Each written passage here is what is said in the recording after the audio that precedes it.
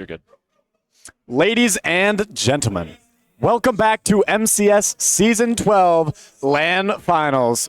We are starting off not with Premiere. We had a bit of a delay on the stream, but we're getting into round 2 of Rising Star action between Rochester and Brainerd. I'm Flo, and I am joined by Mr. Power, GM, of course, of Rochester Rhythm here, looking to get started off early.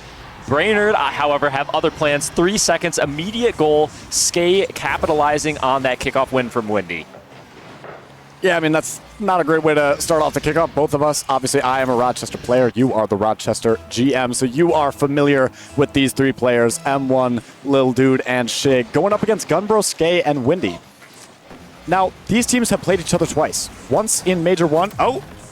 Oh no, it's disastrous. It's an awful, awful start for Rochester, but these teams have played each other twice, Power. Both times they have gone to Game 5. Neither of those times, Brainerd victory has come away with a win. Yes, Rochester able to get that clutch Game 5 win both series. However, Brainerd here have different plans. They've got an early lead in Game 1. They're looking to try and sweep this team. Of course, M1, having been gone for a lot of the season, caused Rochester to drop in standings toward the end. Shot opportunity there for M1, not quite followed. Now, Shershay into the midfield. Lil Dude off into the corner, trying to follow it himself. Has to leave now. Brainerd sort of recomposing themselves in the corner here. Pop up to the backboard. M1's there, down mid, and he scores it. Beautiful shot, beautiful read. Absolutely, and now we've got a bit more of a normal game. We saw 2 goals, I believe, in 9 seconds come out from Brainerd. Very shaky start from Rochester. Rochester, of course, coming off of that round 1 win. Brainerd got swept in round 1, I believe. So they're going to come back with a little bit of hunger. They've really got to fight to stay alive in this group.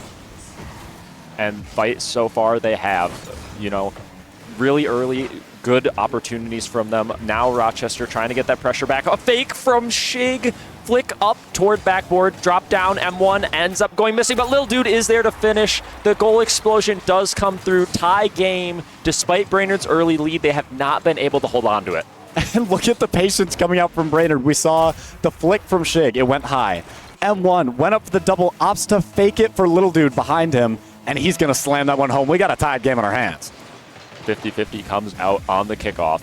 Shig leaving that one. M1 has to come in and bail. Lil Dude here, leaving this off of the backboard, gets bumped toward it, actually has a flip, uses it to play it past 1. Incredibly thoughtfulness on that play. Now, Skay off to the sidewall, trying to follow himself. M1 with an early challenge. Windy gets the pop-up, trying to take control on this ball. You know, take a little bit of time, and I feel like time is really a resource here. Time is absolutely a resource. I am a big preacher of that myself when I play twos. As we see a shot coming through from Rochester. Windy, he's going to control this one in the corner. Shig looking to keep that in. Skay, though, he's going to bring that out to the corner. M1 looking for the shot. Shig is middle, but it's not going to be an angle to shoot quite yet as Windy gets back just in time. Lil Dude, the pop mid, the pressure from Rochester building. M1 can't quite get that shot, though. Shig trying to get it mid, doesn't have his flip. Lil Dude, the 50. Windy under a bit of pressure. Lil Dude, though, a skim back onto his own side. Still, Rochester keeps pressure. As it builds, Gunbro trying to buy just a little bit of time, but it's right to Lil Dude. Shig looking for the demo, doesn't find it. Skay still keeps it wide, and Brainerd still have no time to breathe, Power. Yeah, it's just been the 50s, right? The 50s in the corner, the constant pressure from Rochester, always having that next person circle in to follow up on a ball. It has absolutely starved Brainerd back in their half. We continue to see Rochester pressure here, just keeping the ball on their half of the field. Trying to play it toward backboard now is Shig. Gunbro with the touch across, buys them a little bit of time, but M1 just once again right back into their corner. Luckily, Brainerd have done a fairly good job on filtering that ball into the corner, buying a little bit more time. But Rochester, they want that goal, they want that go-ahead. They've been pressuring this whole time, and they're looking to get that final tap in. Absolutely they are. I mean, that was probably the most threatening look we've seen from Brainerd in quite a while now. As M1 tries to go low, Shig almost there for the follow-up. Little Dude's going to have to go rushing back. 2v3 on defense now. Oh no, it's a disaster! And a bit of an own goal skim as Gunbro going to get credited for that one. Gets a nice pass mid. He's looking for Windy, and Little Dude reads it, but he's just too low on the aerial. He's going to skim that one right into his own net. And now we see the funny scoreline 2-2-0-3-3 on the top. Of course, Brainerd with that lead, 2 minutes remaining, so a little bit of time for Rochester to once again try and claw that lead back down.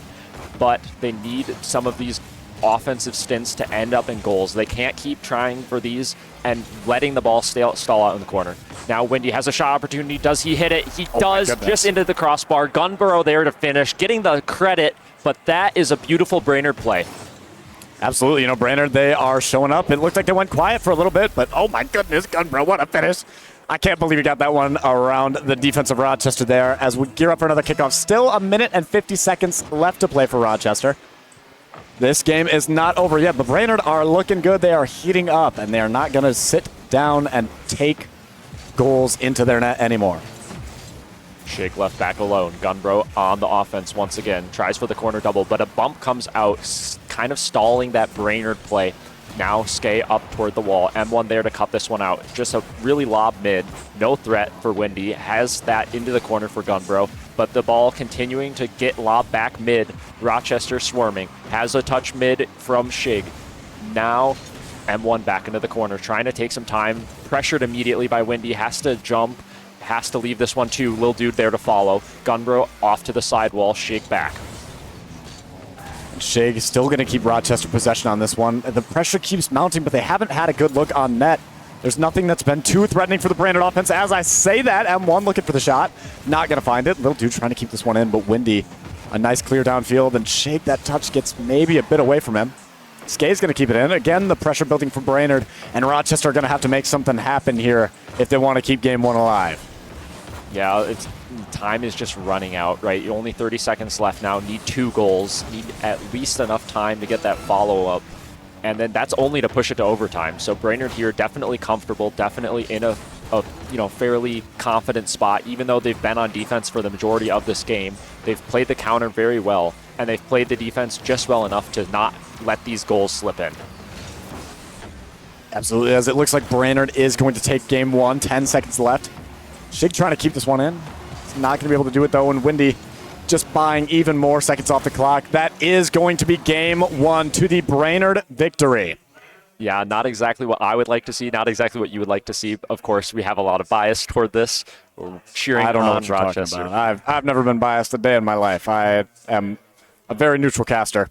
But Whitlock, I'm sure, very, very happy to see that end up, not be a choked lead. Anytime when you start up that early and then you let the other team claw back in, it can be a really big dig on your mental. Yeah, absolutely. It really looks like Rochester was going to run away with that game.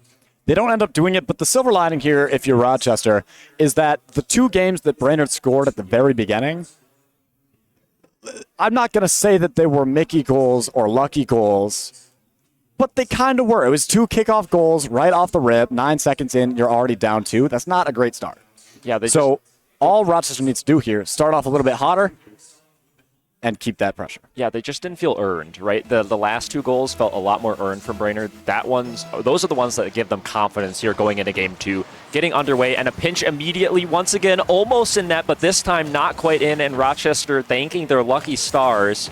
Now, Lil Dude runs out of boost, has to have Shig come in support. Shig back toward the midfield. Windy there to collect in corner. Misses the 100, though. This is an offensive chance, and M1 is there for the finish. Absolutely, M1. He's been the star player on this Rochester roster. He's been so good, and again, accepting those few weeks where he was gone, I believe he's in the MVP conversation. He is. For Rising Star, is he not?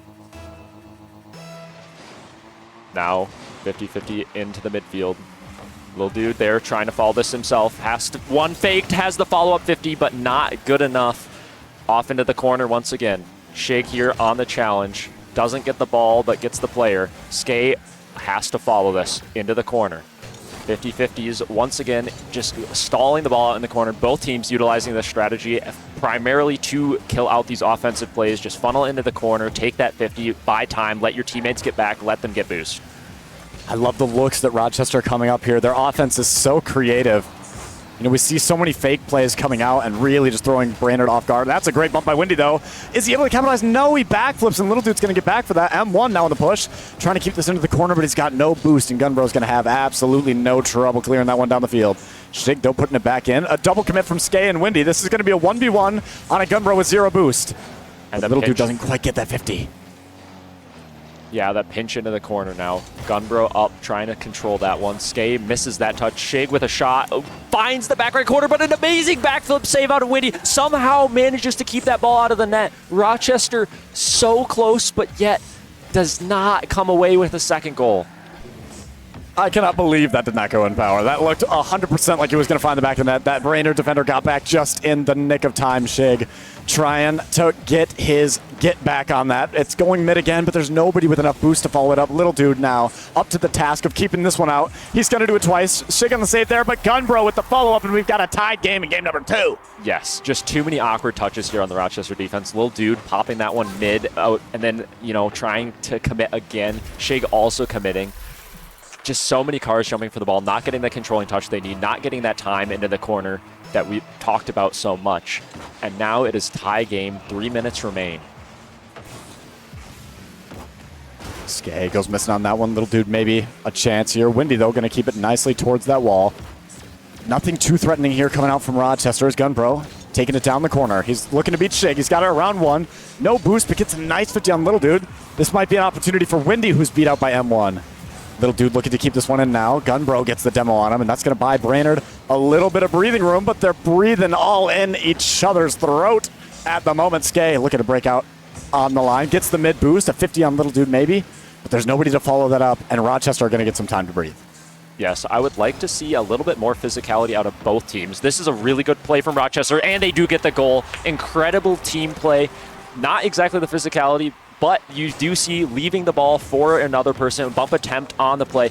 That makes the defense so awkward, and then a beautiful slot back left corner from Lil Dude, and that will be Rochester getting that go-ahead goal, leading now 2-1 with half the game gone. Absolutely, Rochester, they love those leave plays where one player will take it up and they leave it for the next one. M1 especially involved on a lot of those. And finally, they convert. It feels like it's been a little bit flat and the execution hasn't been there, but finally they find it. Gunbro, though, looking to take this one right back. Windy gets the shot. What a save from M1 as he gets that one into the corner. Looking to break it off all himself now because Gunbro bumped Shig, who's hustling back to help out Little Dude on defense. Gets a nice clear into the corner, but Gunbro keeping this mid again. The booming clear comes out, though, and Rochester looking a little bit safer once again after this skate backflip. Yes, both defenses here have been just very composed the entire series, right? Neither really bending or breaking too much, but we have seen some mistakes just be too much, right? It's been the game of inches. There's been very, very small chances that have been converted, at least this game for Rochester, slightly more than Brainerd. Brainerd, of course, getting them to go their way a little bit more in game one. We see a solo play here, opportunity from M1. Double tap on the air dribble. That is an absolutely insane touch. Makes the entire defense look silly. Absolutely, and this is why he's the MVP contender. Look at that play. The double tap off the backboard beats all three Brainerd defenders, and Rochester get a comfortable 2-goal lead here in game two. Yes, still a minute, though, on the clock. We saw Brainerd claw their way back. You know, I guess it wasn't really too much of a claw back when you get the tie 2-2 in game one, but it did feel like they clawed back, right? They were on defense for such a long time, and they're finally able to get offense. Now it feels like it's the other way around. Rochester finally able to get that offense, and they've looked good. They had those really good team play, followed up by a really good solo play, looking like they're going on all cylinders. Now a shot opportunity, and this ball accidentally getting tapped back toward their own net. M1 there to get the credit. 58 seconds on the clock. M1 cheesed this goal a little bit. You know, that was a Windy own goal through and through. Not exactly what you want to see, already down 2 goals. Now it's 3, and they've got a minute left to claw back in the series. What can they make happen on the kickoff? Skay gets the 50 Gunbro. That might just be in. Well, if you're looking for response power, they have, in fact, found the perfect one. Yes, probably the fastest delivery, too. They must have had prime same-day shipping on that one. Absolutely, they did. Of course, still a little bit of time left, but I was thinking, you know, you're down this much. How do you start adjusting in the next game? But Brainerd's still trying to claw their way back into this game. They still believe in themselves. That kickoff play doing such a great job, getting them back into it immediately. But now they need defense. They need to stop this pressure. They need to start creating pressure of their own. Here's a good 50 from Windy, trying to get that toward the Rochester side. Skating out into the corner. Awkward touch out, but M1 there to follow. And one now looking to make something happen on the offense. He's off the ceiling. He's got his flip. Looking to go over two. It's not quite in. Little dude for the follow-up. Denied by Skay. Windy breaking out on his own, but he's met by Shig. As Shig finds M1 in the midfield. He's going to find it over Shig. Fakes the skim, and bang, M1 is going to put this game, I think it's safe to say, away, Power. Yeah, 19 seconds, 3 goals. Definitely doable, but it's one of those things where on LAN, it really is hard to make that comeback. It's really hard to not only get your mental back, but to immediately get 3 goals back to back to back in 19 seconds. Just not really doable. So now, Brainers start thinking. They go to the drawing board, asking, all right, what went wrong this game? What went well game 1? What can we continue from game 1 into this game 3 to get that momentum back, to get our foot back in this series? I don't think it was so much of a Brainerd played worse this game as much as Rochester played better and started executing on the visions that they were drawing up. That is a fair analysis. I think that Brainerd really need to start finding each other more. I feel like that was part of their success in game 1. And while they weren't necessarily playing worse this game, I think that they could go to that next level if they're finding each other, if they're playing their 50s well. And of course, Rochester, M1 really looked warm, right? He finally started to put those solo plays in, finally starting to find his teammates for those tap-in opportunities. Has looked so good so far this season, and now is showing up on LAN. Oh my goodness, and look at that play we just saw on the replay.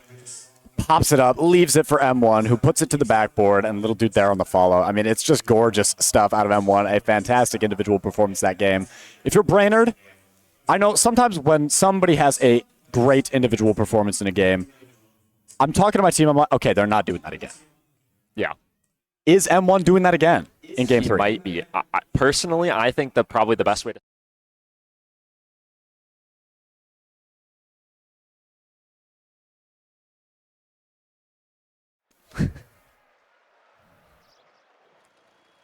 People will take the ball up into a solo play, and of course, you need to challenge that ball, right? You need to calm to your teammate. You're forcing high, or you're just playing the ball so that way they can't fake it low.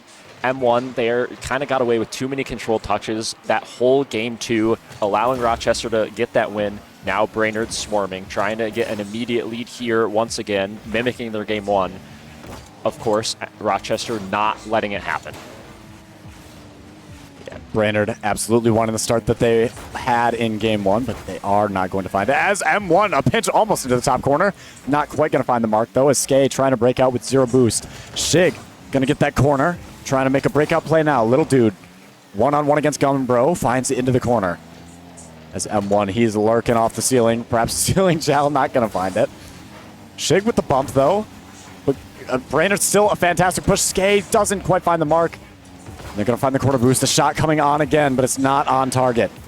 Yeah, shot opportunities here favoring Brainerd so far. Great chances, great looks, but just not able to find that back of the net. Instead, backboard slam here, solo play opportunity, going for the ceiling double tap. Not quite good enough, though. Little dude now choosing to go right back in, does not want to leave that ball. This ball popped right into mid. Bump comes through on M1. M1 low boost, still getting that touch. Impressive stuff out of him. Now Shig off to the backboard, trying to play this mid. Gunbro does a great job reading that ball, playing it to safety. Safety, but it seems just to get instantly boomed back into the hands of Rochester as Lil Dude's going to have this one with full boost. Booms it away. Not exactly what I would have wanted to see. I kind of wanted him to go for a control play there. He had the boost. He had the time. Does not utilize it. Windy going to put a floater on that. Almost finds it. Skay, though, trying to keep this one in. Lil Dude. But Shig on his left can't find him. Skay. What can he make happen here? He's over M1, and Shig gets bumped. Windy, perhaps a look on the net, does not find it. It's going to be right off the post. Skay looking to keep it in. Little dude, though. The booming clear, and Rochester are going to scrape out of that one. Yes, Rochester have gotten lucky multiple times on defense. I'm not even going to try and glaze it as skill or anything. Brainerd had chances to put away, and they are not quite finding them. Once again, just off of the backboard. Missed opportunity here from M1 to control that one out too. Shig having to leave this. Little dude also awkward in corner. Demoed on the play. Ball pop mid by Windy. Skay is up, trying to play this back down off the backboard. Gunbro now trying for the finish. 50'd off to the corner by Shig, and a little bit of time bought.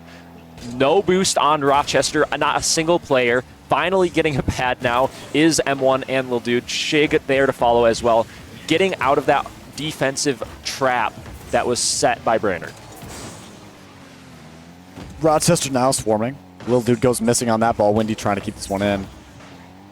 And one can't quite find it out of the corner. And over halfway through the game, we are still scoreless. The defenses of both sides holding up, whether by skill or perhaps by a little bit of luck. Windy is going to get met there. M1 looking to make a play. He gets the dunk, but Skay, he's going to have a great opportunity to find the net. Little dude cuts him out. Gunbro can't find it. It's well defended by Rochester.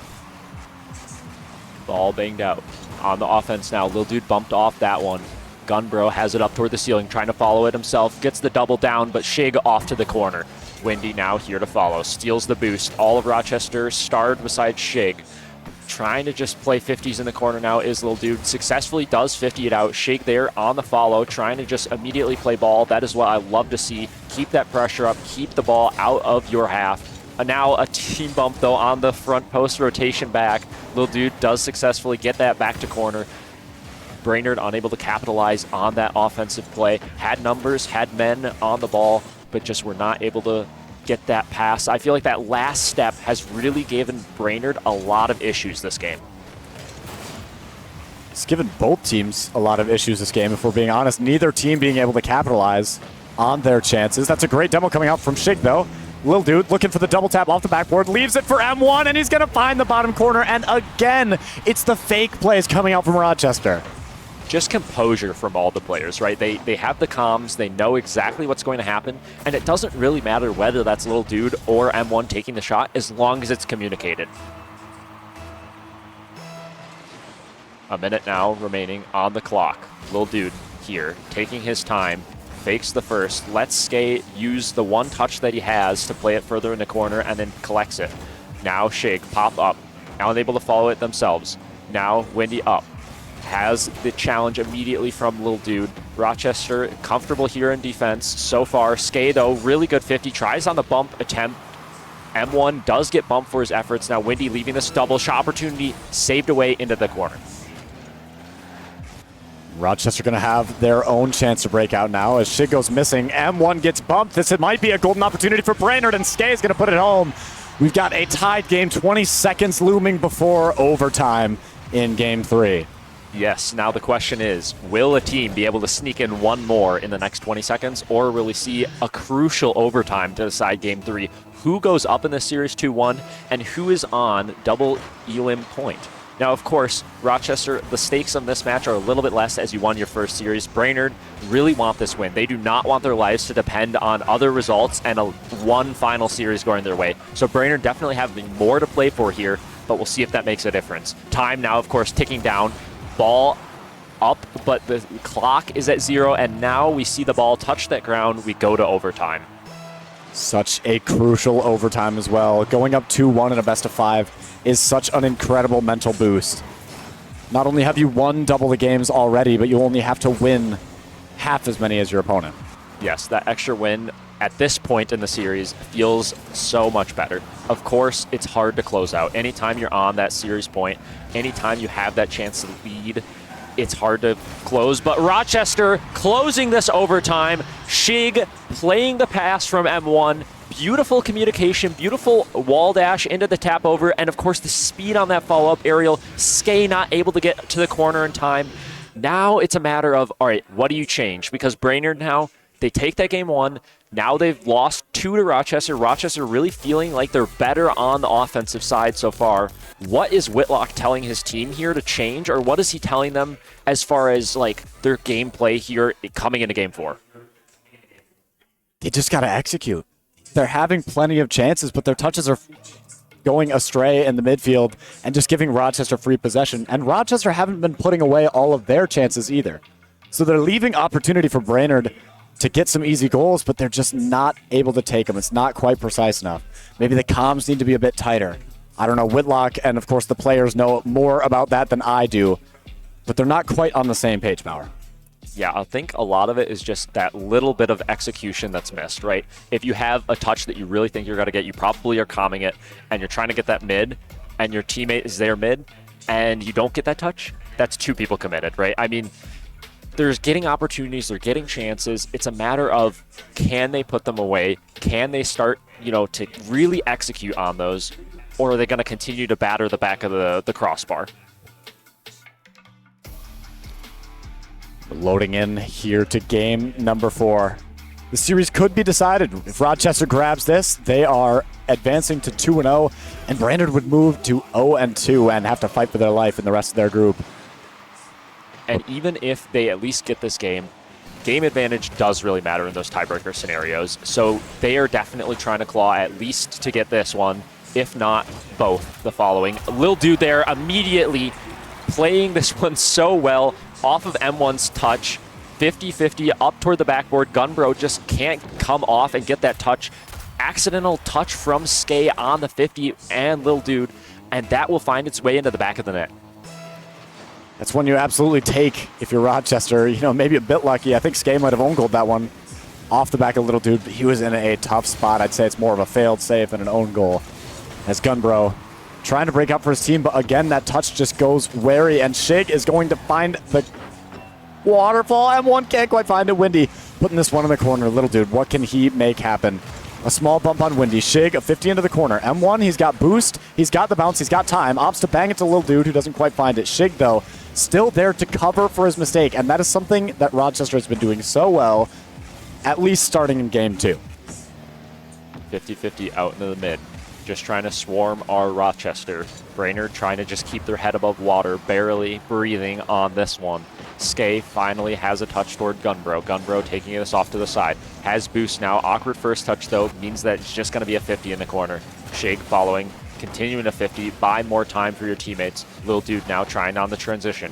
Playing this one up toward the corner. Just buying time for teammates. Of course, time so important here. You are up in this game, you're up in this series, there is no need to overexert yourself, right? You still want the pressure, you still want the offense, but you do not want to overcommit and let up an easy goal. It's kind of a dangerous game to play sometimes, though, because sometimes you end up playing too passive and giving the opponent free time. When I go up and there's still this much time left in the game, I just like to play the same and try and see if I can get 2. Lil Dude trying to make that happen himself. Skay, though, gonna be met by Shig. Lil Dude in the midfield, gonna put a shot, not quite on target. It's gonna be off the bar. M1 keeping pressure. Skay and Gunbro, both 0 boost. They're beat up by M1. Lil Dude does not get it around Skay, who gets the pre-jump save into the corner. Shig goes missing, and this might give Brainerd a chance to breathe. Skay, though, looking to make something happen down the other end. A 50. Shig gonna, not Shig, Lil Dude gonna take this one into the corner. He's around Windy. Gunbro looking to make something happen. He's around Shig, but M1 going to take his time and keep his composure. 50 around Skay. Shig looking to make something happen. Can't quite. Gunbro, perhaps another chance for him. He's going to get the shot. It's a tied game in game 4. Yes, just the delay on that, messing up the last defender. Of course, 2 people already committed on 0 boost for Rochester, leaving Lil Dude back in a really hard spot. That slight delay from Gunbro, just smart enough to outplay that last person who has to play the immediate shot. Of course, 2.5 minutes still remain here. Kickoff play going well for Rochester. Shake trying to fake it low, has the pop up, but an immediate challenge from Skay results in Brainerd pressure. Now into the corner. 50-50 coming out. Lil Dude and M1 sort of getting tangled here. A bump comes through mid-play. Gunbro there on the shot. Opportunity. Not good enough, though. M1 playing that to corner. Now Windy trying to do it himself with a flip. Has to leave this one, though. Skay off into the midfield once again. Shot opportunity. Gunbro not good this time. M1 low boost. Trying to follow this himself. At least pops it over one, buying more precious time for teammates to come in. Teammate there entering, of course. Lil Dude on that one. Shig now back into the corner. Has a little bit of time. Plays the 50s well. Giving his teammates boost and ball opportunity here. Lil Dude off the ceiling, gets the challenge, trying to play a little bit of offense, gets the bump out and a beat. Another bump coming through. Rochester not quite able to capitalize on it, however. M1 finds Shig in the midfield, almost finds that double tap. M1 looking to make it happen himself. Skay gonna keep this one in the corner. Lil Dude and Shig kind of on that same ball, but Shig opts to leave it. M1, the shot right on. And 1 minute and 26 seconds separate Rochester from going 2-0 in the group, and I believe that would clinch them an advancement into the playoffs. That would be correct, as Brainerd would then be 0-2 and guarantee, of course, that they are at least not below them. Now Rochester just needing to continue the pressure, continue to find each other in that midfield. They have looked so good, and this is another opportunity, and Lil Dude does put that one away. Such a great play, just playing second man beautifully, waiting in the midfield, waiting for this 50 to come out. Gunbro, of course, 0 boost, trying to play a goal side 50, but the ball still pinching out mid, and Lil Dude able to capitalize. Skay had so much trust in his teammate, too, there to get at least some sort of touch, and to not find it, Skay was kind of lost in the sauce. Lil Dude, another fake coming out, Windy. Gonna put this one onto the backboard, Skay. Good help defense from him. Lil Dude looking for these bumps, though, and Rochester, instead of playing passive, instead of playing the safe Rocket League that you would expect when you're up 2 goals on match point, they're instead still pressing and as aggressive as ever. Yes, and another key aspect is they are finding each other. They are not doing it by themselves. They are finding a teammate, they are following each other's touches, and that has allowed them to keep pressure here. That's allowed them to keep possession of the ball, and that's so important when you're up. Just keeping that ball close, keeping the ball where your teammate can follow. Lil Dude, of course, following that one on M1. Shot opportunity, not good enough. Of course, Gunbro has the controlling touch to corner. Boost is low for him, however. An immediate challenge from M1 up toward the rolling ceiling.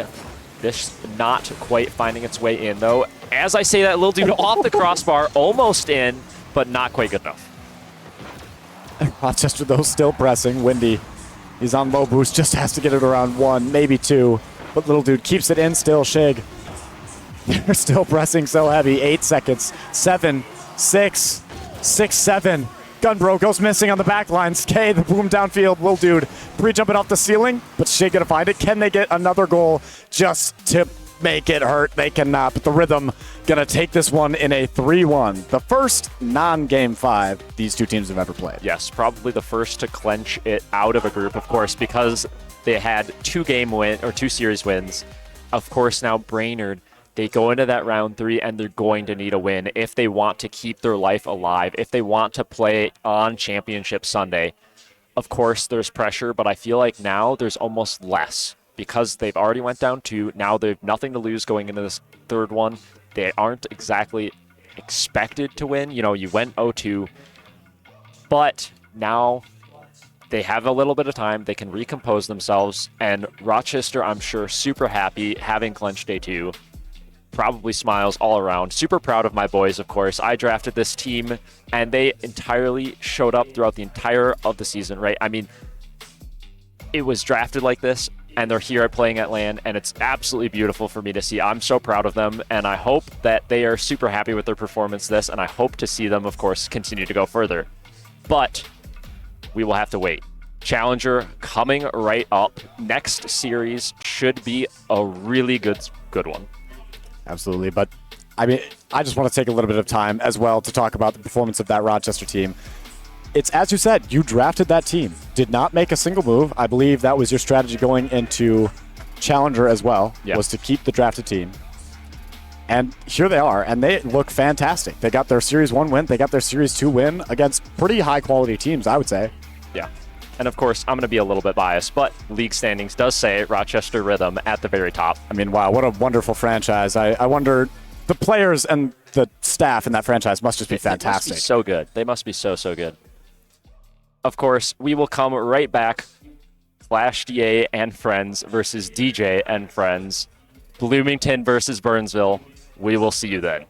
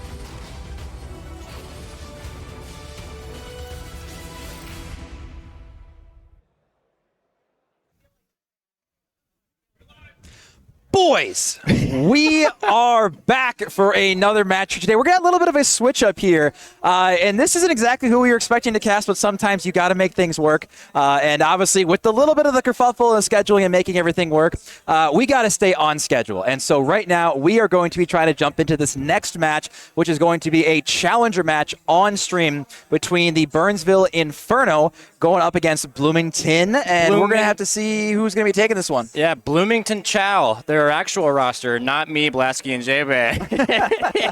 Not your mix on that one there. But yeah, this I'm hoping for a pretty good series. Like, K-Tool said, this has been a day of Rocket League matches. It's been one of the most days of all time. And it's going to be interesting to see what happens as we do get into this series. Like I said, we are trying to get back on schedule as fast as possible. And like I said, sometimes it happens when you have some people playing for the Challenger and Rising Star and Premier all at once, which make things a little bit difficult. Obviously, you know a little bit about that. But like I said, we've had a Rising Star first round went, then we had Challenger. We did have some fun here. But like I said, we've had to kind of jump around. We're making it work. We're now jumping to Challenger, and then Lumi, who is playing on stage right now, has to then immediately jump and play another game with Rising Star. So he's actually going to be going down in the average skill level of the lobby. Yeah, we'll see if that plays any impact there. But you can see the group stage, I guess, chart or bracket here as the, not too many games played in today because of the strange schedule, but yeah, we can see the Des Moines derecho absolutely running the group at the moment. But Bloomington has played one game. This is Burnsville's first match of the day, though. Ooh, that should be spicy. They've been waiting a long time to get that match going here. I mean, we're sitting at dead watch o'clock, and as we're looking at the time here. But looking at the MVP lobby here, so we got Luigi, Rizzer, I'm going to butcher that one, and Oibu and Busy. We did see Rizzer, unfortunately, did drop earlier on stage. Luigi, though, was quite successful against him. Definitely always cool to see some of the MVP nominees going up against each other. Yeah, just to tack onto that, Risser did actually just sub for Prem. So Chicago Prem is in a weird state in that we basically need to sub 2/3 of the team every game. In fact, I will be playing Prem. Hey, we love it. I know you got to hop on Prem. Hey, if they need a sub, honestly, we got some parents, we got some girlfriends in here.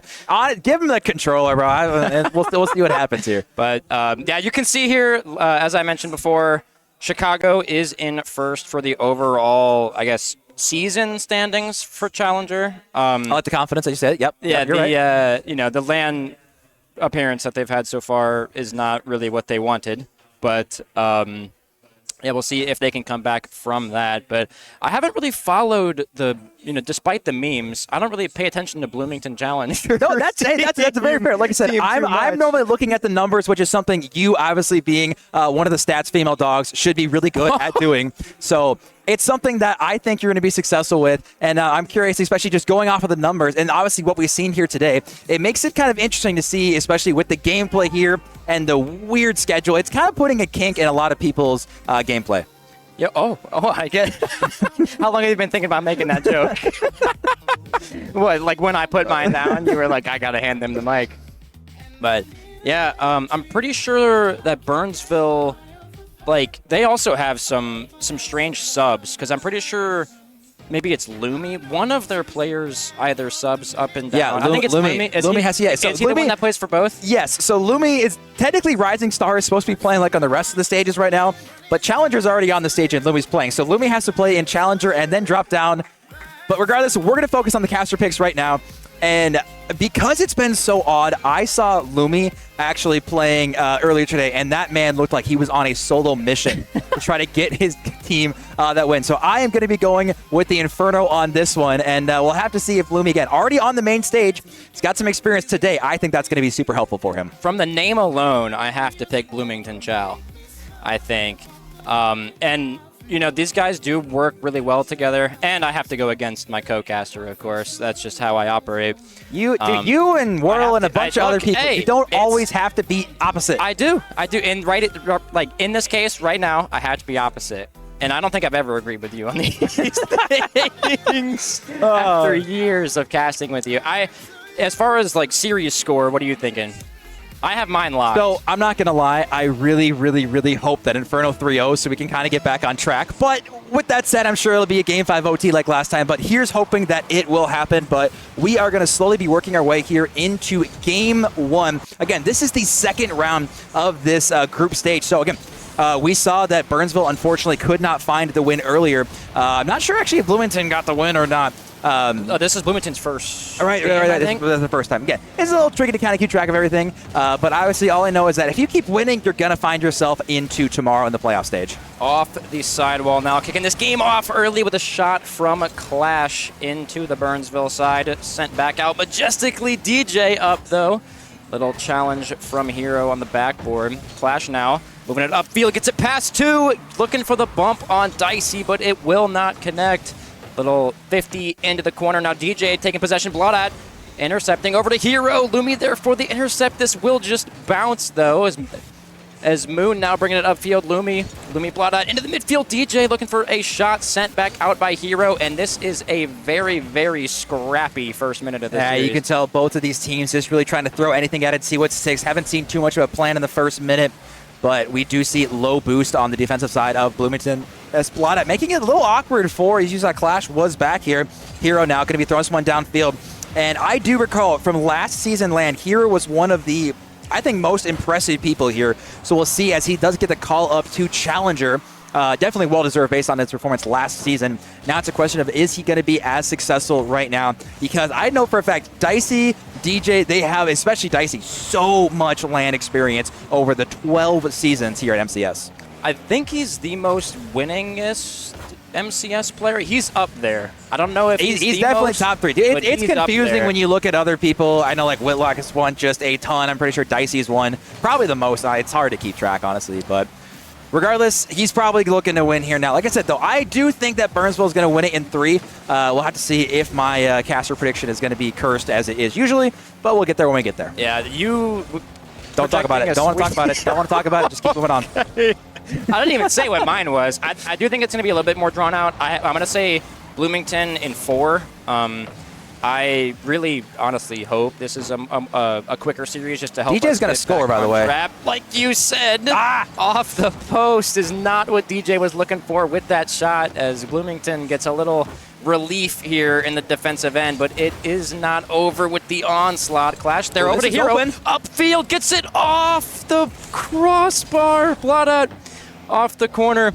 Now Dicey Moon looking to contain off the backboard. Bloodat is there for the shot. Little bump kind of 50 play with the Burnsville defense, but it does work. DJ there for the clear, and that was a very, very close opportunity for either side. Yeah, still in a dangerous spot here. Dicey off the backboard. Bloodat with a really good touchdown field. DJ, not a lot of resources to work with. Hero does get a touch to the middle, does get 50'd up high here. We see Bloodat again just throwing his ball at the car. Can he find it? He cannot here. Hero going to be going off the corner, off the ceiling. Now gets a bump on Dicey. Potential free shot, but Clash just a little bit too far back. You can see still both teams just trying to find a way to break the 0-0 lock, and that should be it. As Dicey, you can see the disruption on the defense of Bloomington, allowing Burnsville to get a freebie. Yeah, that is not the touch that Bloodat was looking off the backboard. Kind of a little missed touch there into the midfield. Minute 40, though. Still anyone's game, but, you know, very, very important here in this series to draw that first blood. Even if it does come over 3 minutes into the match here. But DJ chipping it over to Lumi, looking for a pass midfield back to DJ, as he will leave it for Hero to clear out. Clash now moving it upfield here for Bloomington. Lumi off the sidewall, looking for another one off the backboard. Is anyone home? DJ is up for the shot, and that is 2-0 Burnsville here in Game 1. I'm loving the movement around the field. Lumi getting a great touch off the backboard. Hero was up there, but the touch was just a little bit behind him, and then a really good job from DJ, able to read the back pass. And Burnsville, again, doing the basics and the essentials nice and easy Rocket League very correctly. It's so efficient, again, especially on LAN. The mechanics are so difficult to pull off, especially as these players are getting into with so much pressure on them. Basic Rocket League will get you far. Yeah, I mean, people will kind of beat it like a dead horse, but fundamentals really are what win you games, especially like on the defensive end. You can score as many times as you want, but if your defense blows, you're not really going to have the best time. DJ, though, trying to ring it on target. This will be off, but he's up early, gets it past 1. No one is there for the midfield touch, but Clash over to Bladat, moving back up the field. Little transition offense here. Clash midfield, DJ there for the clear, however. Hero and Lumi up in the air. This will bounce midfield. Bladat looking for a shot, but it is off. Hero is there, forcing the Burnsville pinch into the corner of the net. 30 seconds now. Bloomington still in this, but they need to get one sooner rather than later if they want to have a real shot of putting this one behind. DJ moving it upfield here, just killing the clock. Popping it over to Dicey, gets a touch. 15 seconds now, and it's looking very grim here for Bloomington. I mean, it's kind of hard to say very grim. I mean, the game is just winding down here. 0 second is going to hit here in Burnsville, taking a pretty dominant game one. They might even get one more here as the ball is going to trickle down Bladat, now just trying to buy some time here. But yeah, Burnsville, it was pretty dominated. You saw there were so many opportunities. They probably should have had 3 or 4 goals, but some crazy defensive stops coming out from Chow. But at the end of the day, Inferno coming out with a good game one win. And like I said, they're moving on to get that 3-0 sweep, which I did predict. All right, now you're getting in the realm of cursing the damn No. thing. It's going to be a perfect sweep. Trust the perfect sweep. I will say Bloomington did have some good looks. A lot of crossbar kind of, I'll say shanks, just kind of almost got it on, but we saw that. Think of that one redirect that Hero just unfortunately hit. It was wide open. It was a very difficult angle. Don't get me wrong, but something in these situations, it would have been a tied game. You know, momentum would have stayed their way. Who knows what would have happened? But unfortunately, like you were alluding to, just the shooting accuracy kind of plaguing them here in game one. Yeah, we'll see how Bloomington can bring it back. This Burnsville team into your half, and then you really won't ever leave. Like, you just kind of have to sit there until you either get some miracle clear on defense or you run out of boost and give it up. So we'll see if Bloomington can bring it back here in game 2. Game 2 is going to be so critical. Some people with a silky name like to say that game 2 is the most important here. All right. And yeah. All right. But Burnsville obviously looking to get this one. Obviously, if they get this game, they'll be going on to triple match point, which will put Bloomington in a very, very tough spot. And I know specifically with Bladat and Clash, they ended up actually getting knocked out of groups last season by myself, actually, in a weird 3-team triple tie when it came to record, game differential, goals. We had to go to initial seeding to see. Insane. It was a whole mess. So I can tell you right now that Clash and Bladat, obviously picking up Hero here, they do not want a repeat of what happened last season. They really want to come out strong and get a first W underneath that Bloomington belt here for Challenger. I will also jump in here and say Clash is looking extremely dapper. He and I were the original casting duo for the Rising Star matches, and he is also in a suit like myself. So I will be excited to see that later. But, yeah, just over a minute into this game. Still looking like a Burnsville kind of a domination, but still no blood drawn here. Dicey Moon looking for a shot, though. Clash there for the save. Hero with negative boost in the tank with a 50 with Lumi. Lumi now off the sidewall, gets it past one. Clash there for the read. Gets it past DJ now. Just Dicey Moon back here for Burnsville. Clash now popping it over to Hero. Will we see a shot here from Bloomington? The triple commit goes hard here. And you can see the shot coming up from Hero. It was tough, low boost, obviously a difficult angle, but it did cause all 3 players of Burnsville to commit. And this is now incredibly chance here for Lumi, not able to find this one. DJ still in a dangerous spot here. Hero, not a lot of boost. And again, we go back to the resources of Bloomington. They just can't seem to find these large paths. Yeah, I mean, Burnsville, like in this offensive push, just kind of eats them up. You get one that turns back and cuts right back up for a shot, as Dicey Moon so eloquently demonstrated with a nice little bump on Bladat as well. But yeah, you saw Bladat. He ended up rotating front post. Unfortunately, you know, he got caught backside of the ball, and it's just a little bit awkward. And you saw Burnsville. They just kind of were forcing it mid, making it an incredibly awkward, basically goal line stand. You know, try to defeat a 50-50, and it obviously did not go their way. Perfect sweep still is on the line. And I wasn't worried at all as I said that. As Burnsville. Did you feel my stare? Maybe a little bit here, but Burnsville again. They are now 3 unanswered goals. They've now held out Bloomington for just around 8 minutes of gameplay here, and Bloomington still trying to find a way to get back to that. But Burnsville again, they're doing the simple things right. Big boomer ball. They're taking 50s, and they're finding a really good way to get these outlet passes. Yeah, it really does seem like Bloomington, especially in the midfield. There's just no follow-up. Like, they'll get a play kind of organized. Like, they'll get a pass midfield, but then no one's really there for a shot or a real opportunity 50, whatever it is.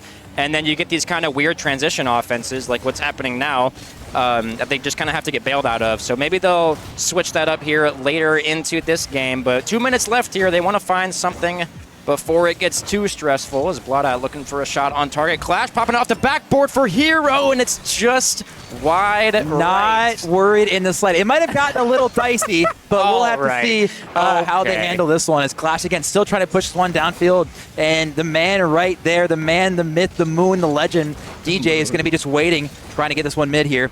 Actually gets a touch off his wheel. It does go a little awkwardly mid as Clash doesn't have... Actually, he did get the corner boost here, trying to work this way mid. But again, just low resources on Bloomington. They have nothing to get an outlet passer just to try to survive on defense. Yeah, this pressure that Burnsville does have makes it extremely easy to just milk the clock. Minute 15 almost left in this game.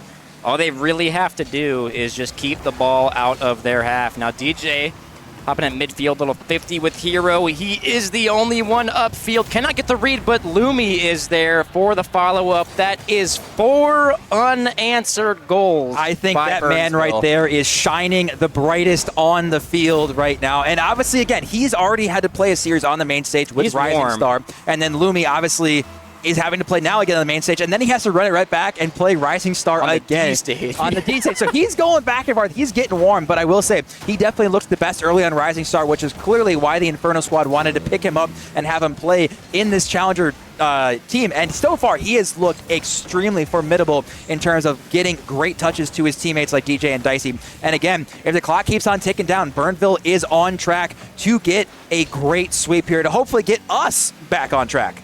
Yeah, we'll see. I think it would take more than this to get us back on track by this point, but we will be working towards it minute by minute. Bloodout, little 50 into the midfield. Interesting little pinch as he comes back down, making Burnsville defense a little awkward with the bump. Open net Clash, putting one on the board, making Alex's caster curse nerves getting a little bit more nervous. That is such a good demo there from Hero. You can see all 3 players had a combined 13 boost on the Bloomington side. But again, a great demo we see finally getting a goal on the board from Bloomington. Burnsville, though, 28 seconds. They just need to hold on, and they'll be going on to triple match point and will require a reverse sweep. But we are not quite there yet as DJ trying to work his way downfield. Dicey now going to be leaving this one, waiting for the third man to come in, and the third man was never there.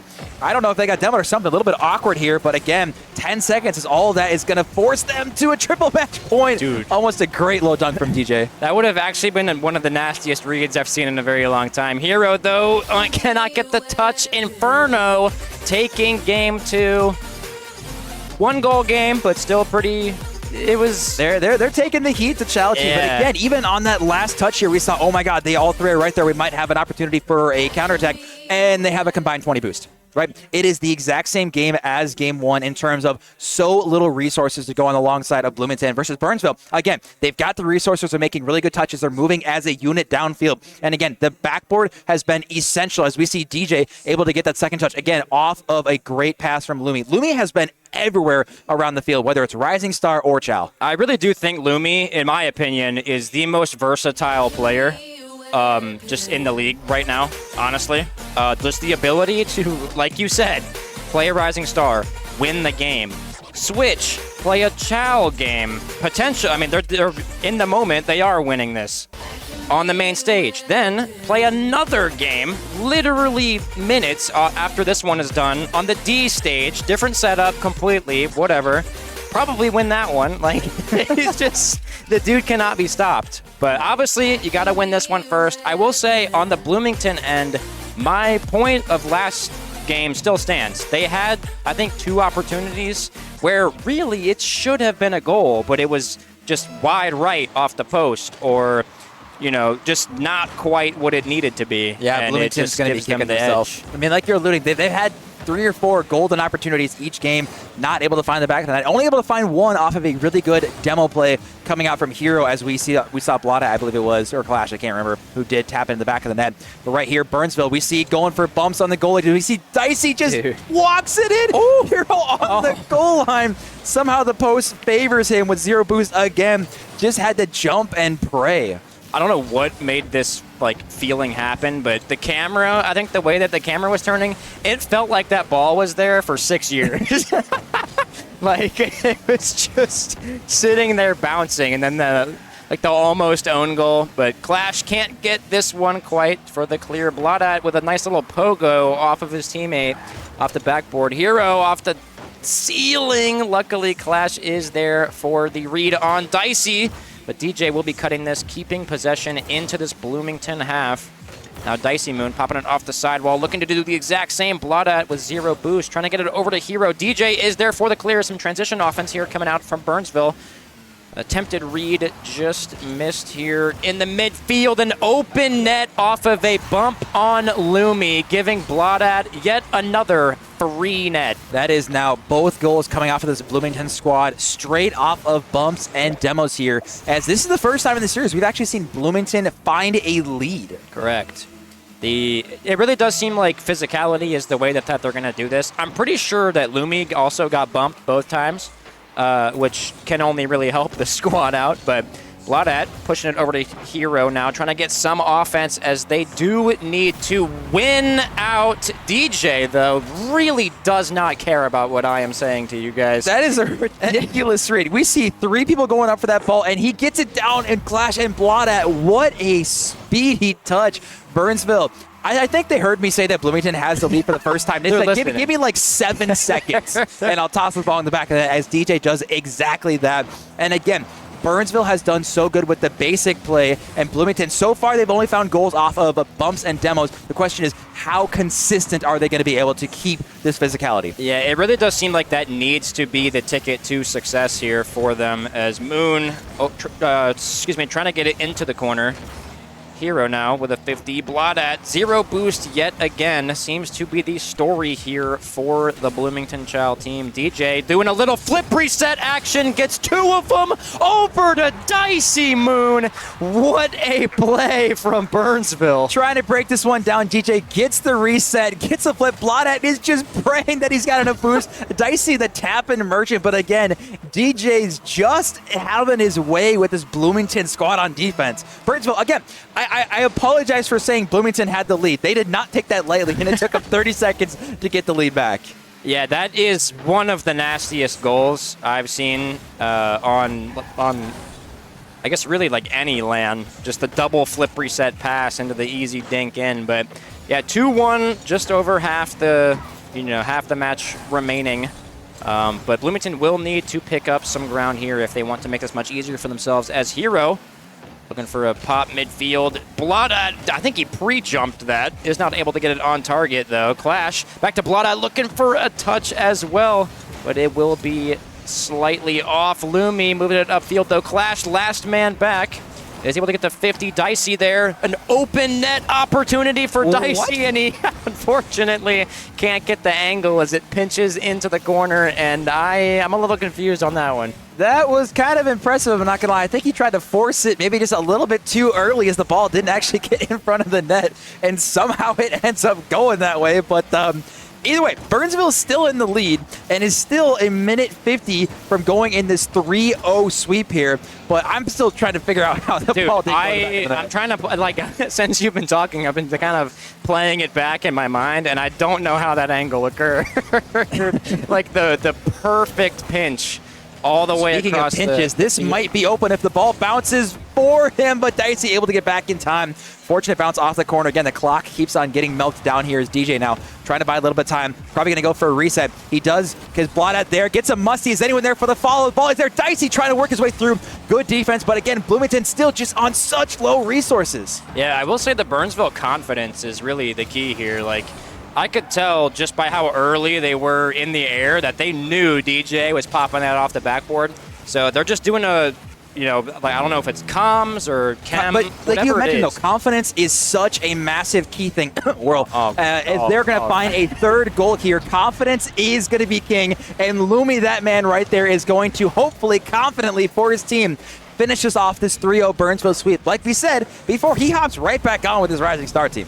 Yeah, homie's thumbs are getting exercised today. If nothing is true, that is. But yeah, just under a minute left, though. This is still possible for the Bloomington Challenger roster. It's Hero popping it over to Bladat, moving it up the field. Dicey, Bladat into the midfield. Hero cannot get a nice touch as he has to speed flip into it. Clash trying to get a shot on, but Dicey will fake it underneath. Hero going up early. This is the confidence I like to see out of Bloomington.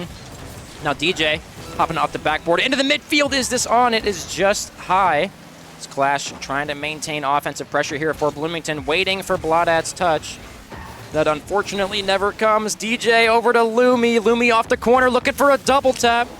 Is not able to get it. Clash, though, 10 seconds left. Bloomington needs to find a goal yesterday if they want to get back into this. 6 seconds for DJ Hero running for the ball, and that will be it. Is going to get the 3-0 sweep. Look at me going 1 for 73 on actual predictions here. But Burnsville with the 3-0 sweep, trying to get us back on track here. And again, doing it with the Lumi on that Rising Star squad. So now we got to get Lumi off, obviously, and head back to the next game. But again, I think from start to finish, it was all Burnsville momentum. But I think boost management was the #1 key to victory for them.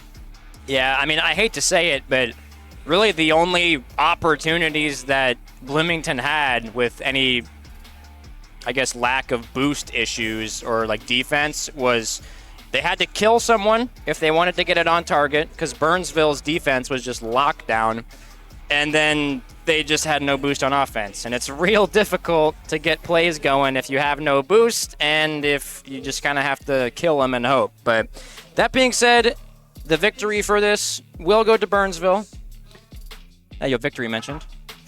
And yeah, I mean, that was one of the more dominating series I've seen today and in a while, to be honest with you. So, yeah. Shout out Burnsville. Hey, you got to respect it again. If Dicey, DJ, and Lumi again, that is a very, very, that's a good squad that knows exactly what they're doing. And I will say, we do have some more matches that we're going to be focusing on. Allegedly, we got the Maulers versus the Inferno again. Who knows if it's going to be Rising Star, Challenger, Premier? Who knows at this point? But what I do know is that was a super, super fun match. Appreciate us as we slowly are working our way back through this chaos. We're going to go to a short break and what? Okay, I guess we're not. We're gonna keep not. We're gonna keep going. I guess we got 7 more series to put at the same time here, putting everyone on the main stage, trying to speed run this thing here. But either way, going back to it, like I said. Maulers, Burnsville, it was domination from start to finish. Yeah, the good thing for, well, I guess this is more in favor of Bloomington than the Inferno, but this is groups. So as long as you don't, really cough it up, you'll be here tomorrow. So this is not the end by any means for Bloomington, despite, I mean, they've got to be kicking themselves with the missed opportunities on offense, unfortunately. Speaking of opportunities, when are you playing? So I'm wondering the same thing. So for those that aren't aware, the Chicago Premier team, we had 2 people have to bail, unfortunately. So we have 2 subs, and the first series, I believe, was just played, and that was with Bob, Risser, and Red. The second one, I don't know, and I am playing for Chicago Prem. Let's go. Against Whitlock, who is apparently 0-10 versus Rising Star subs. So we're going to see if I can make it to 0-11. I don't know if Whitlock's in here, but I'm coming for you. Bro is panicking just a little bit, but we'll have to go to a break real quick and get everything lined up for this next match. We'll go to a short intermission, and when we come back, we'll be ready for our next Season 12 match.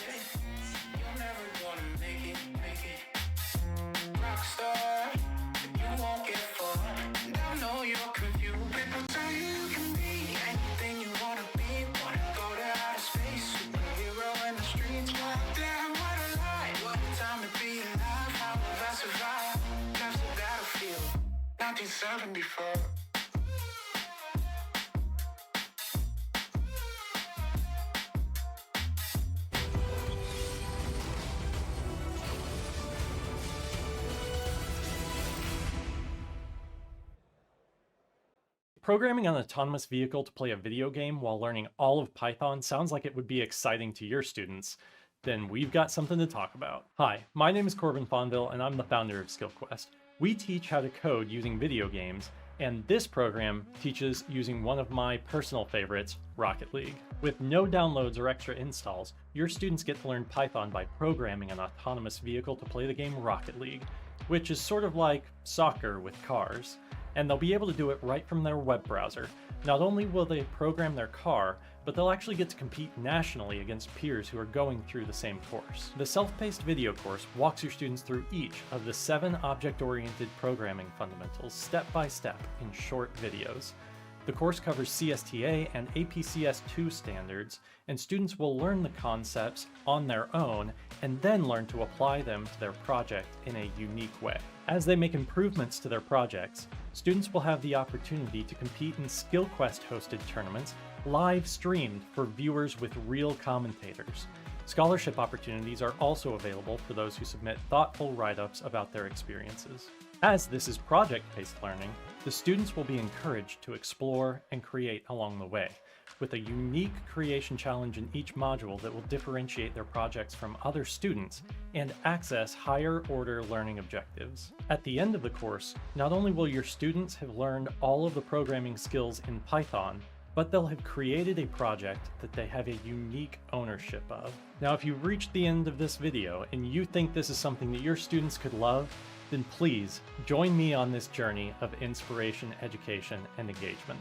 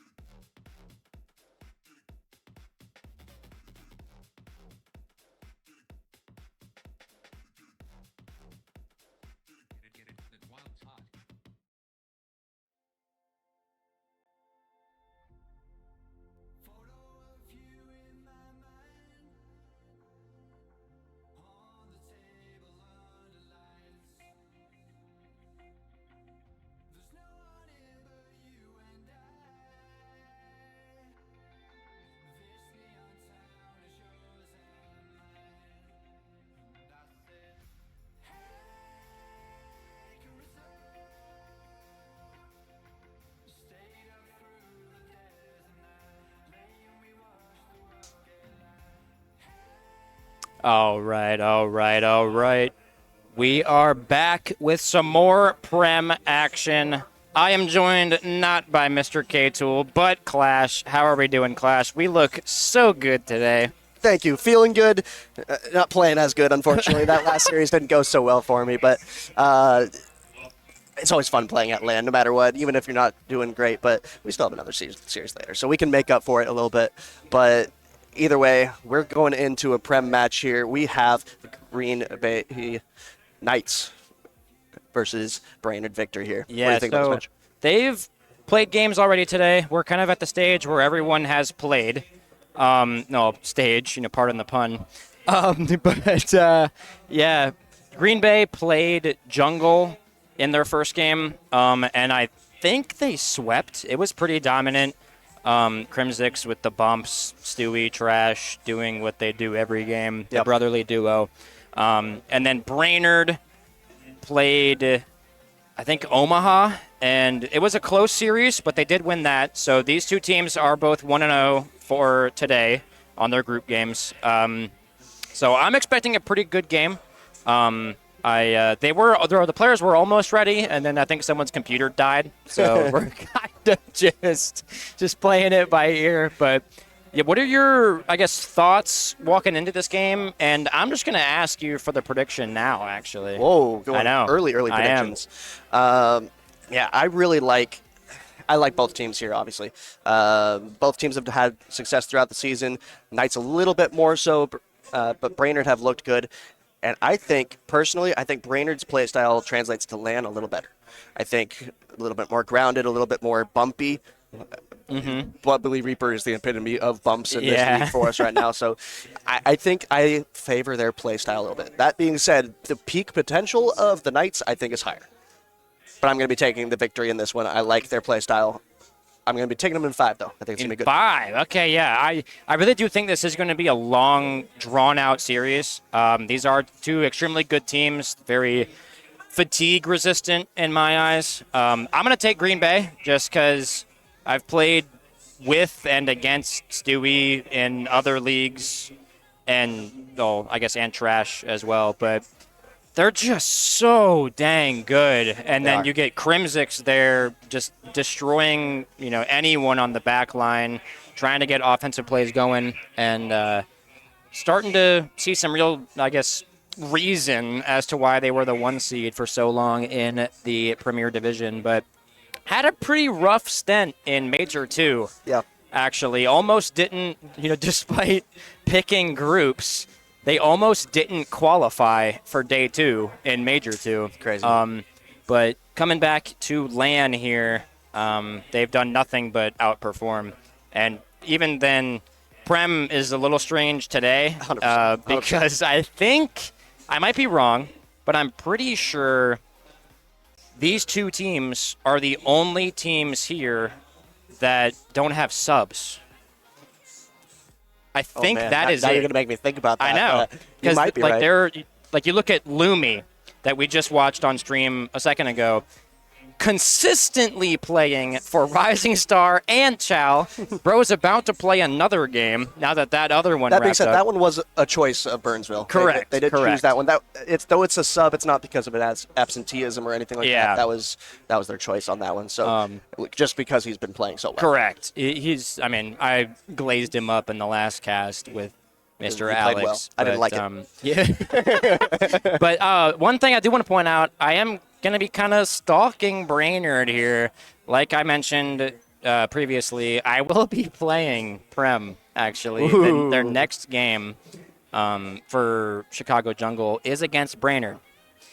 And you can see I kind of have my work cut out for me on that chart momentarily. But, yeah, I'm probably going to have to beat them if I want a shot at anything. But regarding this game, looking at this, these are two very dominant teams. I mentioned it before.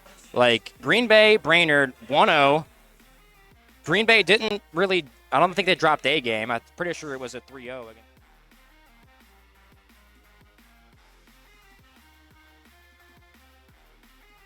Green Bay will secure that, well, pending other things, most likely secure the first spot in the second stage. Yeah, it would technically be possible for them to lose it at that point they'd have if they to lose really the next throw. series. Yeah.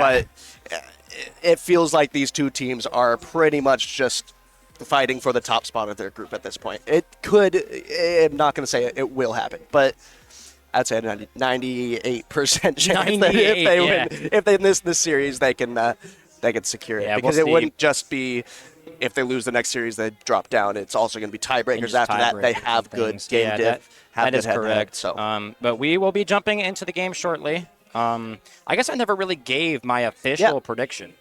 You said I said Brainerd. You said Knights, but you didn't say Knights. games. But I do think it'll be. I think it'll be 4. You think 4? I don't think it'll go to 5. We haven't really seen many series today on stream go to 5. I don't really think this one will be any different. It'll be close, and I think it'll go a little bit more, but I don't think it'll go the full thing. So you think Brainerd in 5. I think Brainerd in 5. I think Knights in 4. We'll see how she plays out as we have the first game kicking off here off the corner. Whitlock immediately denied by Trash off the ceiling. Kicksby looking for a double off the sideball. Does get it.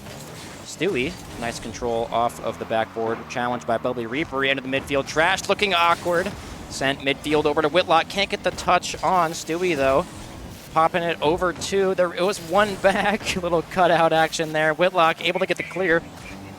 Popping it over 1. Gets to pass 2. Is this an open net? This is midfield. Will someone be there? Kicksby there for the challenge, but it will be a little too late. Crimsix over to Stewie now. Popping it upfield. Crimsix. He'll dazzle you. Gets 1, gets 2. And the little kind of triple pinch action off the backboard bails him out of that early push here. Yeah, Green Bay, I feel like they're so good at controlling the ball. That one almost finds its way through there, but they're so good at control here. Even if they get stuck on the back line a little bit, they don't usually seem very uncomfortable, and I think that's one of their biggest strengths. Keeping it close to their car, making sure that if they are going to lose the possession, it's because the other team was forced out to make a tough 50. But Stewie tries to get that one middle there, trying to find another one, or a chance to get the first one through, rather. But yeah, Green Bay, they're so good at the control, and Brainerd have to find a way to get it off of them.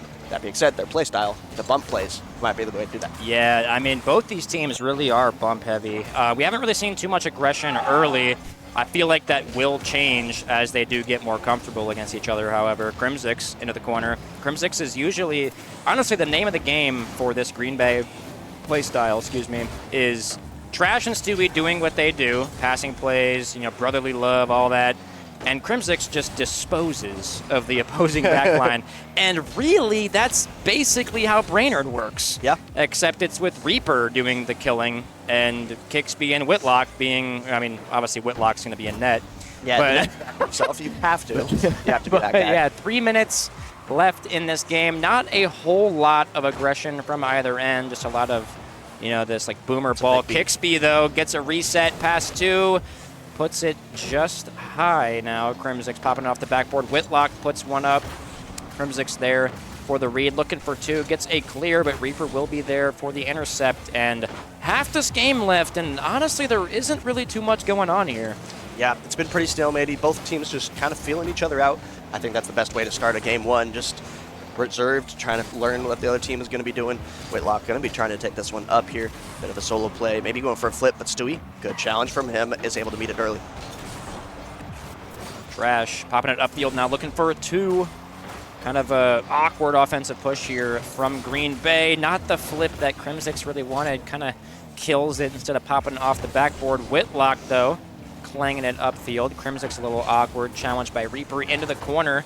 Trash and Crimsix with a double commit, but it does work out with a pinch upfield. Kicksby putting one on target, sent back out, popping into the midfield. Now Trash puts it on target. Kicksby is not able to get back, and that is a freebie in game 1 for Green Bay. It really looked like Brainerd were going to have a chance there, but a little bit of an overcommit, a little bit too far up. Kicksby just couldn't quite get back in time. Green Bay find that opening, get that one away. And their play style is so hard to go down against because they are so controlled. They control this ball like none other. So it's going to be tough for Brainerd here coming back in this one. I will say, as unfortunate as it is, I'm going to point it out, I do think that, unfortunately, if Kixby didn't touch that ball, I think Whitlock had the save. I really do.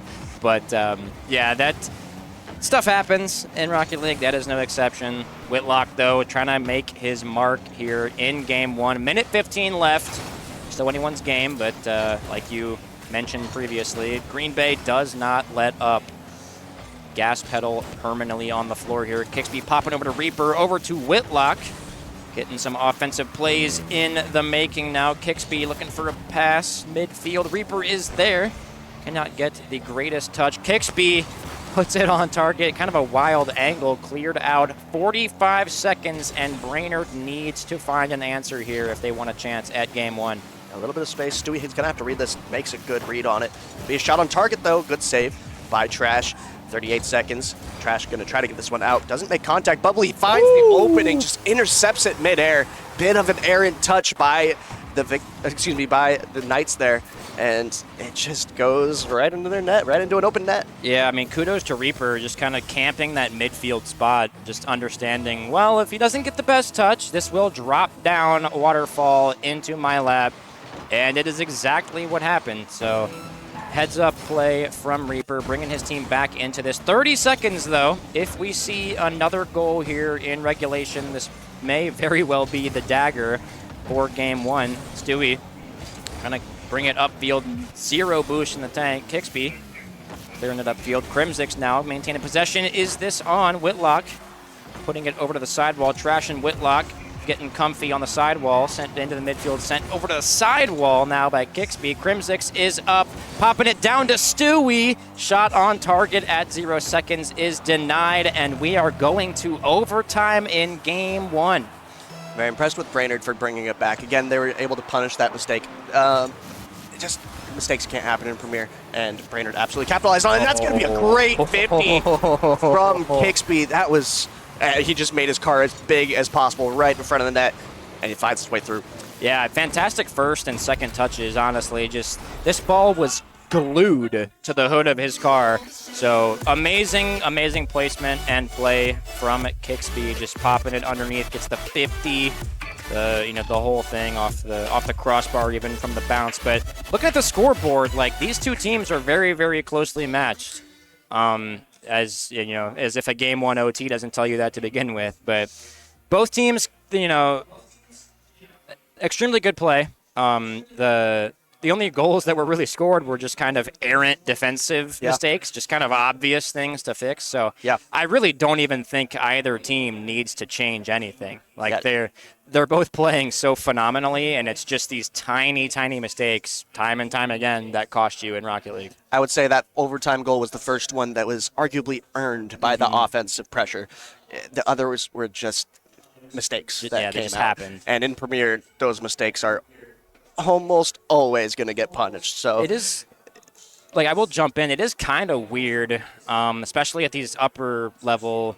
Granted, I guess technically all divisions are upper level in terms of Rocket League ranks, but especially in Prem, it's weird to be in a position for your opponent to make a mistake, because 99% of things aren't going to be mistakes. So it's very difficult to kind of anticipate a mistake that may or may not be coming, because your brain's just thinking, okay, he's going to clear it over here. Well, if he misses, then you just get kind of faked out. So it's this really weird kind of like dynamic mentally with what you expect them to miss or hope them to miss and what you have to assume they're making contact with.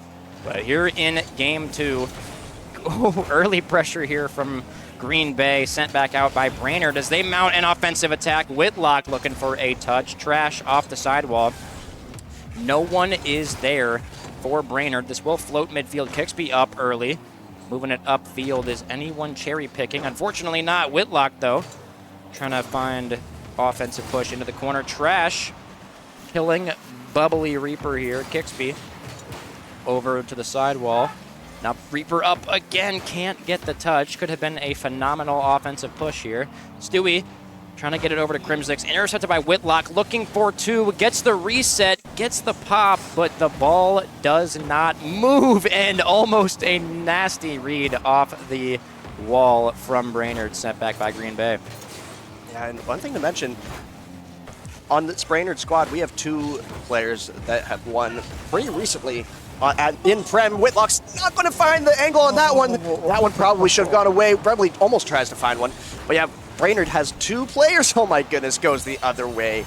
I'll continue that thought in a bit, but Green Bay just finds an open net. Yeah, I mean, that hurts. Like look, Whitlock, you can see the disdain in his face right now. He wants that back. I think all of us do. The unfortunate touch off the backboard, can't get it on target. Immediately sent just out of reach. He almost got back to it, but just out of his reach on the back line, 1-0 in game 2. After losing in OT, or excuse me, after winning the previous game in OT, just hurts. But we'll see if they can bring it back here with over 3 minutes left. Yeah, and I'll continue the thought that I had earlier. Brainerd has 2 premier winners in back-to-back LANs. We have Bubbly Reaper in Season 10 and Whitlock in Season 11. So they have tasted that success before. They want it again.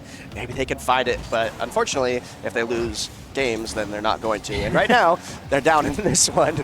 So they might be able to find something here, but Stewie, great clear on 0 boost, is going to be able to get that one out of the zone.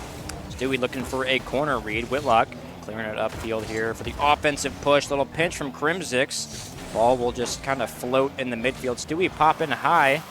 Kixby is up for it, but cannot get the read. I will say, from a perspective of how to kind of shut down. Ooh, that was a narrow mistake there from Green Bay. Kixby kind of trying to get it over. Gets the 2nd and 15th and 18th touch, but it will not drop for Brainerd, and that is...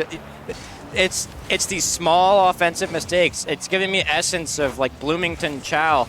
No. Of where they get Bloomington Chow mentioned, of where they get so close, but just can't finish the shot off, and it's really costing them game 2 at this rate. I couldn't tell if that was more heroic defense from Green Bay or if that was more just not executing fully on offense for Brainerd, and it might have been a bit of both there. I'm not sure, but man, that one I thought for sure was going to find its way through, and it just barely did. Minute and a half left in. Is this on? It is not. Sent back by Bubbly Reaper. I was going to say it. They cannot let this drop. But minute and a half left in this game. Brainerd now on their heels, trying to find an equalizer. They did do this last game.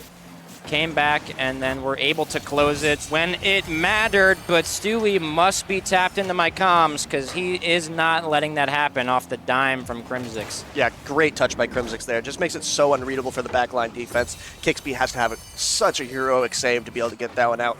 Couldn't quite reach it.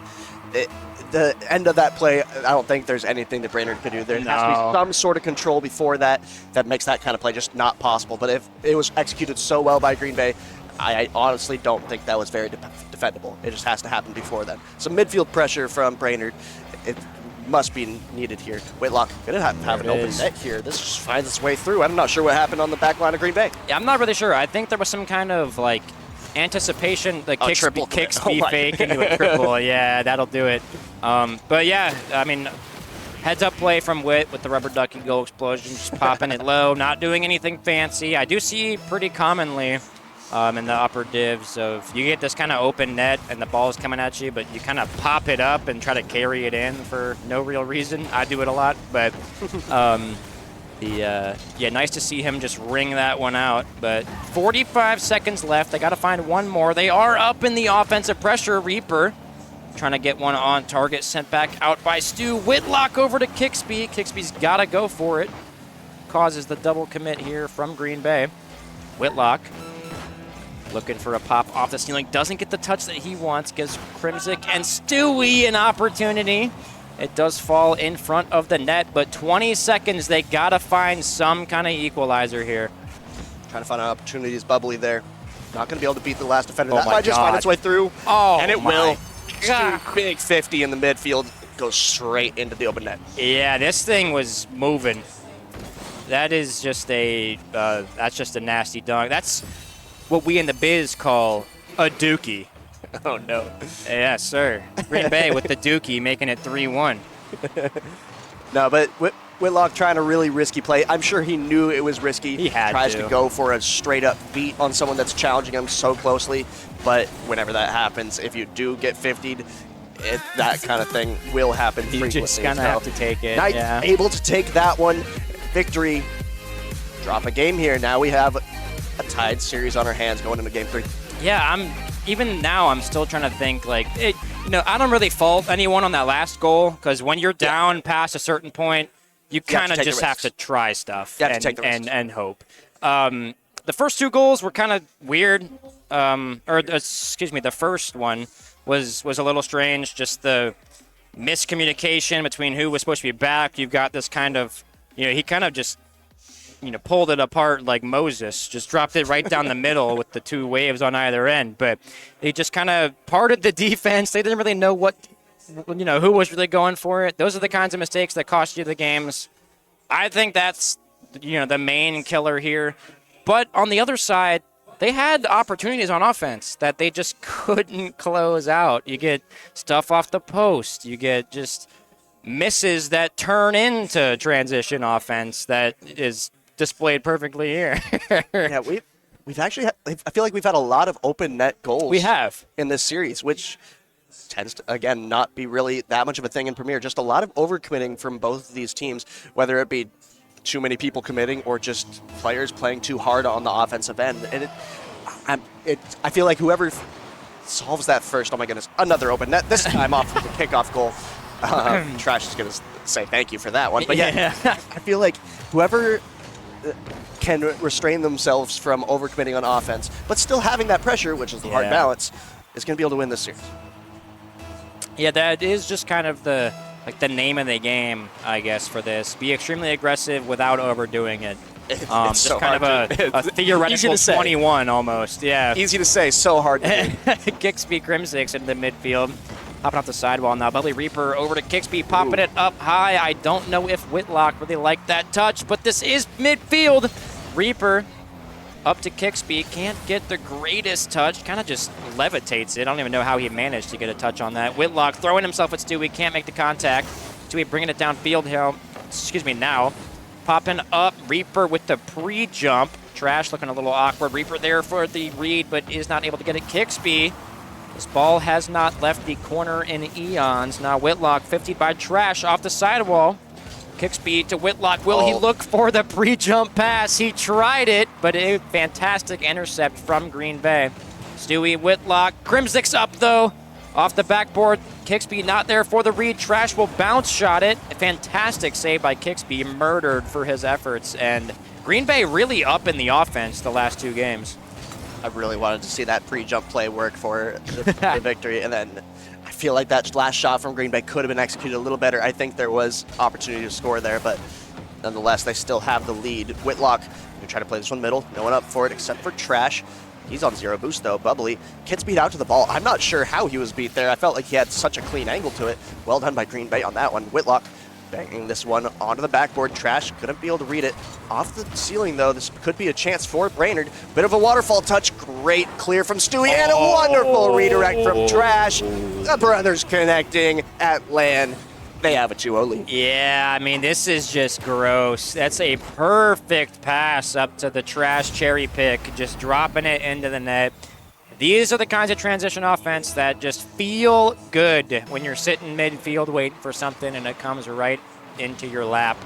But I will say I expected more bumps out of this series. There are a lot, but I really did think this was going to look like some kind of Modern Warfare DLC.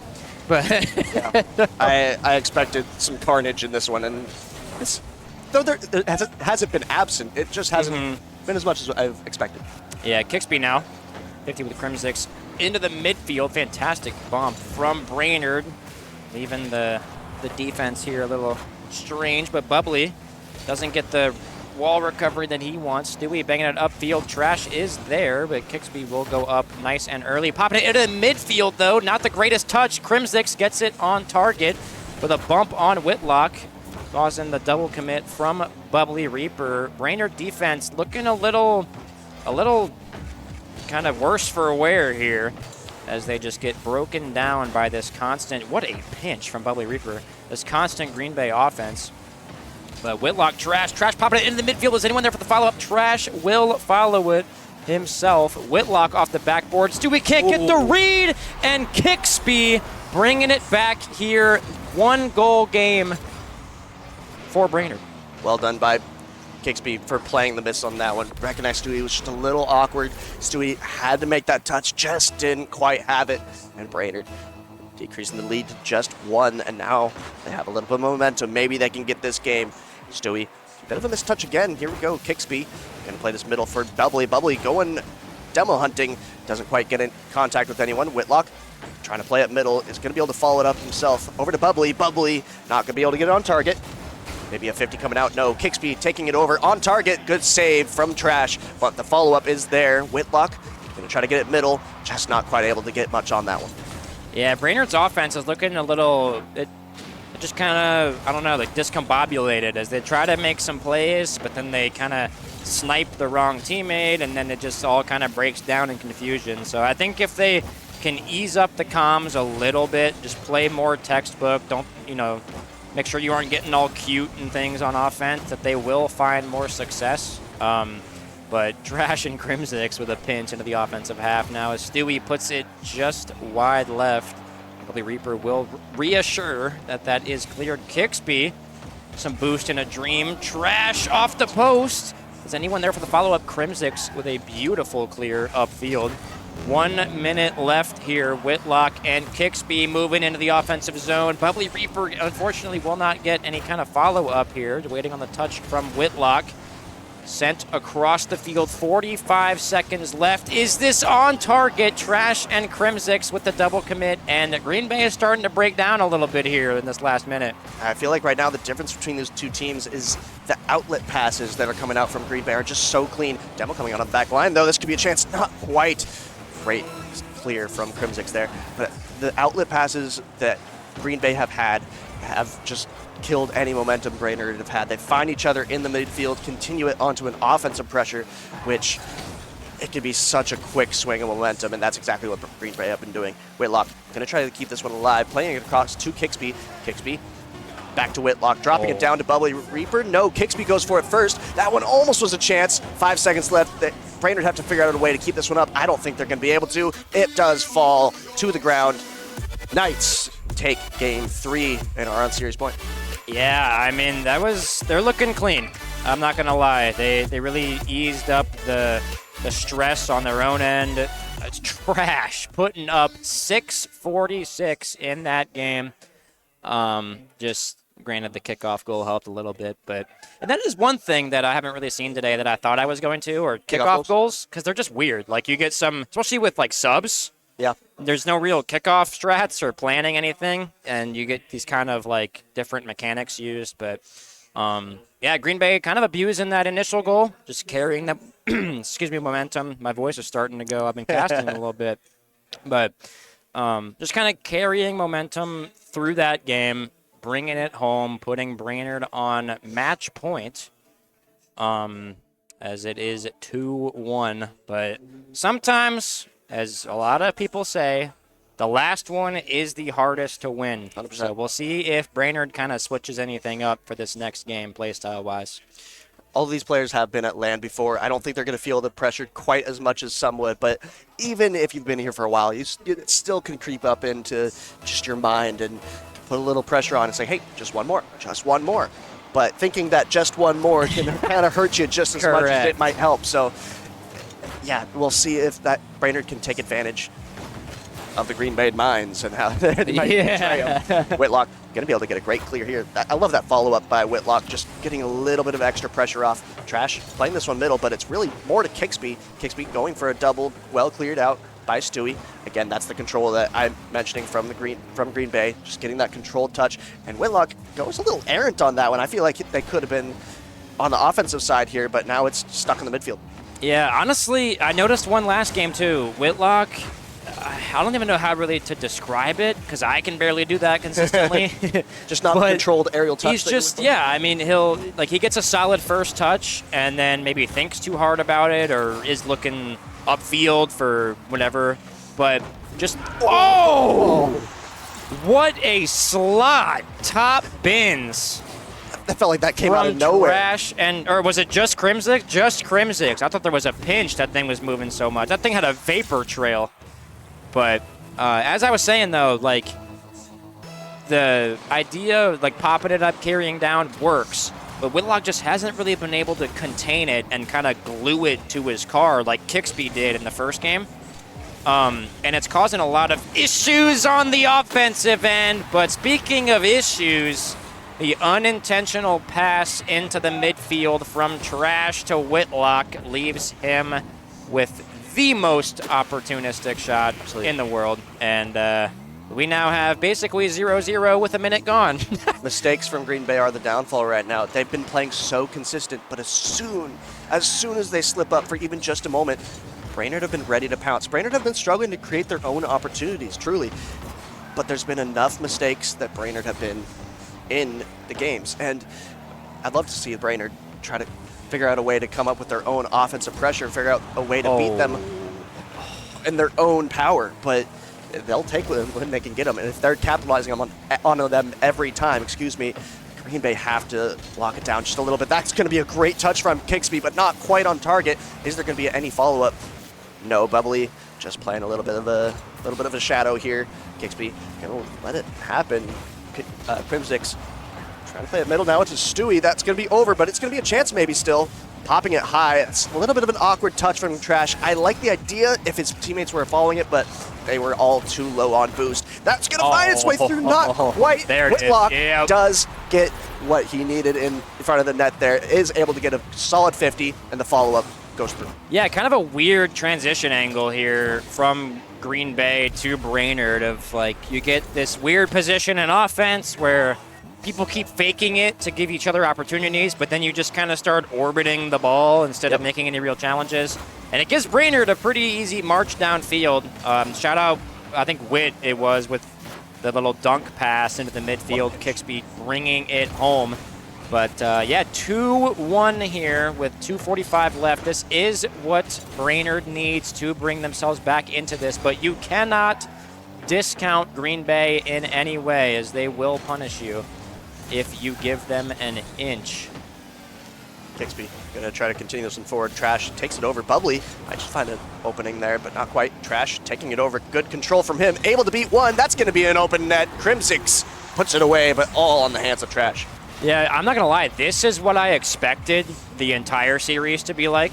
I like, truthfully, and also shout out Crimsix for like pre-jumping the the crossbar bounce, because those are tougher to read than they look. But I really did think this is how most of the series would play out. This kind of back and forth action.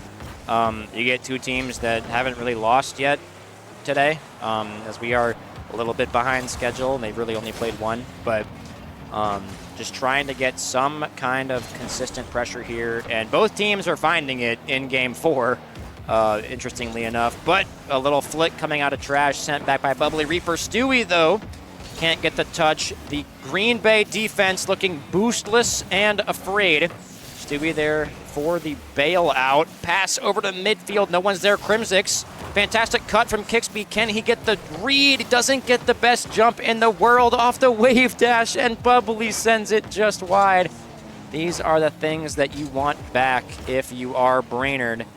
Bubbly Reaper getting a little demo chased by Crimsix. He can smell him. Trash keeping it into the offensive half. Kixby clearing it out. Crimsix pre-jumps his touch, though. Puts it into the offensive corner here. Stewie all up in Whitlock's clear. Whitlock looking for a bump off the crossbar. Reaper's there, but Crimsix with the save. What a crazy clear out with the goal line stand from Crimsix. Man, I want that one to be in the highlight reel because I want to see what on earth happened to allow that thing to be cleared, but I don't think we're going to be able to see that one again, unfortunately. Kixby, going to try to get this one clear. Is going to be able to. Zero boost, only going to be able to pop it over one. Trash, trying to get it past, but probably Reaper's going to be first to it. Not quite making contact. Stewie, good 50 in the corner. Whitlock trying to get it middle, but not going to be able to get past any of the defenders. Trash, going to be putting this one on target. Slow hit. That's going to be a pinch out. Stewie does have to have a good touch here. He does. Into the corner, pinched. Bubbly just plays it far into the Green Bay corner. aforementioned. Crimsix bringing it upfield here for Green Bay. 16 seconds left. Any goal here is monumental for either one of these teams. Brainerd trying to bring themselves back into this series. Green Bay trying to close it out. Kixby over to the sidewall. Trash there for the read. This is midfield. Whitlock pops it up, and Stewie kills it. OT game 4. We will see if my prediction does stand. Bubbly, I want to see some explosions. Give me some demos on the back line here. Brainerd need to find a way to beat this Green Bay defense on their own. Whitlock going to play it over his teammate just a little bit too hard, but Bubbly going to try to keep some pressure going. Kixby up first to this one. That's going to be a shot on target. Oh! That was a disgusting angle, but I'm shocked that Green Bay didn't have a hand up. Yeah, I mean, granted, on one hand, I have never in a million years am I expecting Kixby to get that angle. But, I mean, he even jumped. That's just a fantastic angle from Kixby, bringing his team back. Both match point, best of 1 here in this next game. And, yeah, I mean, that was Green Bay kind of out the gate, and then Brainerd just brought it back in spectacular fashion with that ending goal. A lot more offense on both sides for that one. It was a lot less midfield playing from both teams there. Just more goals finding their way through too. So Brainerd, I guess, was able to capitalize on that just a little bit more. Yeah, we'll see. Excuse me, I'm a little tired. We'll see if they can close it out. It's all too common to, clutch up, take it to 5, and then just get whopped in the 5th. But we'll see if they can carry momentum into this. That is Great a shot. Nasty angle. Not only Kixby. getting the redirect, but the placement too. I know. Bottom, corner? Bottom left corner. The far side of the net. That's crazy. And, yeah, that is one of the wildest angles I've seen in a while. But Kixby really does seem to be the finisher for a lot of these offensive plays. And, each Brainerd player has their own thing that they're really good at. Kixby's is just offense. I mean, he's just a demon, which is great when you got Whitlock and, always back post. So. And Bubbly Reaper to create that space too. Speaking of Whitlock, though, maybe he isn't always back post. Maybe I'm just mean. But, yeah, 5 seconds in, little pop-off moment on the He's the back of their front post. On the stage. Yeah. Yeah, still staying behind the ball, though. Yeah. But, yeah, I mean, fantastic play from Brainerd, bringing momentum into this game, or I guess carrying momentum from the last one. But, 10 seconds in, still obviously plenty of time. Stewie, little pre-jump 50 in the midfield. Crimsix forcing Whitlock and Reaper with the double commit. Kixby off the backboard. Tough read, but it is able to be acquired by Green Bay. Into the corner now, Crimsix. Trash pre-jumping Whitlock. Doesn't get what he wants. Bubbly Reaper trying to get a reset over one. Doesn't get it. Stewie is there for the clear. Crimsix now 50 off the ceiling almost. Stewie into the corner now. Whitlock and Kixby moving it up the field. Trash looking a little awkward with Crimsix. Crimsix there for the clear, but Whitlock will intercept. Can he get a touch midfield? Trash trying to get a good clear out. Stewie, Crimsix there for the clear, excuse me. Kixby bringing it into his own half. We'll see if he can manifest any kind of push upfield. Gets it past one. The pinch with Whitlock, getting it past another one. Bubbly Reaper off the sidewall. Gets one, looking for a reset play, puts it under Trash, kind of kills it. Kixby is there with the fake. And this defense from Green Bay looking a little staggered here, minute and a half in. I feel like they should be so starved, but somehow Green Bay has so much boost on the back line. They're just playing so patient. I felt like Brainerd had pressure for so long, and somehow they had so much boost, and oh my goodness, this has to be cleared, right? Oh no, Trash just takes advantage of the ball trickling on the goal line. Yeah, that's a good 50 out of Crimsix. Reaper, really, no matter what way he drives, he's popping that midfield. That's just one of those things where you can't really do anything. And then Trash just coming in and slamming it home. So 1-1. 3 minutes left here in this series, barring OT, but Crimsix Kixby into the midfield. Trash with 0 boost. Mick and Crimsix go for it. Puts it on target. Sent back by Reaper. Popped off the sidewall by Crimsix. Looking for 2. Gets it past one. Whitlock there for the clear off the sidewall, but cannot get anything relieved pressure-wise. Trash gets one, pops it into the midfield. Stewie goes for it, but Reaper is there for the pop last second. Crimsix trying to get a touch, but Whitlock is there for the offensive push. Crimsix, Kicksby into the corner. Kicksby getting it past one. It is just trash home for Green Bay. This is a very uncomfortable pop as Whitlock popping it off the sidewall. Crimsix there. No one has really any boost to follow it up as Stewie popping off the sidewall. Kicksby been making offensive plays all day and trying to do it again, but Stewie intercepting, popping in midfield for Trash with the shot, but it is sent back out by Reaper, who has been up in the defensive capabilities all game. And 2 minutes left here. Time is ticking down for this next goal. You're going to try to make contact. Doesn't quite.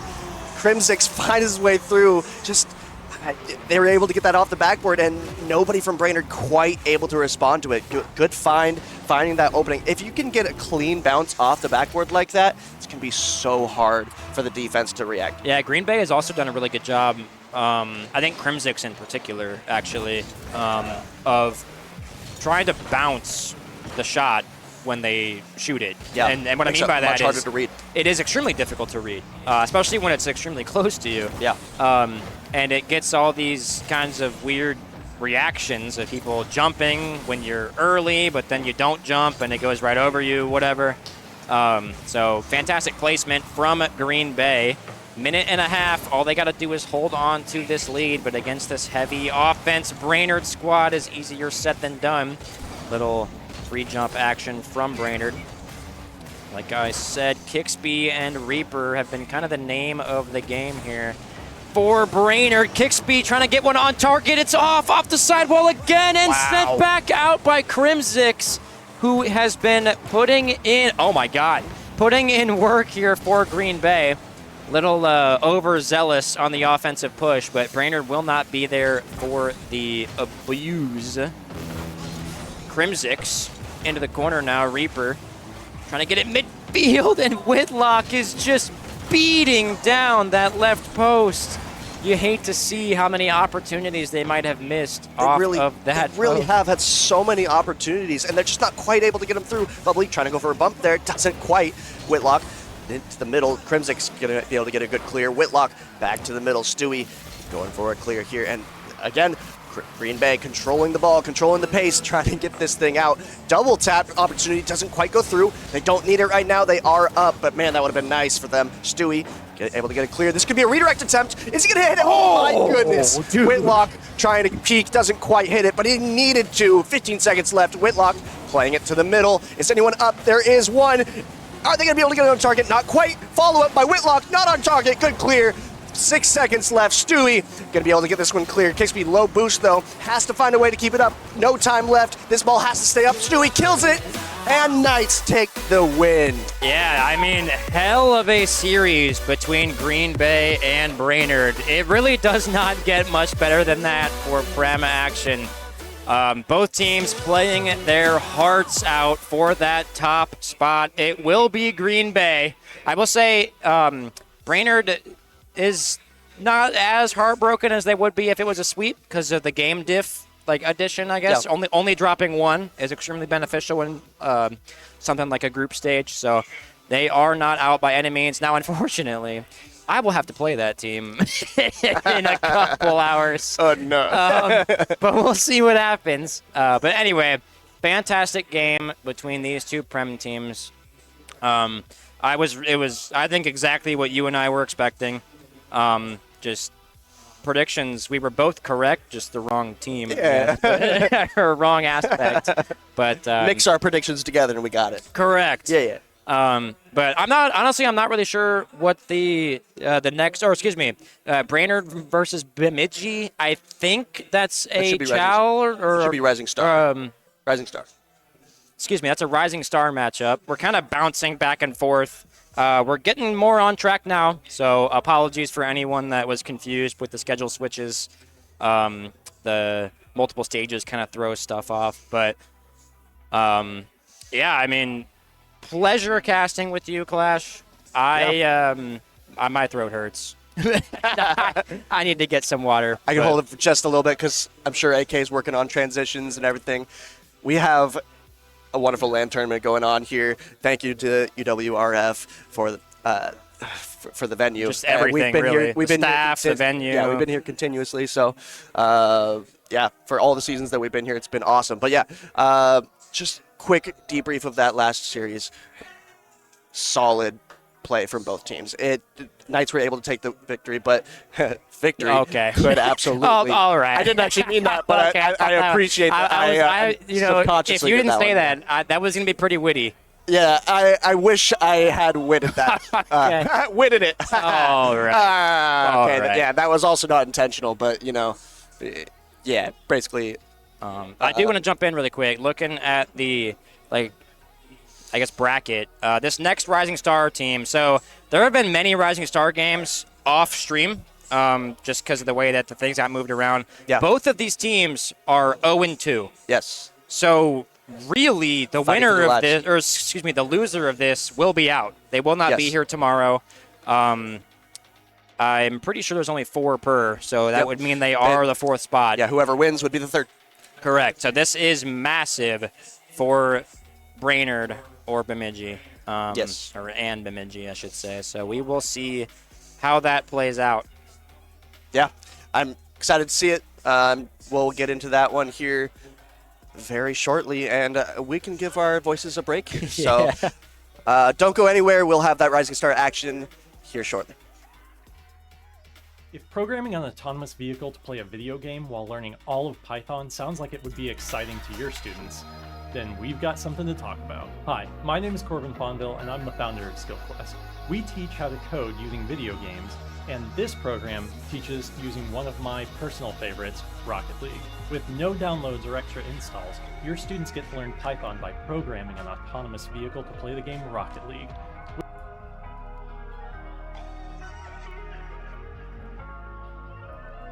Are you passionate about gaming? Do you like computers? Have you ever thought about modding or coding a game? Maybe even building your own game? Well, if so, then you're in the right place. SkillQuest is where your passion for gaming meets your tech career. Here at SkillQuest, we build tutorials around your favorite games that also teach you essential tech skills. Our courses are designed to transform your passion into marketable skills. We're talking about software engineering, game design, and more. So get ready for some awesome projects like exclusive Rocket League coding tournaments. Here, you'll have a chance to showcase and hone your own skills while competing against other questers. Or learn how to build your own custom Rocket League map from one of the greats, Lethamir himself. Everything we teach here is about helping you to become a creator and create within your favorite environment, the games that you already love. But how do you join the SkillQuest community and embark on this incredible journey? That's easy. You can go to our website, but you're right here on YouTube, so just click one of the free tutorials we have down below. You're joining a community of gamers just like yourself that have passions for building and creating new things. So what are you waiting for? Your quest is already beginning. Go find a project that you love or drop a comment on one of our videos and tell us what type of project you want to do. And hit that subscribe button to make sure you get all the updates when we release new material. And as always, make sure you join our Discord so that you can share your project with us because we want to see your success. Welcome to the SkillQuest family. I'll see you in your project.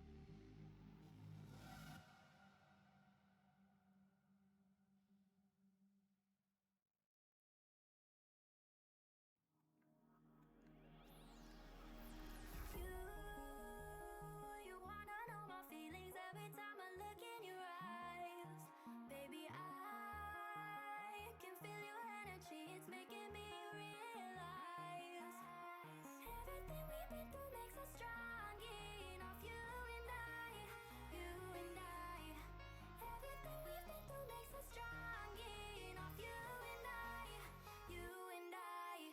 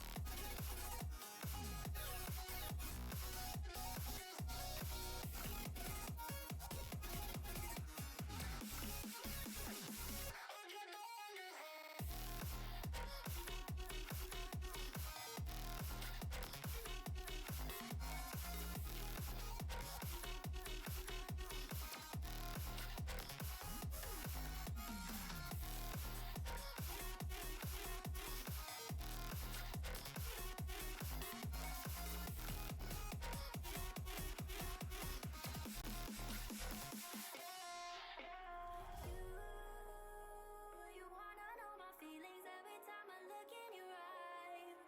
Baby, I can feel your energy, it's making me realize everything we've been through makes us strong enough. You and I, you and I. Everything we've been through makes us strong enough. You and I, you and I.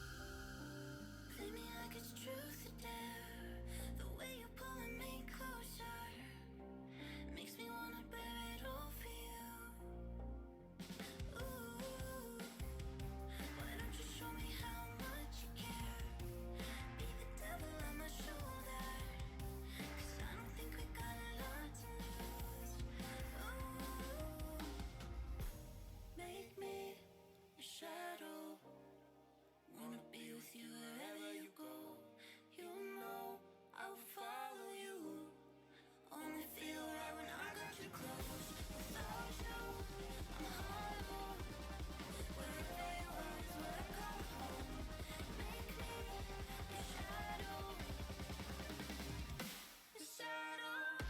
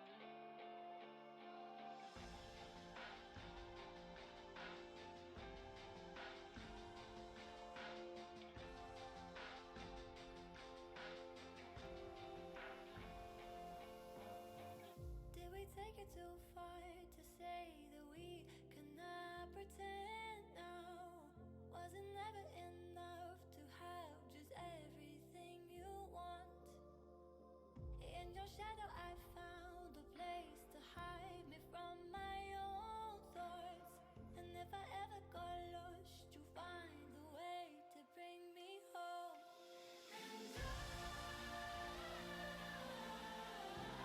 And I want something I can hold that's worth this waiting cold. And I want something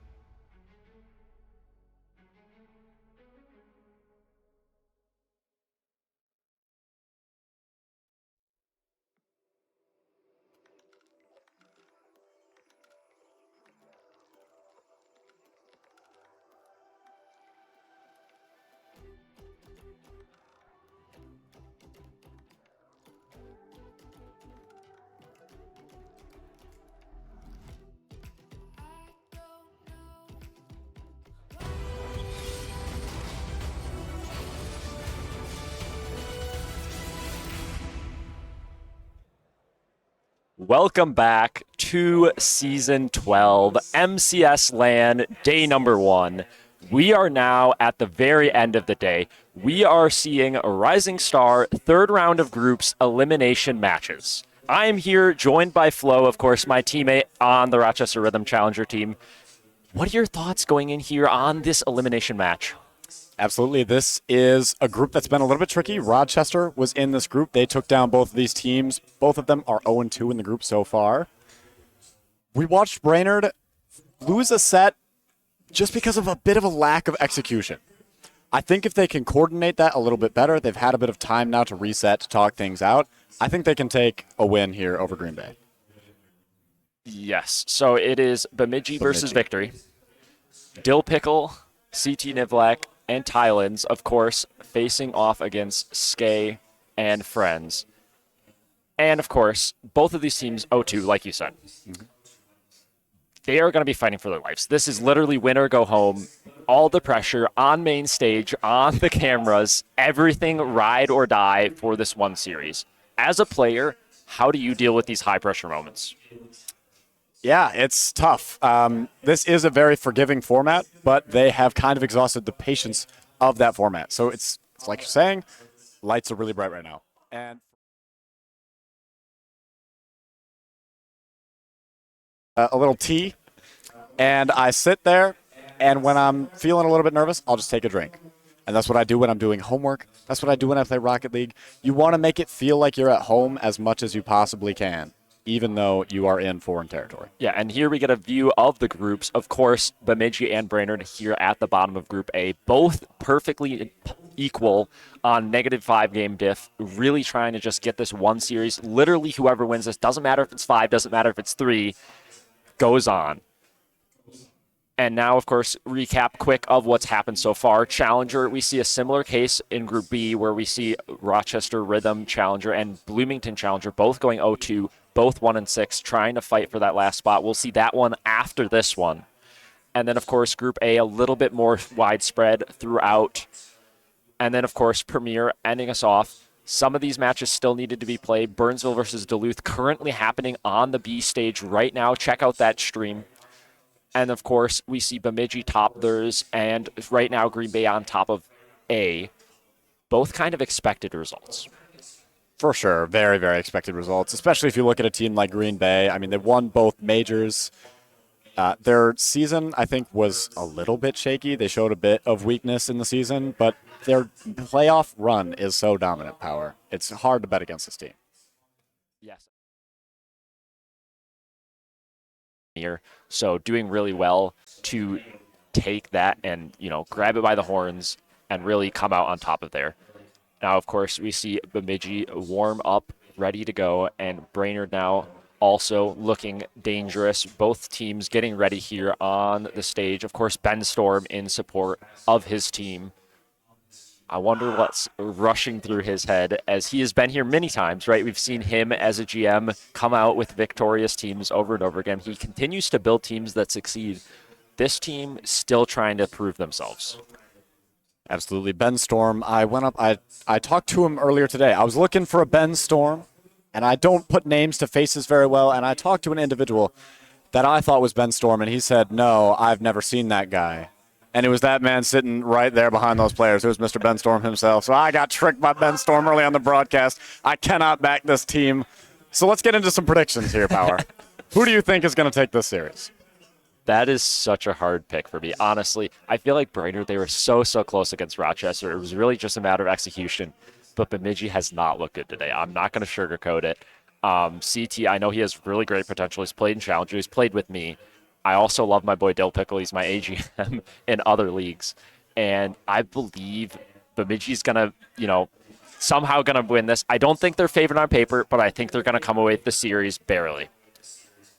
If I'm going to pick Bemidji, which I'm not, Brainerd is going to be my pick in 5 here. I think it'll be a close set, but I do think Brainerd takes it. But if I were going to pick Bemidji, here is the reason why. Do you see that man in the top left of your screen right now? Mr. CT Nivlak, that is a guy who shows up on day 2. He always shows up on day 2. And I think a few seasons ago, he brought a wheel, and he spun the wheel to figure out what preset. he had. This is a guy who loves playing on a stage. He loves performing and putting on a show. That is a guy that is very hard to predict against, even though I'm going to. He is also a champion. He has won. He's proven himself prior. He's trying to prove himself again here. Brainerd, a little bit less proven, right? I mean, like, they had an okay season, right? They got here. That's always an accomplishment when it's 16 teams, only 8 fighting for the spot. But the execution, we really saw a lack of execution earlier today, and we're kind of asking, what more do you have? What can you bring now that you've had time? You've had the opportunity to recompose yourself as a team. Can you bring it home? And of course, they have support behind them. Spalty in the challenger team, looking to provide them that support that Ben is on the other side. Absolutely, Spalty. He's talking to the players right now. I don't know if he's in a call. He's talking to somebody for sure. He's looking to bring the vibes up at very least. That is what Spalty's good for. He can bring the vibes, that's for sure. A little bit of the last-second communication, of course, between production and the main stage. Got to make sure everything is all set. Players need to be at least comfortable and in the game in order to play the game. That certainly helps. It certainly does. Of course, after this, we will see more elimination matches. We are going to close out the entire rest of today with elimination matches.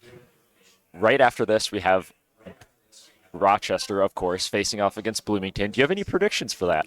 Yeah, I mean, if I'm going to predict Rochester and Bloomington, I don't want to take away from the casters who are coming out here after this, but I think it's got to be an easy Rochester 3-0 sweep. Okay, listen, I have utmost respect for Mr. Clash DA. If you are in the building, I love you, my friend. However, Clash DA on the Rocket League pitch is in my pocket, Power. Let me tell you something. I don't know if this is true. I'm going to say a non-fact-checked statement, but I don't think I have ever lost a series to Mr. Clash DA. Nobody fact-checked that. I think it's just true. And then, of course, afterward, we will see Premier. Depending on the result of Inferno Duluth, we will see one of them go up to 1-1 and one of them go down to 0-2. We do not have that elimination quite type matches in Premier. There's opportunity for some tiebreaker scenarios because we see that more even distribution across. But overall, I feel like Premier has been kind of just expected match after expected match today. For sure, and there's so many subs that are coming up from Challenger as well to play on some of these teams.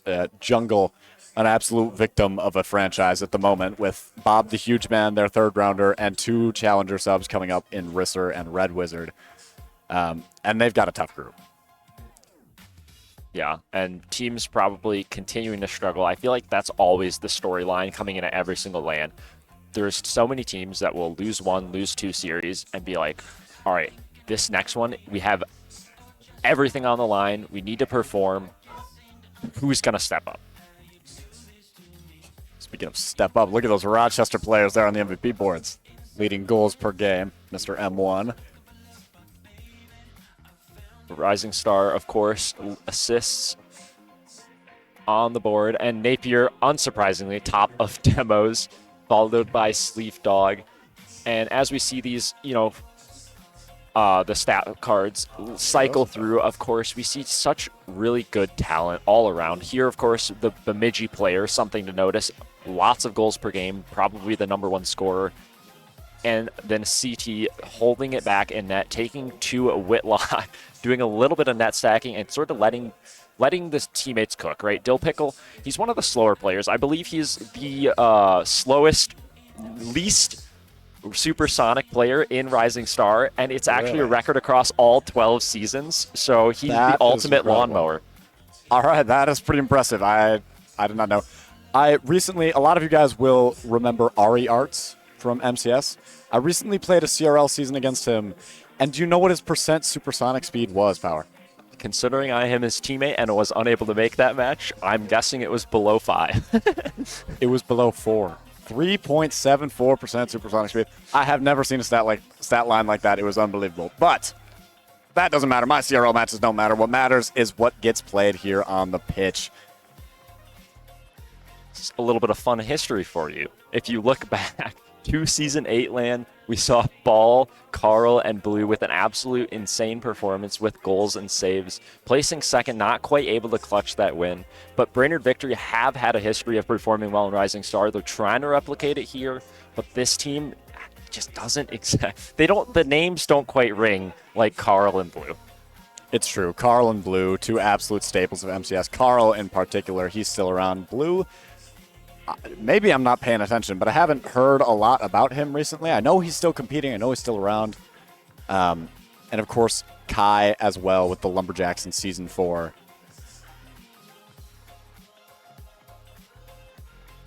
Historical performances are, of course, made right here at LAN, right? I mean, this is how all of these players that we see become so well known, become such staples of the MCS community, is because they don't just do well online.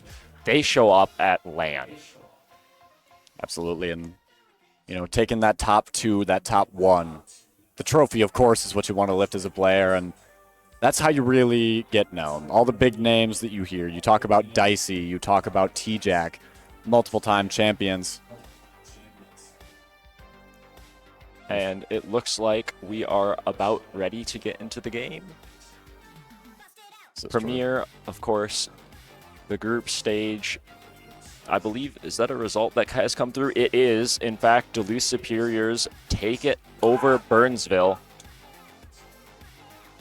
And, of course, we see us split on the desk as far as who is winning this. Like I said, I do think Brainerd is winning. Or Brainerd is favored, but not winning. I believe that is a very, very reasonable take, but Ben Storm absolutely hoodwinked me earlier today, and I simply cannot back that man. That is a sleazy snake. So I can't go. Nothing but love for Ben Storm. He's been fantastic, a staple of MCS. You guys all know him. Of course, we know him as well. But he did some evil, evil trickery to man. I cannot stand for it. And he has to hope his players sort of take up to him and do some evil trickery. I don't think the Bemidji team is that much of a demo-heavy team. Brainerd really wasn't demoing that much against us, so I feel like this is going to be more of a slow, well-thought-out gameplay. You're going to see more solo plays. You're going to see more 50-50s into the corner. And I can't wait to get into this. Absolutely. I'm getting excited as we kick off Game 1. Brainerd against Bemidji. Skay supporting Windy on the left side here. Windy over Tylands already. Demo's coming out early. We were wrong about that. Gunbro almost going to score right on the... Oh my goodness. 11 seconds in. There's a goal already. Brainerd are the kickoff goal merchants. We saw it on stream earlier against Rochester. And already their kickoff strat's paying off for them here against Bemidji as well.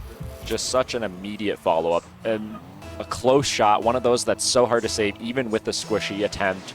And like you said, early lead here for Brainerd. They want to try and keep this one, though, not let it slip away. Windy trying to play this one to backboard. CT successfully defending that off to the corner, but needs support. Tylands up off the backboard, has the one touch, but the pressure is not over. Windy now diving 50-50 into the corner from CT.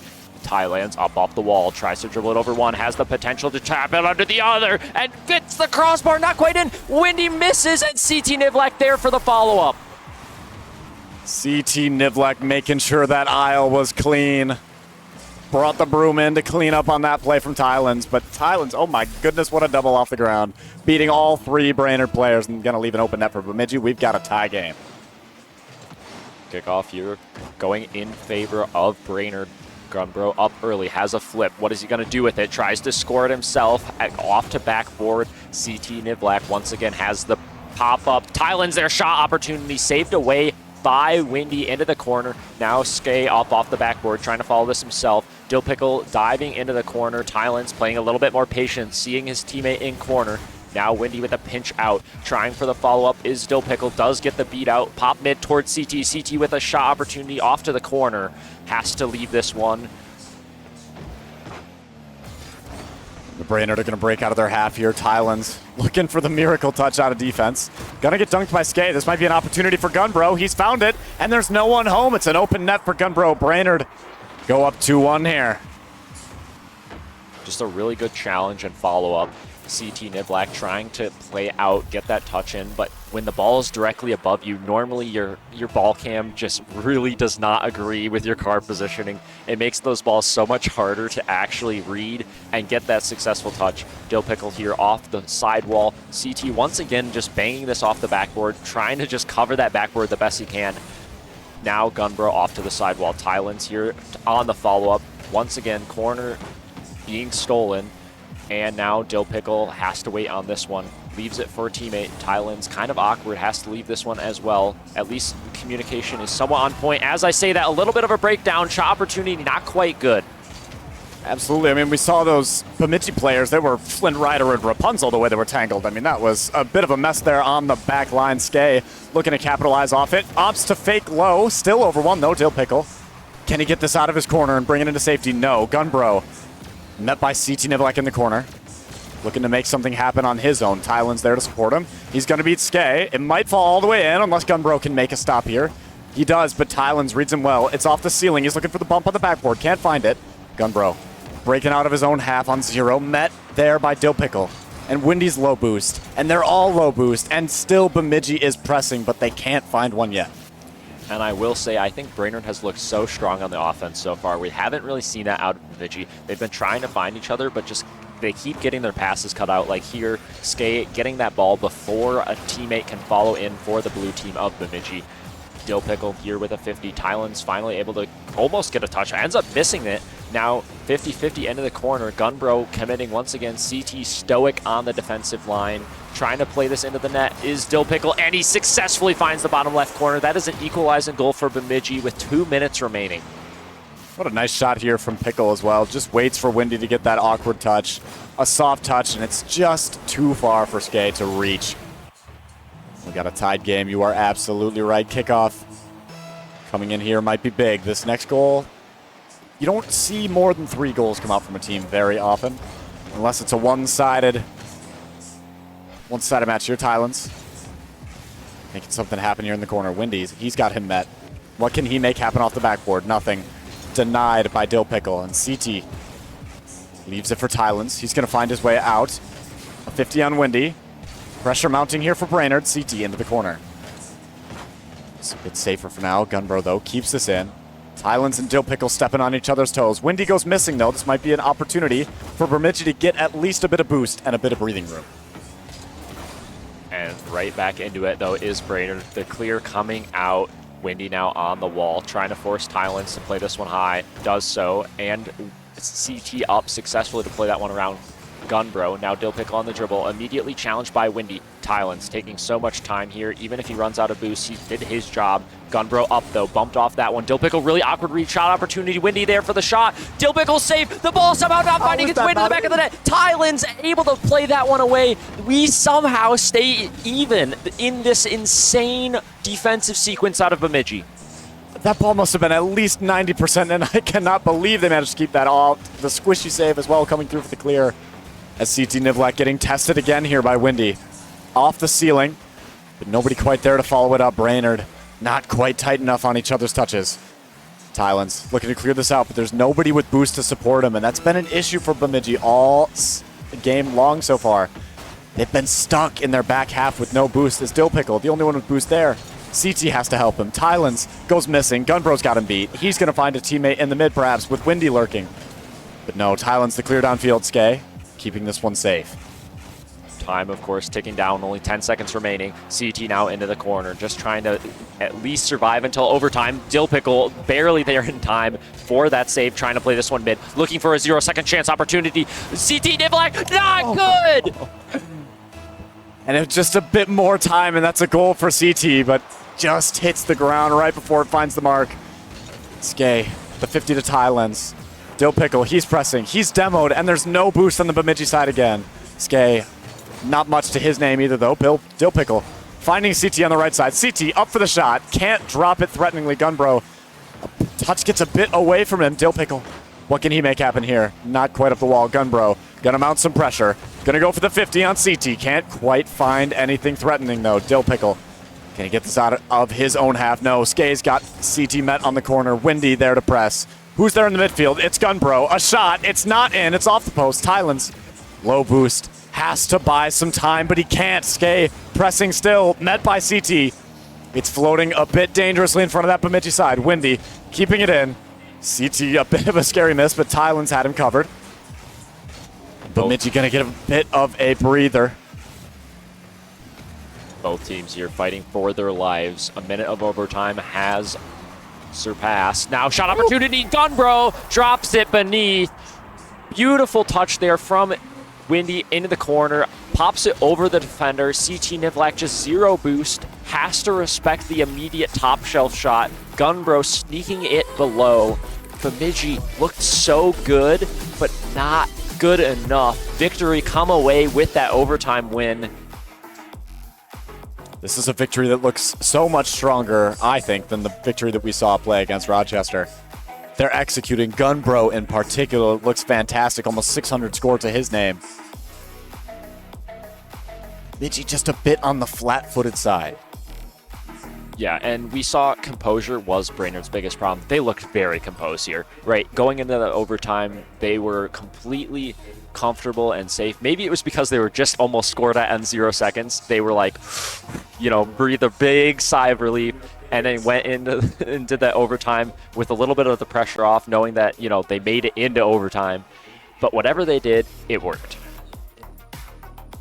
You talk about the overtime might have been easier just because of how close they were to not having that overtime. And I know for me, when my heart spikes that much, thinking it's in my net and then it's not, in contrast, it's such a relief that the overtime is just, it's easy.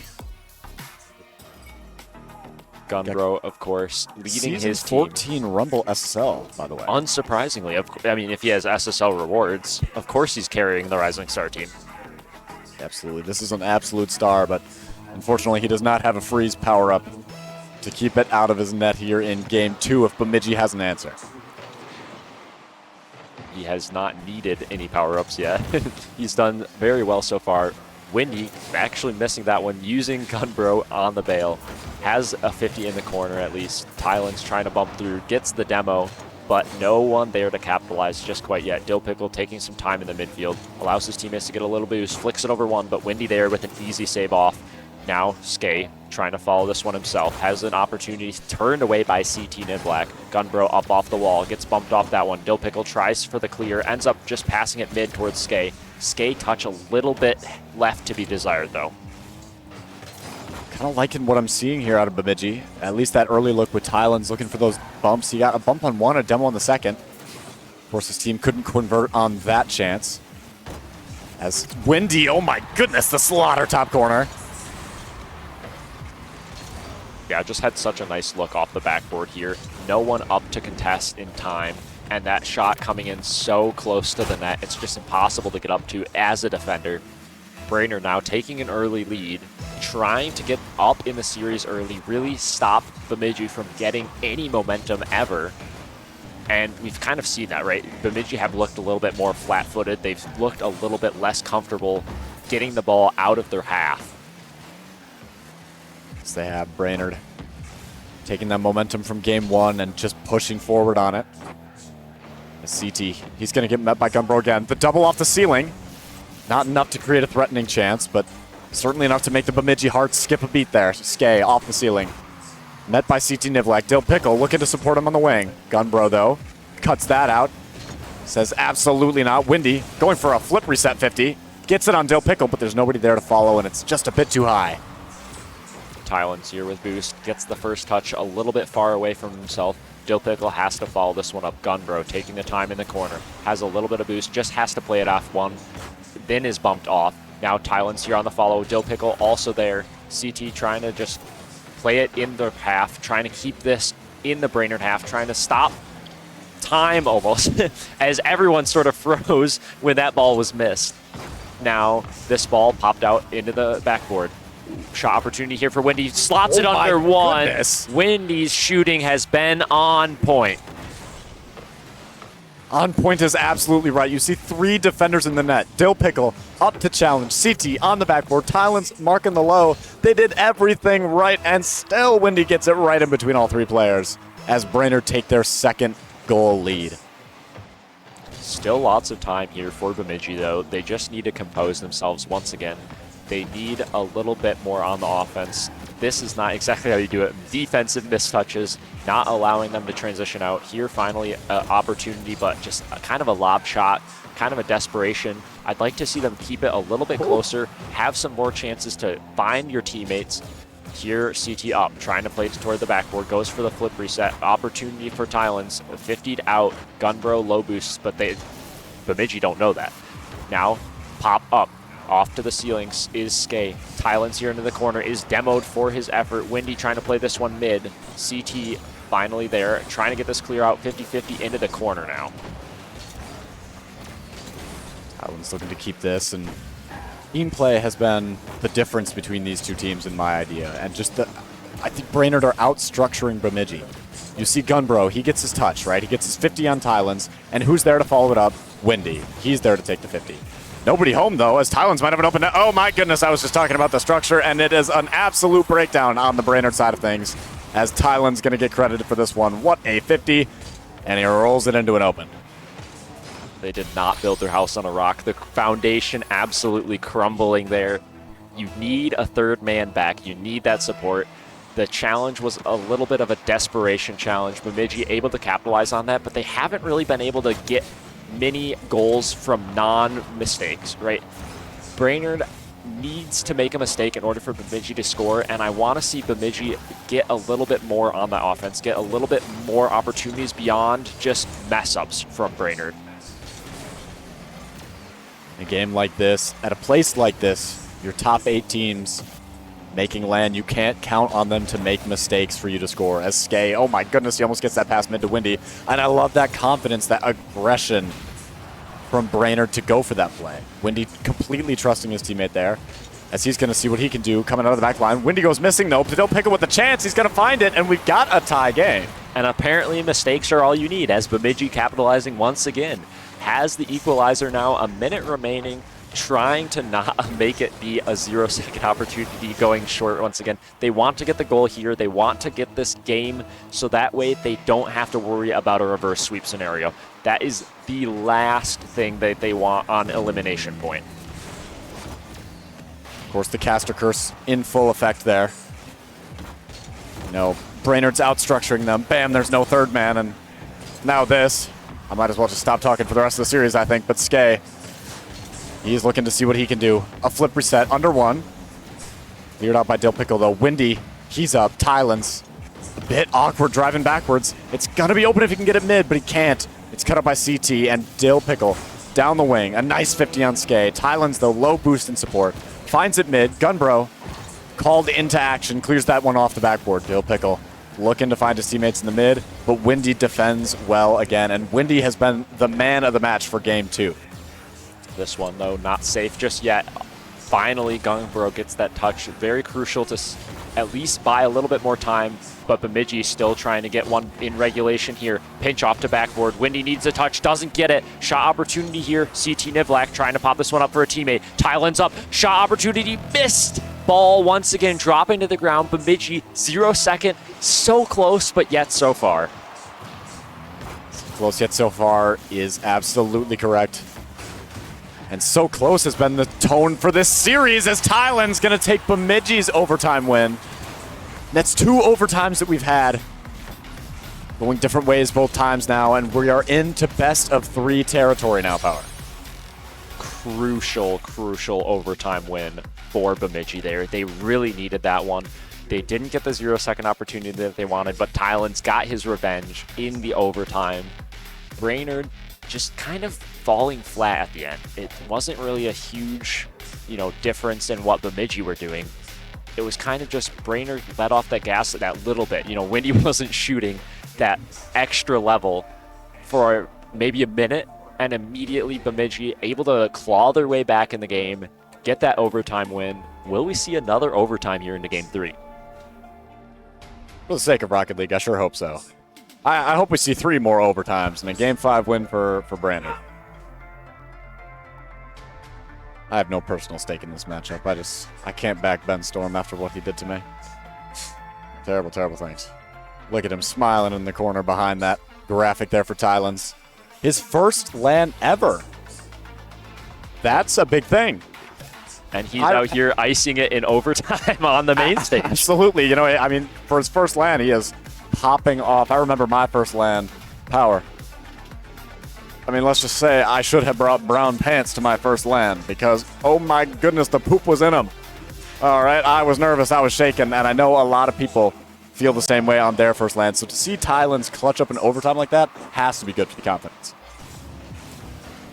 Getting into game number 3, Dill Pickle with an incredible double off of that backboard into the ceiling. Now the follow-up coming through. Demo on the play, though, buys Brainerd time. Gunbro into the corner, trying to get this one around. Tylan successfully playing it out. CT leaving this one. Tylan's once again taking time, has control, plays it over one, trying for the flip reset. Gunbro off to the sidewall. CT now trying to challenge this one. Gunbro gets the extra challenge, though. Windy now up, playing it toward the corner. Dill Pickle playing this one awkwardly. Gunbro there for the finish and does tap that one, and just such an easy finish for him. All of the work was done here in the corner. Windy getting the bump, getting the pop up over both defenders. Gunbro just getting the easiest dog walk of his life. An easy shot the way he played it, but that ball was so easy to rush, I think, and Gunbro's patience, knowing that that net was going to sit open for a while, allowed that to be so easy for him. Oh my goodness, as Bemidji are caught there on the back line. They're stepping on each other's toes a bit. Gunbro, the clear downfield, saved away by Dill Pickle. But here's Skay following up, and again, the structure of Bemidji Power is completely outclassing Bemidji. The structure of Brainerd is completely outclassing Bemidji. I need to do some tongue twister exercises, I think, perhaps after this match. But Brainerd are going to take their second goal. Yes, but lots of time still remaining. We've seen Bemidji make something happen out of nothing. Can they do it again here? Windy has something to say about it. Goes for the double, trying for a triple. Gets it toward mid. That's an insane mechanical play. Rising Star players are getting so incredibly good at some of these mechanics. Skay trying to show it off here. Plays this one up to backward, trying to follow it himself. Ends up back flipping on that one. Windy has to follow. Does play it around one. CT Nivlak just playing patient here, waiting for Windy to give it away. Choosing his challenge time so carefully. Now Dill Pickle pop up. Tylan's there on the finish potentially off the backboard. CT Nivlak challenged immediately by those Brainerd defenders, not allowing that one to form any type of offense. And he handled that so well. Oh my, they're boosted up and they're scoring again. Brainerd with their third, and Bemidji's going to have to answer here pretty quick, or Brainerd's going to run away with this game. I think they already have. 3 goals in a minute and a half is kind of running away with it. They are running very fast, but you know what they say about the tortoise and the hare, Power? If Brainerd takes a nap, Bemidji's going to pass him. Bemidji need more than to just pray that Brainerd takes a nap, though. They want some offense. They're trying to get it here. Tylan's on the ball. Gets a control touch pass one. A bump comes through. A miss out of Skay, but Gunbro there before the offensive man of Bemidji is able to tap that one in. Now Skay on the air dribble. Gets immediately challenged. Tylan's out one. CT Nivlak taking that control touch into the corner, trying to follow it himself. Does have space. Really awkward control touch. Skay there, banging that one toward backboard. Windy with the follow-up shot. His shooting has been so good, but not quite good enough there. The whole Bemidji side here on low boost as Skay is skating circles around him. Gunbro, he's got time and boost in his corner. He's happy to take this 50 with Dill Pickle. Tylands, what can he make happen in the corner? It's out to CT, but his touch gets just a bit away from him. The flip reset pass, not going to find Dill Pickle, but Tylands there again, and Tylands has been showing up big for Bemidji. They're going to take their first. Yeah, Bemidji effectively faking out the shot about 12 times by missing, but it ends up working incredibly well. All of Brainerd trying to jump for a ball that's not even being shot in net. We see overcommit after overcommit on that defensive line, just not knowing that it wasn't quite on target. And of course, Bemidji, they are the benefactor of that. Now Tylan's immediately ceiling challenging that one. CT Nivlak taking his time, seeing the space that is being afforded to him, trying to follow it himself, gets the 50 into corner to commit, and a little bit awkward on the defense is Gunbro, but the shot not quite on target. Again, it's just a lack of structure for Bemidji. The follow-ups are not quite finding the mark. Tylands, he's going to get bumped out, and Gunbro going to be called into action here. He's last back. He goes missing. Windy, though, there to cover him. Gets the double around CT as well, and Dill Pickle What can he make happen here? CT beat out by Windy again, who's just been so strong. He seems to be the fastest player in the lobby, and it doesn't seem close to me, Power. Yeah, this game starting to slip away from Bemidji. Time just ticking down. Skay now with a flip reset opportunity. Gets the flip, but messes up the execution. Windy now trying to play this one mid toward a teammate, CT Nivlak, covering off of the backboard. Opportunity here, though. Passing play over to Windy. Windy gets the touch out. Gunbro stealing that boost. Windy, an immediate challenge. A shot opportunity. Skate off of the backboard. Not quite good, but Gunbro is there and finishes. Brainerd once again up 3, looking to take this game 3 in dominant fashion. Again, a loose ball, and who's faster to it on the 50? Of course it's Brainerd. They have been all set. Bemidji this game is running away from them. Tylands, though. Can he make some more magic happen? Dill Pickle finds it off the corner. CT Nivlak. Not going to find it. Dill Pickle on the 1v1, but he's 0 boost. Has to abandon.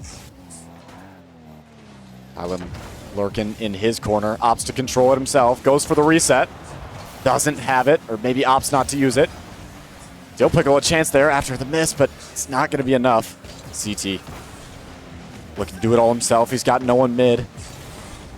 And I think that's been making it easy for the Brainerd defenses. There's no one mid almost ever. There's no one there for that follow-up. So if I'm a Brainerd defender, I know that all I have to do is guard that 1v1, guard that solo play. And we're safe for a while because we know we outstructure them. We know that our second man is going to be faster to that 50. And that's going to grant Brainerd this win here in Game 3. Yeah, Bemidji opting kind of for a far back third. And it's allowed them to get some saves like this where, you know, when Brainerd do just play it out, they're able to get that save. But they haven't really been able to find the offense, double tap opportunities, saved away, but everything now is just for show, right? It's a matter of how do Bemidji respond, right? You're down 2-1 in the series. Not the end of the world, but it is your elimination match. You have 2 games. You must win both. Not the end of the world, but it is the end of your tournament life if you cannot turn this series around. But Michael Jackson, you know what Michael Jackson said in We Are the World? When you're down and out, and there seems no hope at all, if you just believe, there's no way we can fall. And they went to overtime in 2 games, taking one of those. If they can find that form again, they can bring this series back. This is not a whooping like that game made it seem. Yeah, I think we want to see more than the Bemidji Believers, though. We want to see the Bemidji Lumberjacks show up. We want to see it on the actual pitch. We need to see some team plays. We need to see some clinical execution. They can't be slacking. Yeah, Michael never really talked about execution in that song. It was mostly about the belief, and to be fair, I think Rocket League is such a mental game that if you have given up, it's probably over for Bemidji. So you look to that man in the back, Ben Storm. What does he have? He has furious typing, but luckily we don't have to worry about him right now. We're worrying about the players on the pitch. Shot opportunity immediately. Windy slotting that once again. He has been the golden striker for Brainerd. And the first 10 seconds of every match seem to be the golden time frame for Brainerd as well as they get yet another kickoff goal. Yeah, if I had $1 for every time I saw 4:50 time on the clock and Brainerd up 1, I would be a rich man. I might be as rich as Oibu. Yeah, we'd have a golden toilet at that point, I believe. But Dill Pickle, oh, it's disastrous, and Windy gonna get credited for this goal, but it is just a roller. Beats out Tylan. CT on the double commit. Dill Pickle can't track back. He could track back in time. He just mistouched and it's pinched it off the post into his own net. It's fallen apart. Yeah, it was just a slight turn in too early. Had to follow that from a little bit further around. Dill Pickle now off the backboard, trying for a follow-up is CT, but Brainerd doing such a good job to keep this lead that they've gotten in the first few seconds of this game. Now, Bemidji being pushed back into the corner. Dill Pickle trying for a clear out. CT cutting that one. Does pop it over Windy. Skate in corner. Has a really awkward read for him. Does manage to get the touch, though. Windy there for the follow on the 50. all of Bemidji kind of pushing their line now, finally pulling that goalie who was sitting so far back third, trying to make something happen, but Brainerd have just been closing the door on them over and over and over again.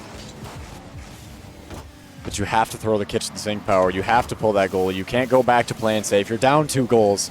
You need one, as that touch almost makes things interesting for the Brainerd defense. Windy, though, looking to make more magic happen. Skay narrowly dodges that from CT, who just misplayed. A demo coming out on Dill Pickle here. Windy, low boost on the Brainerd side of things. Gunbro, though, going to save this one out. Windy pops it high mid. Tylens, is he going to cut this and make a play happen of his own? No, he booms it away, and Bemidji, are just throwing away possession here. But Dill still has it. Off the backboard, the waterfall maybe. But can't find it faster than Gunbro. Tylens, a 50, keeping this in, looking to make it happen himself. Maybe a shot opportunity. No, it's saved by Gunbro. Tylens still mounting the pressure. He's around Gunbro. Skay, a bit of an awkward touch, gets away from him. CT, the pass mid. Dill Pickle to beat over one, but Windy is going to find it back before any of the Bemidji players will after that bump.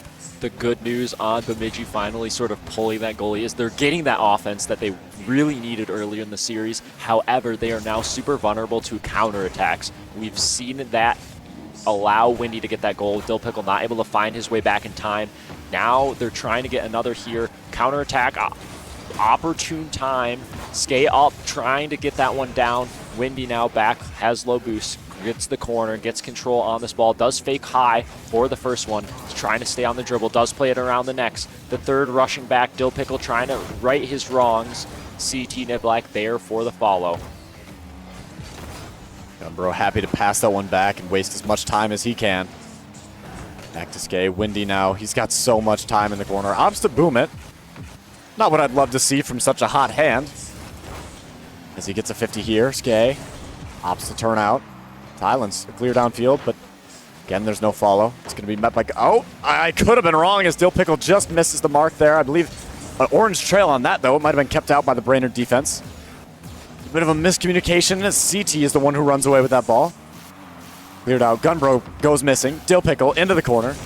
CT looking for that bump on Skay. If he found it, that might have been it. Gunbro, though, shooting on what is almost an open net if CT didn't find his way home in time. Clear into the corner. Pressure still mounting for Brainerd. Of course, time being Bemidji's biggest enemy here. Beyond the offensive pressure that Brainerd has, time has ticked down, only 90 seconds remain, but Brainerd still in the corner. Skay trying to play this one mid. Windy with the opportunity, pops this one high. Tylens has boost, though, plays it to corner safely. Windy rotating out on this one. Allows Tylens to take time, take a 50. That might just have allowed them to finally get out of their offense, or out of their defensive half, rather. CT Niblack trying to play this one mid. Shot opportunity denied from Tylens. CT pinch in the corner. Awkward touch, but it does come through from Gunbro. Now, Windy or Skay on the clear, gets the double tap, trying to follow it, low boost, but does have one more touch. Gunbro now off to the sidewall, trying to double this himself. Dill Pickle collecting that one safely. It was well done by Dill Pickle, but again, it's not enough as Brainerd keeps him in their half. A shot almost coming out from Skay off the back of that bump.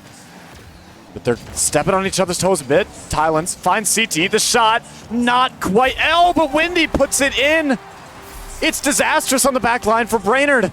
Tylens, he's zero boost, found CT. Such a great look. Almost in, almost finds that mark, and Windy just didn't expect it to bounce that way. A bit of a devastating moment for Brainerd, but a glimmer of hope for Bemidji. Yeah, maybe all you do need to is believe, because Bemidji somehow finding that one. They still need to get another, though. 20 seconds about remain on the clock now. CT Niblack trying to play this one mid. A miss does come out. Shot opportunity not quite there. Skay just plays that one to the corner. Time is not their friend. 10 seconds now on the clock. Tylens here off to the sidewall. Windy gets an awkward touch. Skay left back alone. Misses. Shot opportunity. Who's there first? It's Dill Pickle. They equalize with 4 seconds. The touch just got away from Windy. And that's twice now where Windy's just going to really want that play back. Bemidji happy to take it, though. 4 seconds. NRG need this immediately. That's wrong series. Bemidji need this immediately. Gunbro He's got to play. Almost over Tylands. What a stop, though. Zero boost. Can't quite reach it in time, and the ball will hit the ground. We have overtime power. We do probably a sigh of relief for both teams here, just getting to that overtime. Brainerd, of course, a little sad probably that they couldn't take that one in regulation, but they're trying to get it here. Windy is up, shot denied. Gunbro now off to the wall, trying to control it himself. Has the dribble over one and over the second. Gunbro takes the series himself on his shoulders from the sidewall. Gunbro just said we never should have been in that overtime in the first place. And in very typical Brainerd fashion, gets a kickoff goal. Of course, though, big props to Dill Pickle, CT Nivlak, and Tylands. They had a very good season to get here. They had a very, noble performance on LAN. Not exactly what they wanted, 0-3. Brainerd getting that series win, getting one more step closer to Championship Sunday. And of course, that is such a sigh of relief for them, right? I'm sure Whitlock's super happy to see his Rising Star team win and live to see another day. Bemidji, of course, have to go home. They still have Premier, though. Have Premier, they still do. Bemidji, you can't hang your heads too low. At the end of the day, you're still a top 8 team in MCS. You still fought hard. You still made it to LAN. Got to spend all this time with your friends and the people you've been playing with and competing against for the whole season. They have to turn their heads to next season. And of course, really close series the whole way through. We saw some overtimes. We saw some 0-second chances. We saw some 0-second goals. It was an incredible series, well played all around. GG's from the players, of course. And now we are heading into Challenger elimination. We will see. We are. Rochester Rhythm Challenger, me and Flo Hydrogen bomb. versus, of course, Clash DA's Bloomington Coughing baby. Coughing Baby. I think that's an easy 3-0. What about you, Power? Oh, for sure. But we will catch you on the other side. Laying on my floor, thinking about all the things that we've been through. From 24/7 to pretending like And of course, after Challenger, we will see Premier. And Premier is kind of the biggest show. It's kind of what we want to watch regardless, right? At the end of the day, Sunday, when it's those Premier Grand Finals, that's when you see some of the most interesting Rocket League. That's when you see some of the best clips being hit. Now, of course, Challenger, not quite at that level, but you're about to see some incredible play. You're about to see two teams fighting so hard. One team, of course, coming in a higher seed, but with a sub, and the other team, kind of a Mickey even showing up in the first place. They relied on some other teams not showing up, but they were able to make it. Thank goodness for the Clash DA fun. Absolutely. I mean, Clash DA, he's got such a respectable following in the MCS scene. That is a dear friend of mine. I love Clash as much as I talk bad about him here on the broadcast. That is a wonderful friend of mine and a great Rocket League player. And of course, Group A, Rising Star now finalize at least the bottom two. Brainerd Victory making their way through, not the 1 or 2 seed, but they do make it to Sunday. And of course, we do not quite have the result of Fargo versus Rochester. The winner of that tops their group, gets that bye into the semifinals. And then of course, Group B, we're still uncertain of those results. Burnsville and Des Moines fighting for the 2 and 3 seed. Bloomington looking comfortable on top. Is it a winnable? Do you know if it's possible for the Atlas to advance here? I think Because there I is believe they're playing the derecho. And if they win, the game differential is still not in their favor. there is head-to-head, though. I believe they Head-to-head. still have a chance to make it through. However, it's going to be hard. Anytime when you're the only group, or when you're the only team in your group that has lost out, you need a miracle that round 3. You need to not only win, but you also need the scenarios to play out for you. Absolutely. Sometimes your fate is not entirely in your hands. And now we will finally be going to break. Catch you on the other side. Rhythm versus Bloomington coming up.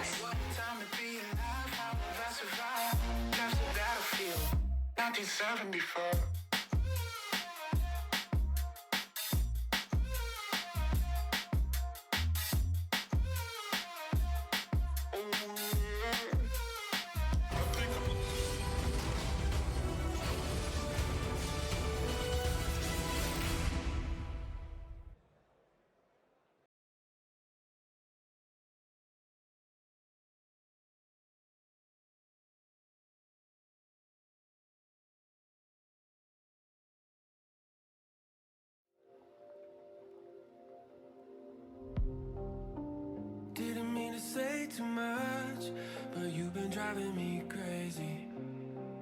Never felt like this before. I try to be nonchalant, even though it's obvious. I can never help wanting more. Oh, slip into the dark and then we end up in each other's arms.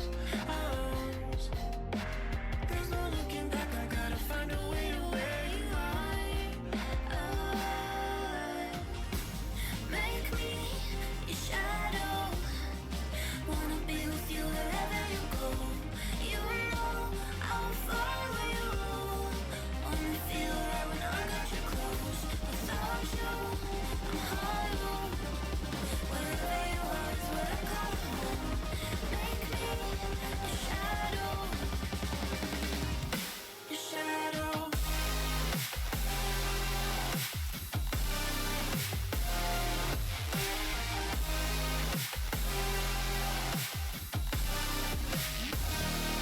Shadow, make me a shadow. Wanna be with you wherever you go. You know I will follow you. We can never test the I'll follow you into the dark. The dark. No, they can never test the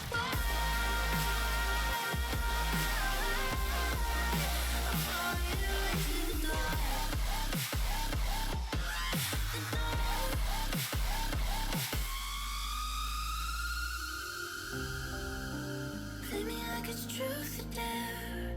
The way you're pulling me closer makes me wanna bear it all for you.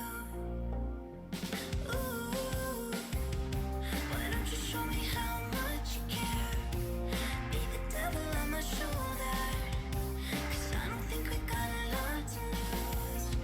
Ooh, make me a shadow.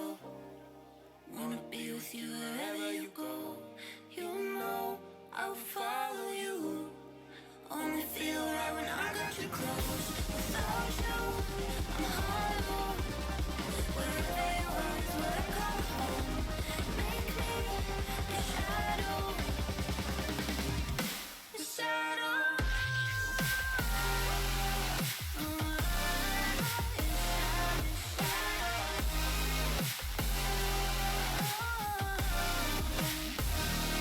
Shadow, make me a shadow. Wanna be with you wherever you go. You know I will follow you. They can never test the I'll follow you into the dark. The dark. No, they can never test the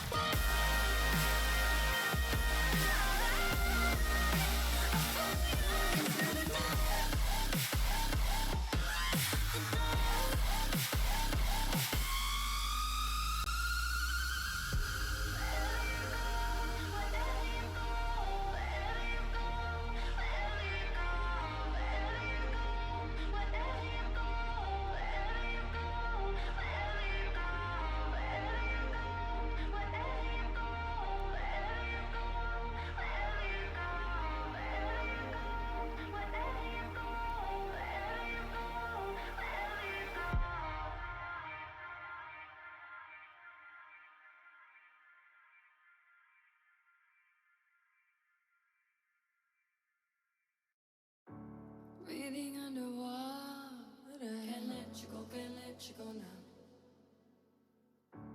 Making it so hard. You got to know now. Ooh, taking it too far. Nothing to hold now. I'm falling apart. Out in the cold now. Breathing underwater. Breathing underwater now. I can't let go.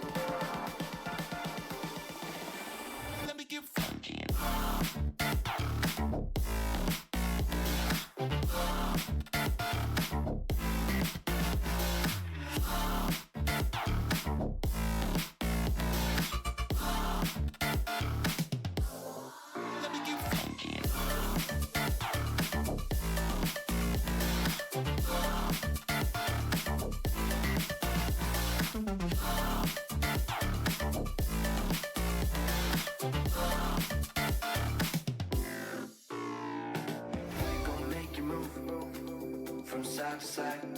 We gon' make you lose, oh, inside your mind. Oh, we gon' get you through this, just for one more high. So baby, let's orbit tonight. We gon' make you move, from side to side. We gon' make you lose, oh, inside your mind. Oh, we gon' get you through this, just for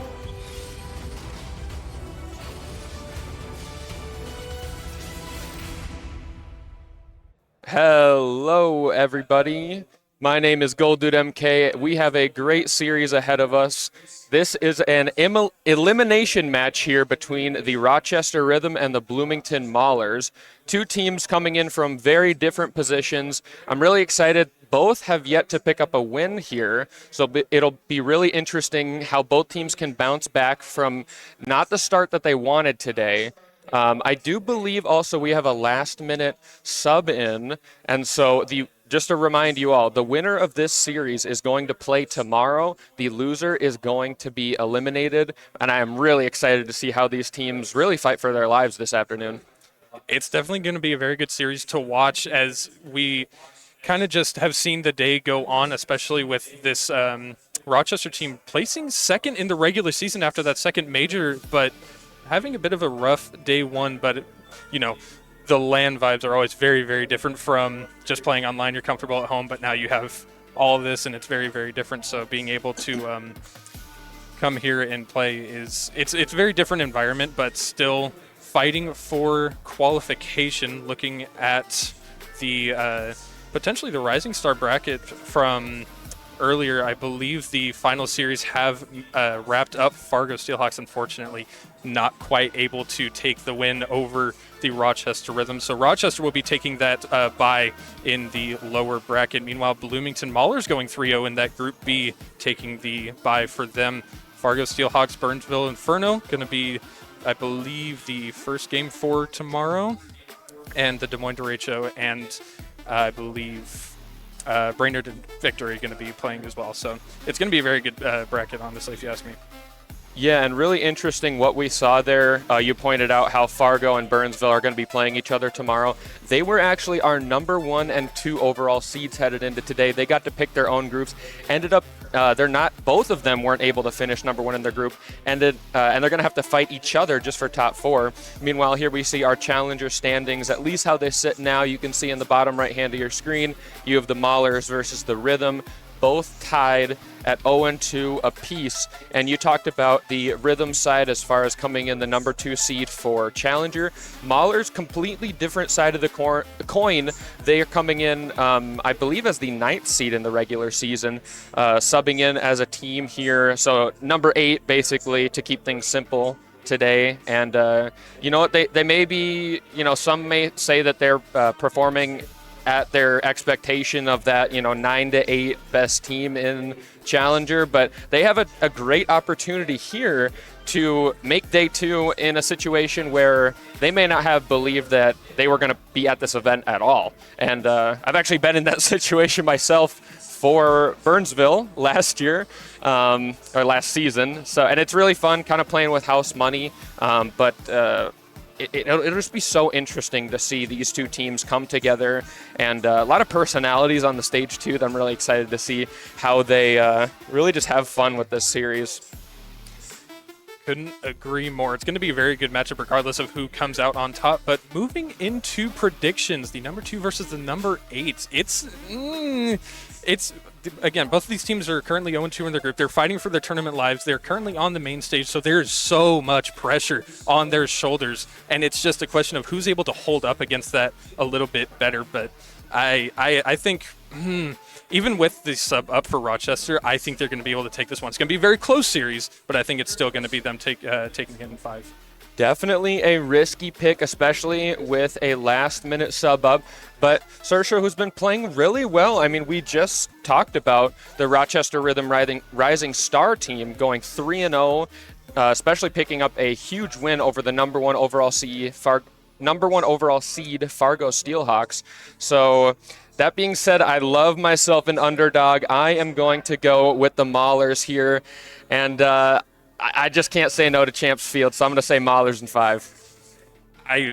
I feel like it could fall either way. It's still going to be a very, very good series, regardless of who comes out on top. But again, fighting for their tournament lives. Winner plays tomorrow in that single elimination bracket, while the loser, unfortunately, is eliminated. But as we get game 1 underway, Rochester winning the kickoff. Power immediately on the challenge, gets a bit of an awkward 50. Shig immediately on the challenge, sends that away. That's a loose ball in Rochester territory. Power immediately on the challenge. Clash DA on the response. That one gets sent out mid into the shooting lane briefly for Rochester, but unfortunately they are, well, fortunately for them, they are able to get it cleared away.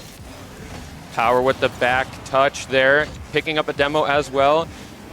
Sersha popped one, reset, not able to get the save, and we're talking about a last-minute sub up. Talk about a last-minute, or I guess a first-minute step up here, picking up the first goal in our series. Hero trying to get the save, not able to hook around the ball there. And 32 seconds into game number 1, we have a Rochester Rhythm lead. We were talking about Sersha being a sub up from Rising Star, wondering if they could perform up to the pressures of Challenger. It looks like they were definitely able to exceed in that, but ultimately now we see Rochester kind of getting some pressure put on their defense. Power, no boost. Flo going to be the one to take this one over at the midfield. Has a little bit of boost trying to pass to Sersha, looking for the shot. It's just a little bit wide. That one's going to go unredeemed. Rochester still looking for the insurance. We have a minute to go, or a minute in so far. Still having some of that pressure, but not able to score it once again. Clash picking up a huge demo in the midfield. Hunting, getting a bump, but the defense able to slow it down just enough to stave off the attack there. Upfield, the Flow with the redirect, saved by Clash, who's a round 1 off the wall. Can't get a second one. Bladat flies in for the follow-up, but there's no challenge there, and it goes harmlessly off the backboard. Clash pops, but ends up falling off the backboard. Catch, can't get past one, and right now these teams are just volleying back and forth. No real shooting opportunity in the last moment here. Power does have to get a nice clear. That's a good demo. Bladat off the corner. Clash up for the shot, does pop it up high. Hero with no boost, and we will continue to play on here with 3:08 left on the clock. Both teams definitely playing a lot more conservative. I mean, there is still that monumental pressure of facing elimination, but now we have an opportunity here for Bloomington. They weren't able to redeem it. Now it's a breakaway opportunity for Rochester. Sersha putting that one on target, goes off the post and cleared away. Power putting up a follow-up shot, but that one gets saved away by Hero, and a very big scare for Bloomington. They're able to get away with it, but again, both teams are playing they're playing close to the chest. They don't want to overextend. They don't want to risk getting scored on, especially giving away an easy goal. It's very, very risky in the position that they're in, but Bloomington a little bit high. No one there to follow up on the shot. Flow with a clear off the backboard here, going to pick this one up immediately, reapplying that Bloomington pressure that we've seen for so long, and it feels like they've been going for a very considerable amount of time without scoring on this Rochester defense. And you talk about these teams playing close to their chest. It's not uncommon to see that at the beginning of a series as these teams trying to figure each other out. That being said, these teams, you just play differently when you know that you cannot afford to make a mistake like that, as we now have 2 goals for Rochester as well as 2 goals for Sersha. I am very impressed with how Rochester, I know I didn't end up picking them, but look, early in the series, they're looking really good for a team that I don't know offhand if they played together as a unit during the regular season, but for a team that seemingly, we could say, I guess, formed within the last hour, I have no idea. They're looking really good, considering this is probably their first time as a trio, at least this week, and it's just impressive to have that level of resilience as Clash has to get a pop out. There's no boost for Bloomington, 22 combined, and Flow picking up a 3rd goal for Rochester. They are absolutely running away with this one, and they're just starving Bloomington right now. They can't even escape. A very electric start here for the Rochesterism. This is exactly how you want to start a series, especially one with the stakes that are within this one. And I mean, a minute 35 left on the clock. Bloomington, they have to find a response. Even trying to just get something, some momentum going into game 2 could be helpful. Here's the opportunity. Here's the goal. Clash GA going to open up the scoring for Bloomington.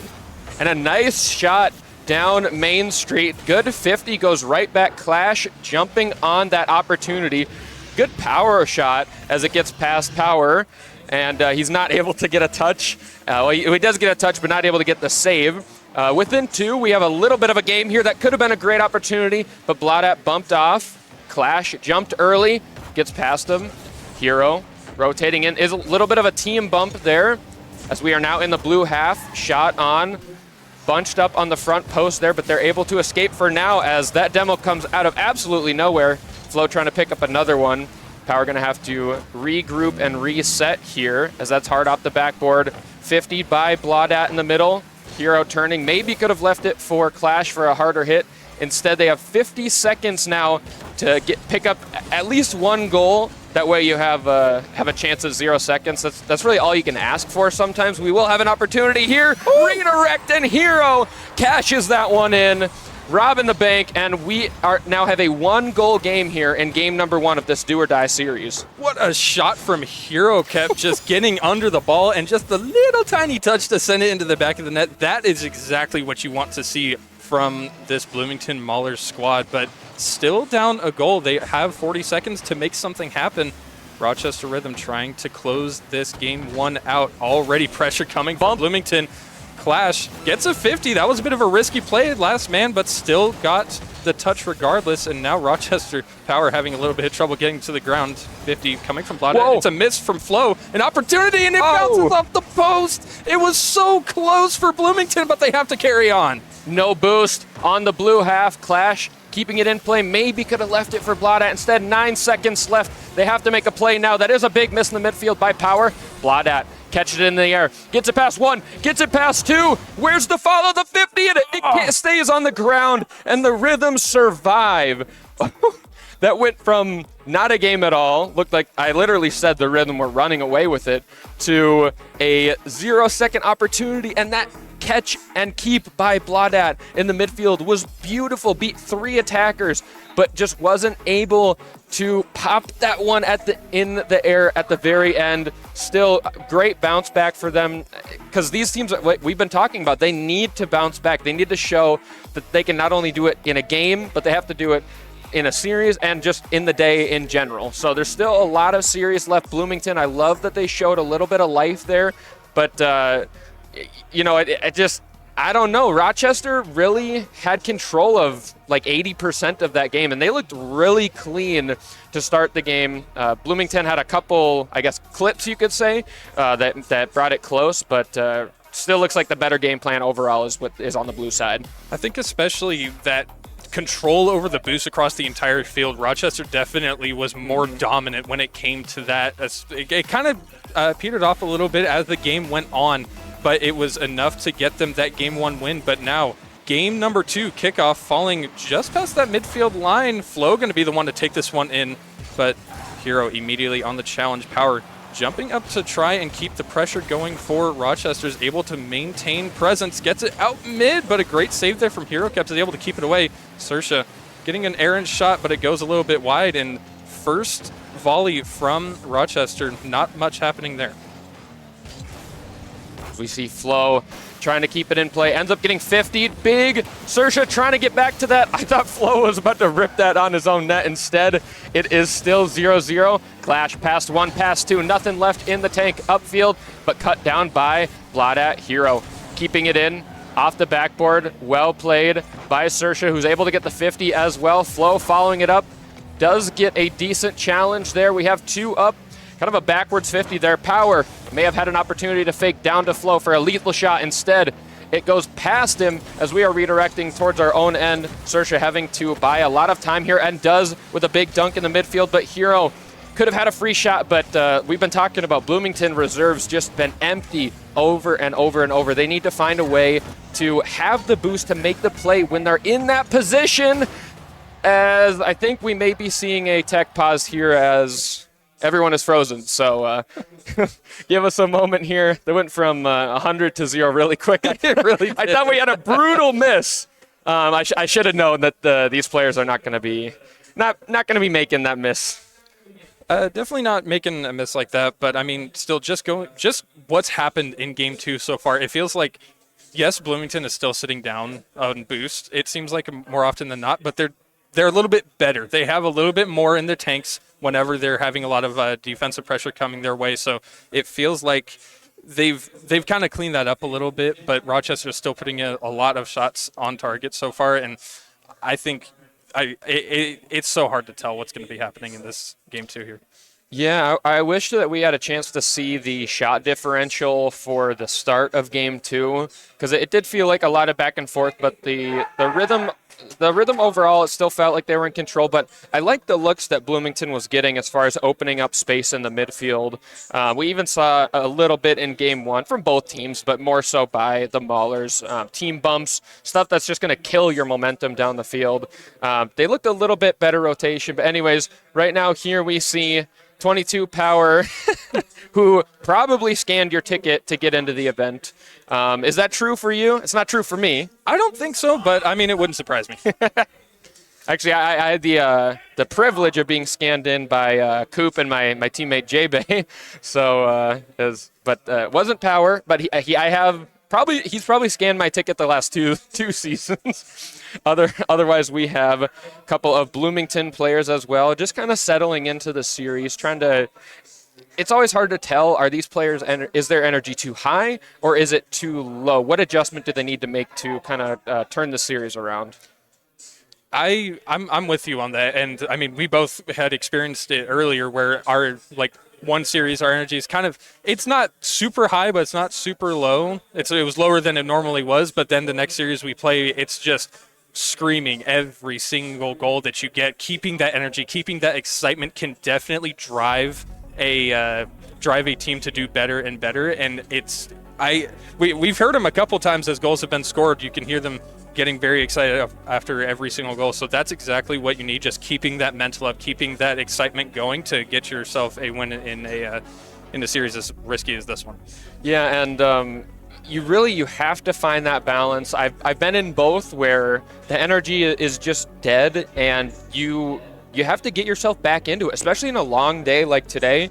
Most of us have been here since the series started at 9:30 or well before then. A lot of these players helping set up these stations.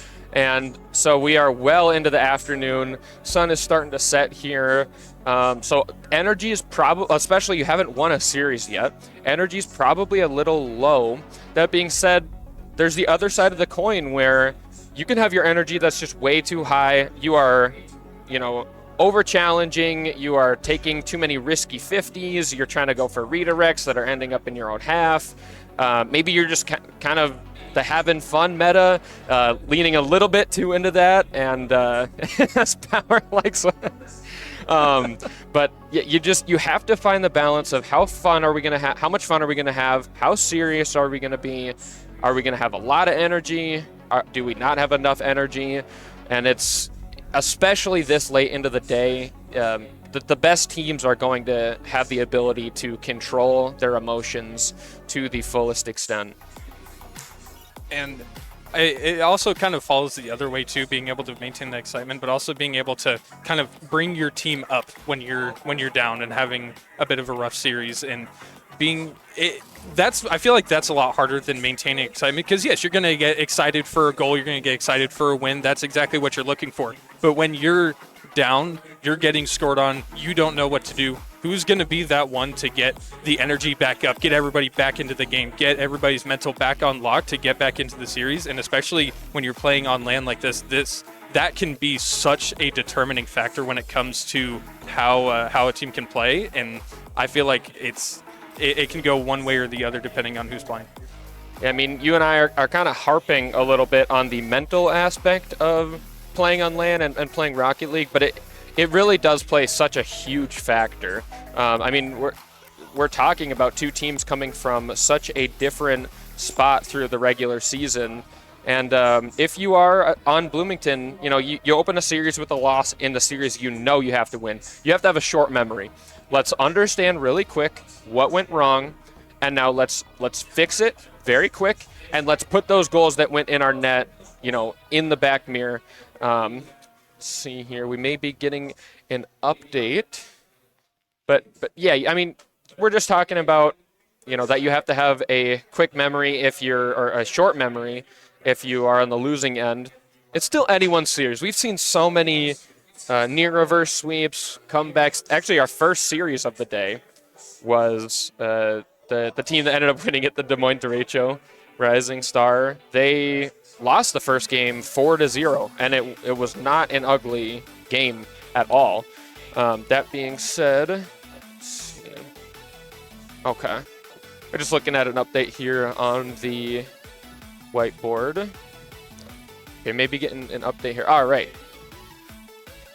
So we get to look at the bracket again. I was talking about earlier how our top 2 seeds didn't end up winning their group. But, yeah.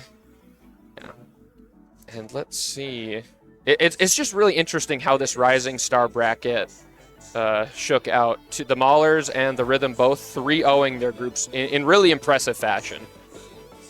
Yeah, and I mean, even you see all these a lot more of these like top-rated teams. Like you have the 1, the 2, and the 3 currently in those first matches. They didn't get that by the Fargo Steelhawks, Burnsville Inferno, and the Des Moines Derecho. None of them were able to top out of their groups, but also having those Bloomington Maulers who came in not late, but kind of came in as a bit of a dark horse into this LAN, and they just showed up for this one. So being able to go 3-0 and take everything away from Group B, meanwhile, that Rochester Rhythm doing incredibly well. But after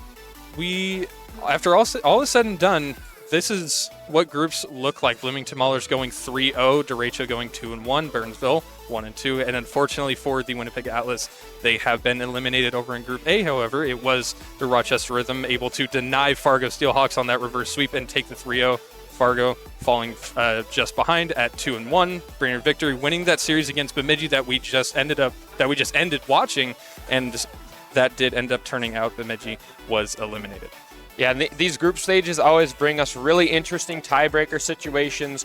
It didn't really end up getting to anything interesting, I guess you could say, for Rising Star. Both groups ended up 3-0, 2-1, 1-2, 0-3. Meanwhile, there's still a lot in the air here for these groups. For Challenger.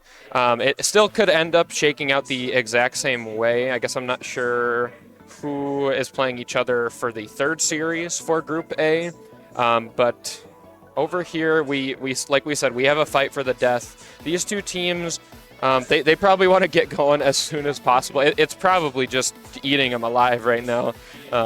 Especially that they're just trying to settle into a series, and all of a sudden, everything just freezes.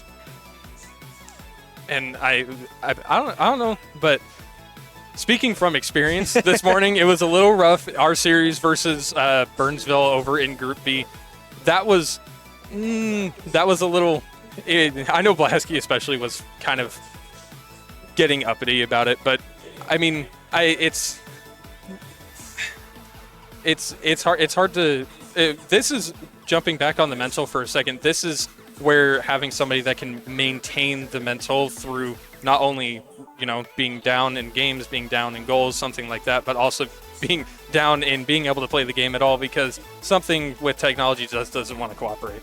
I mean, you talk about it. You guys had to simmer and chew on an 0-4 loss for quite a while. Mm-hmm. And the whole time you got to kind of talk about, what do we want to do better here? At the same time, you think you're ready and then maybe not. So it's kind of that riding that roller coaster of emotions here. As we see our previous list of champions here, a lot of and I think we lost it there. I don't believe, Brainerd are in, I'm reading it backwards. So Bemidji is out for Rising Star. They can't repeat. Fargo can't repeat for Challenger, and I'm not exactly sure. I haven't seen the Premier bracket today for the victory, but they're the only one that even has the opportunity to my knowledge. I believe Brainerd in Premier is 1-1 right now, so they have the opportunity to push ahead. I may be incorrect about that, but that's just going off of the knowledge from all of today. It's been a very hectic day for everybody, but I don't know about you, I'm having a blast. Today has been absolutely amazing, and having the opportunity to play at this LAN is absolutely wonderful. But as you were saying, the Bemidji Lumberjacks unfortunately will not be able to get the repeat, as will the Fargo Steelhawks also not being able to get there. So new champions coming up for Rising Star and Challenger. Brainerd still have the opportunity to get that repeat, as they have not been eliminated yet, but there's still so Premier will be our last one today, and then tomorrow it's that single, and you win, you move on, you lose, you're done. We see, I mean, being a repeat champion franchise, very impressive. We have only seen it a couple times for Premier. Back in seasons 2 and 3, we had the Minnetonka Barons. Rising Star had a two-peat, or Rochester Rhythm in seasons 5 and 6, and then obviously non-applicable in season 1 and 2 for Rising Star as well.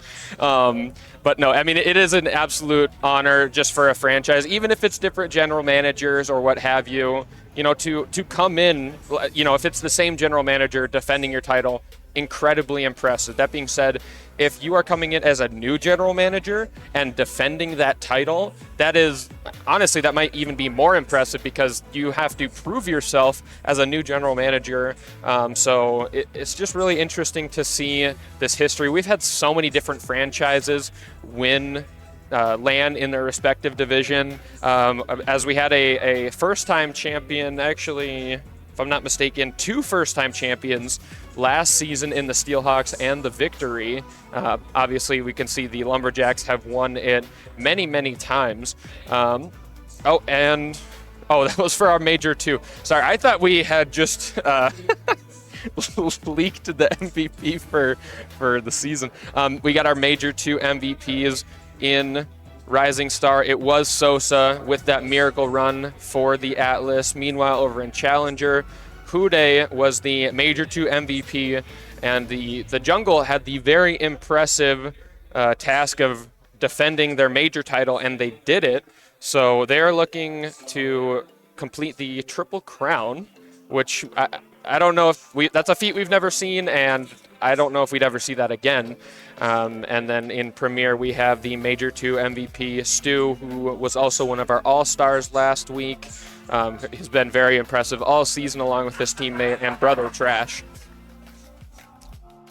And there's just so much to look at. This was the Major 2 bracket for Rising Star, the Winnipeg Atlas coming out on top of that. They had a very good run through that. They barely scraped in, going 3-2, but just didn't give up anything. I think they lost 2 games and won 12. So they really had a very strong performance, but it's so good. But we're finally back with that tech pause, so we're going to go ahead and get game 2. We are going to be restarting at a fresh clock and a fresh scoreboard, so let's see how these teams can go about it.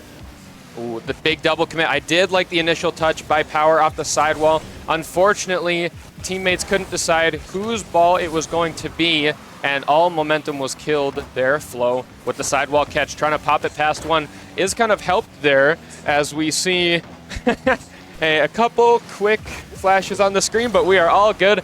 Demo in the net. Flo trying to get it past two really awkward off the front post there, but they are able to get it away for now. Huge 50 in the midfield, hunting for a Demo, finds it, and right now the ball's just floating right now. Little wifty past Flo as well. Sersha has to be very careful and does get it out for now. Flo pass to Bladat, trying to catch, gets bumped by Flo. Where's the shot? Power coming across, but with 0, Sersha had to pull out of the play there, even though the tank was full. Bladat, free backboard, trying to double it across, does, and Clash finds the money. Bloomington starting off the scoring for game 2. A very good pass there from Bladat. Not quite able to find the really nice angle, but it's a great pass over to Clash, and Bloomington up 1-0 in game 2. Just over a minute gone so far. Kickoff underway. Falls very much in the hands of Bloomington. Sersha trying to take that one immediately away. Power a little bit awkward on the defense. Bladat, another pass attempt out mid, but unfortunately the pinch did not follow through. That one is just a little bit wide. A bit of a scare here for the Rochester defense. Hero playing up off the wall, playing it slow, gets the 50 with Sersha. Wada immediately jumps at that one. It's going to be Clash on the final attack. Somebody's got to be there for Bloomington. Whoa. It's wide open. Somebody's got to shoot, and no one's there. Now it's a turnaround opportunity for Rochester. Power playing it past one, gets it past two. It's bouncing around. It gets cleared away. What is happening? Was that an own save and then an own clear? I have to see that again from another angle. Both teams with just a tantalizingly close opportunity, and no one is able to sink the putt. Instead, bounce down waterfall. Power with the 50, Flow not able to get there. Sersha, free shot as the defense is able to get back. Another free shot. Power drops down off the backboard, and Flow cannot find the back of the net. Sersha having to race back here, wants that corner boost, not able to get it, going to pay the ultimate price. Flow able to get it upfield. Bladat, a little bit awkward, avoids one demo. 50's a second, and with 2:42 on the clock, these teams are going back and forth, but they need to find a way to capitalize on these opportunities. I feel like we need a stat counter for like the posts and the crossbar. I feel like that has definitely been a not just in this series, but all day long. I feel like there have been so many opportunities that have just barely missed, but we see another opportunity for Rochester getting cleared all the way back to the Rochester half. Power with a good double tap off the wall is going to free up some space. Sersha playing up off the corner, leaves it, but Power not able to get there in time. Flow, a great challenge, but no boost in the tank is going to make a follow-up very difficult. That one sitting in the Bloomington corner, still trying to break out. A good pass out mid from Power, but no one there from Rochester to answer the call. Flow has to pick this one up out of his own corner now. Great control. We have a demo in the backline. It's a shot on target, but it gets cleared away. Sersha going to be first on the ball here. An awkward flick. Gets a bump on Clash, but Bladat, quick to respond, is able to send it back to the Rochester half. And it really has been a back and forth game, but nobody has been able to find the back of the net. One thing that I wanted to mention, Clash almost going for a psycho. Has to make a save as well. As Hero misses that mid boost. It's going to be really difficult to keep this ball in play here. Flow with a huge beat. They may have numbers here.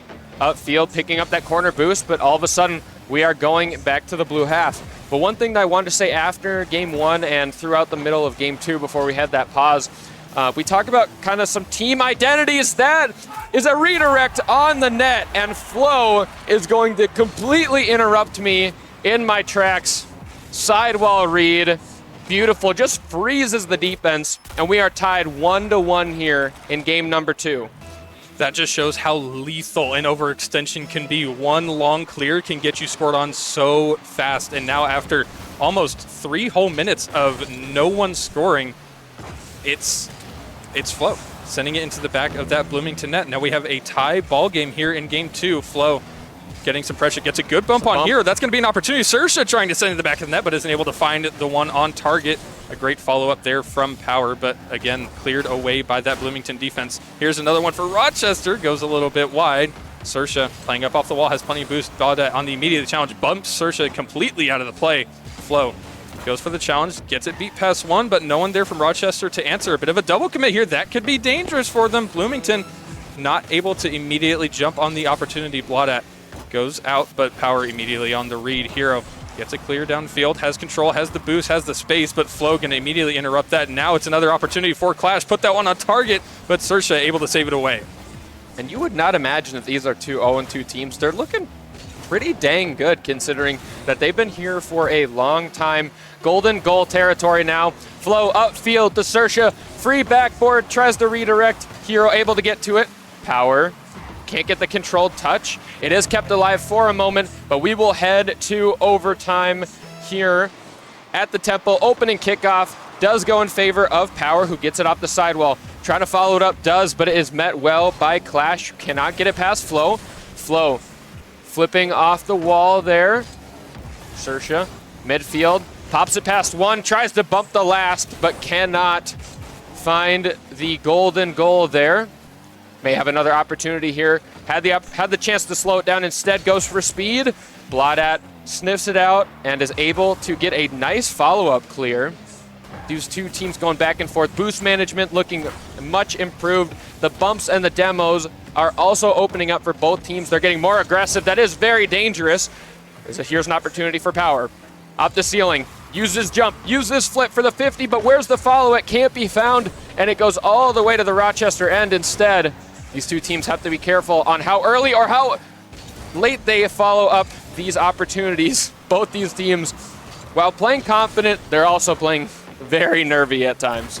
And you can see it, and I feel like it's going to come down to one single mistake that's going to be the winner here for Game 2. Still some pressure here coming from Bloomington. Goes for the low 50, but that one getting cleared Dusted away. his teammate.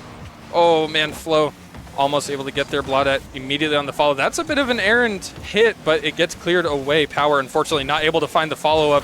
Sersha, Power's up. Field, try and get something there, but it gets sent away. Flo immediately on the challenge. Clash takes this one away. Power gets it past one. Flo able to get a follow-up touch, but no one there to get it into the back of the net. Now we see it going back down the other way.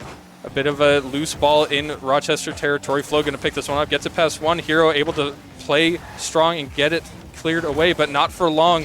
Sersha sends it back. Hero, a great flick. That's opening up some opportunities for Bloomington, but they're not overextending. They don't want to make it super, super dangerous for them. But a 50 in that Rochester corner. Blaudat immediately on the follow. Power a little bit awkward. All three Rochester players are kind of just stuck in that corner, but no one from Bloomington to try and take advantage of it. Yeah, Bloomington, I want to see them get some good shots on net here. I mean, they've had a couple of slight opportunities on some overcommits and things like that, but no real lethal shots on the actual target, as we have a nice pinch there. Flo having to make a lot. Sersha trying to get the redirect. Ends up working as a fake. Power now is a little bit late there. Hero with the dunk. Flo has to be careful. Kind of gets faked out of his shoes, but it's saved by the substitute. And Blaudat has to take a 50. For a moment there, it looked really scary over the last minute or so. Rochester was really testing the defense with some impressive passing opportunities. Instead, now that aggression has kind of been tempered, although we saw another upfield kind of sneak attack there. Sersha gets this corner boost, avoids the bump, avoids the 50. Hero with the big miss. Sersha trying to hunt. They have numbers as Bloomington is able to get back, but they are staring down the barrel of a 2-game deficit and the end of their tournament lives. They have to be really careful. Flo trying to pick up a bump. That is not the touch you want, but neither is that Power. Not able to finish the job here in game number 2. And with 3:21 not left on the clock, rather, but we are getting closer and closer to an entire new game played. Free backboard. Who's up? No one. The low shot backflip by Bloomington, and Power is able to seal game number 2. That is another nail in the coffin, and Bloomington now, I mean, not only were they 0-2 in today, but they're now 0-2 in the series. I picked them in 5, and so the only way that my prediction is right if it's really right.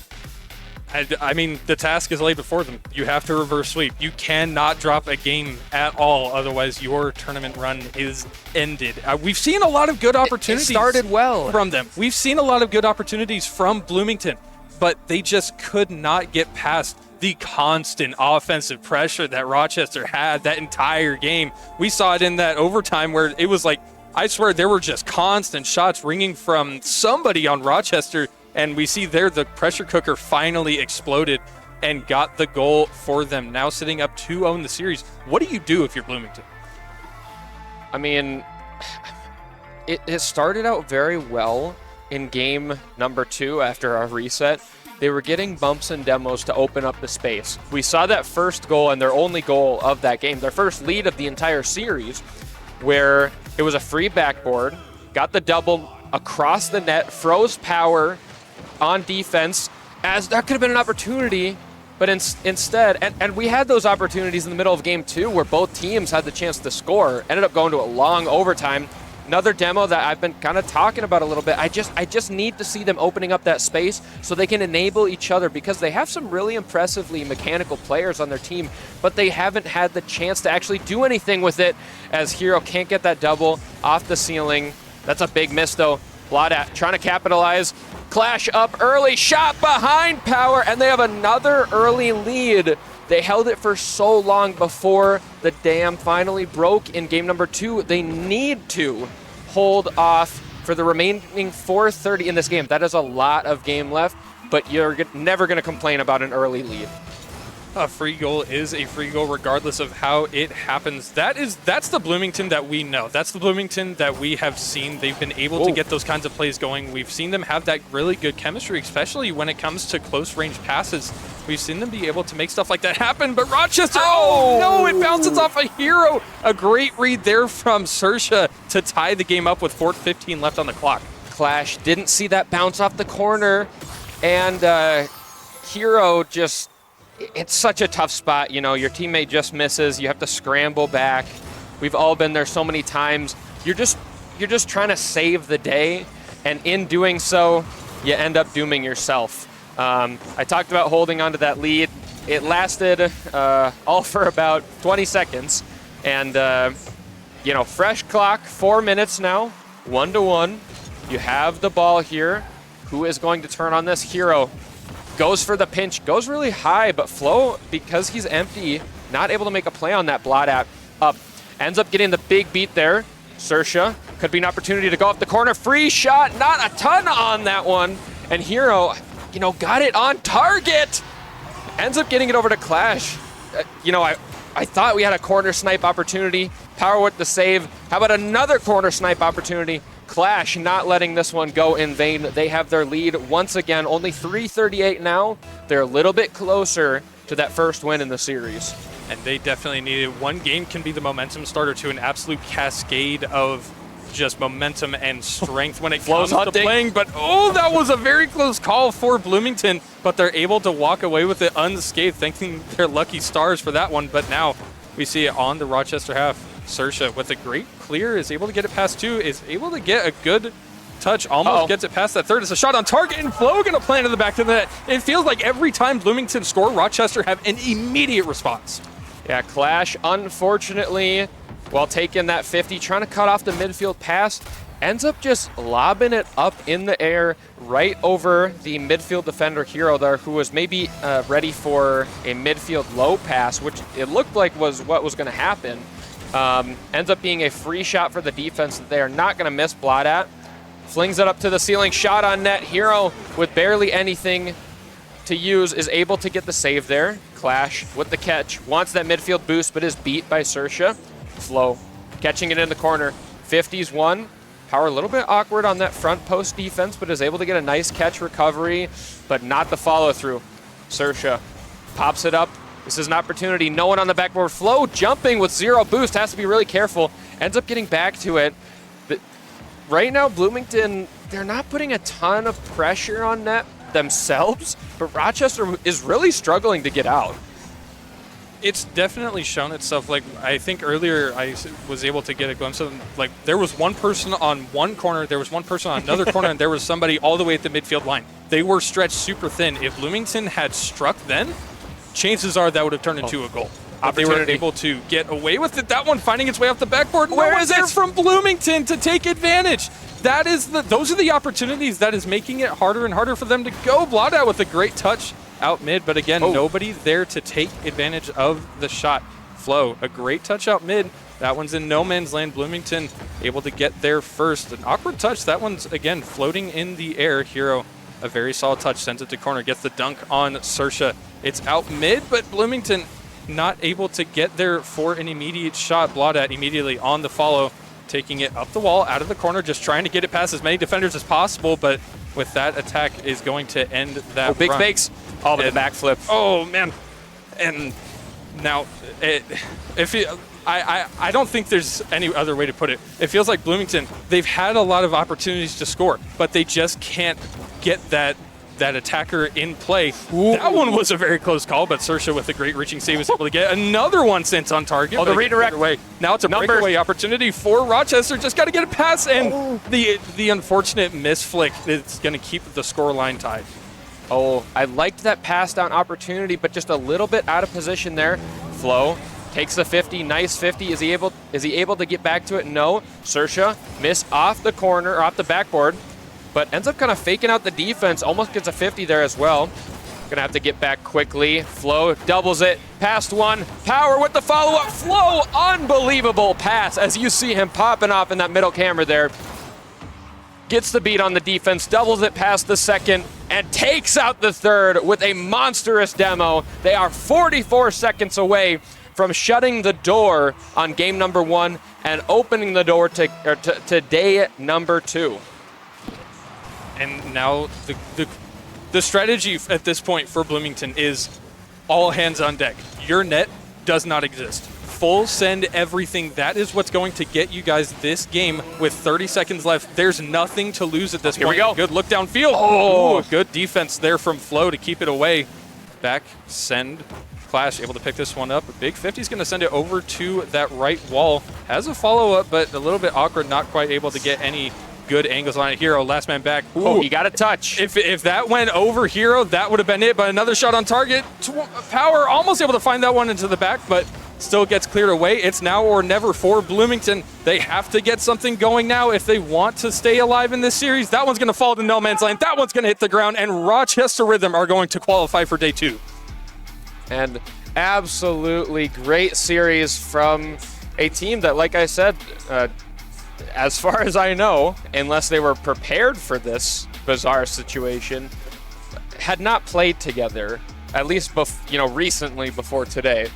And they looked really well. I mean, I was talking earlier in the series about how I was impressed with these two teams at times, and yet there was a lot of nerves, especially in game number 3.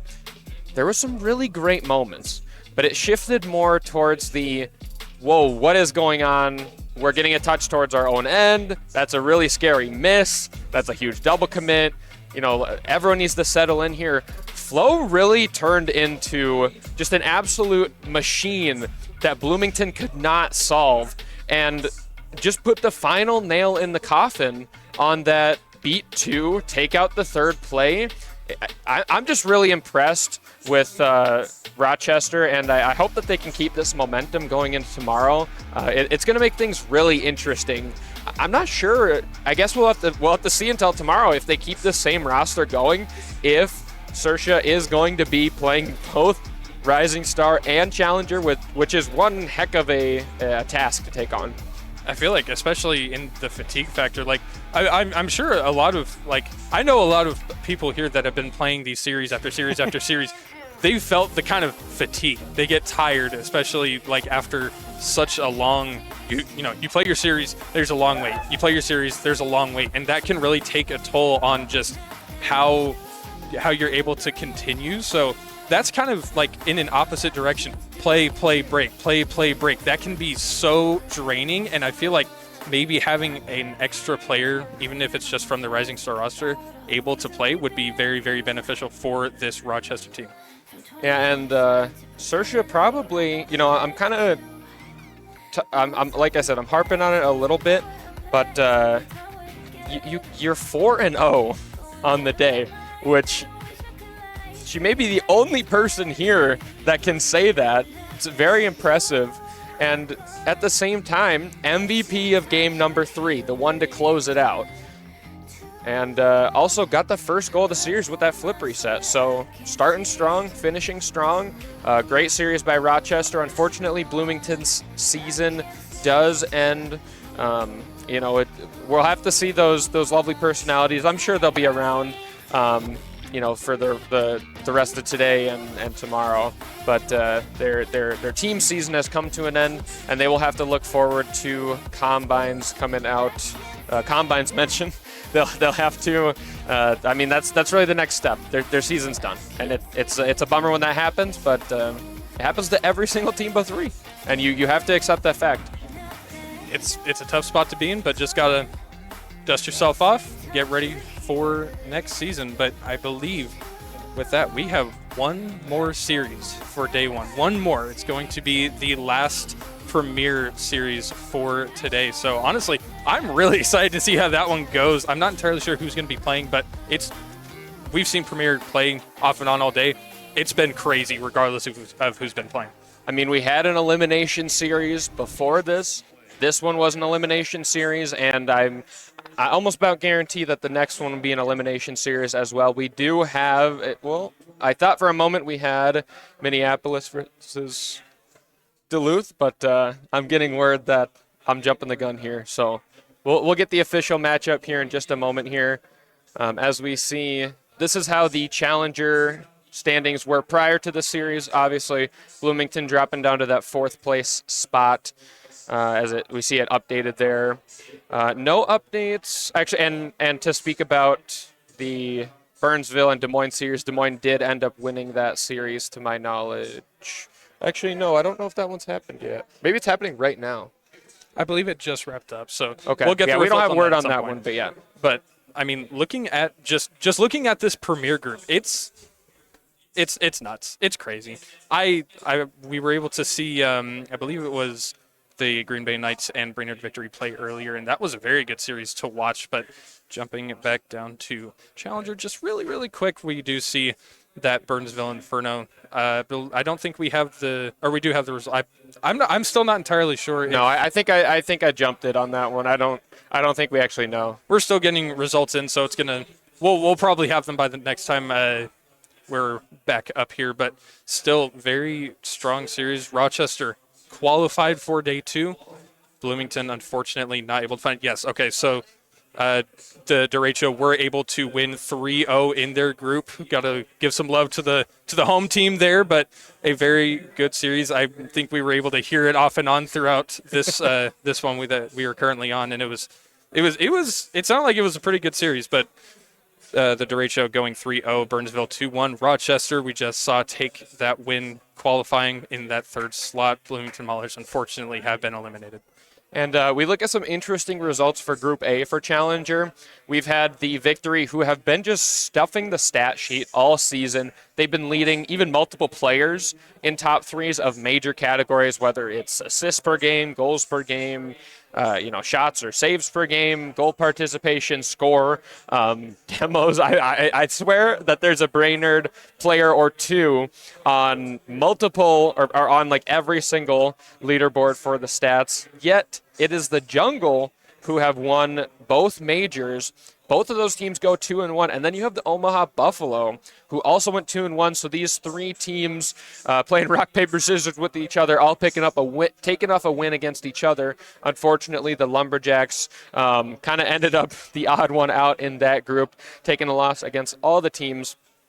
And so that group is completely wrapped up. We have our top 3 teams in that 3-way tie, and that being said, we have our Challenger playoffs now.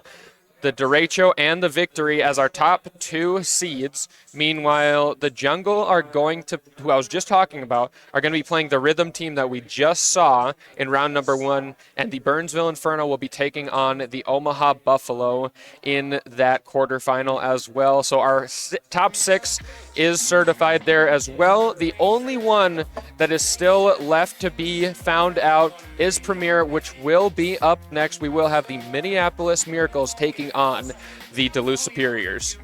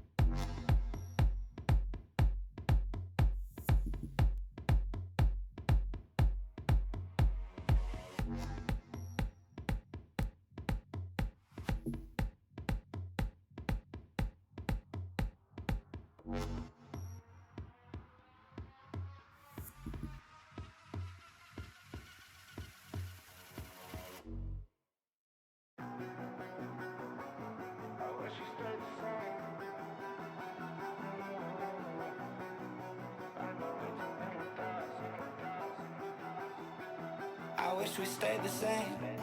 I got way too many thoughts in my brain, but I got memories that run through my veins.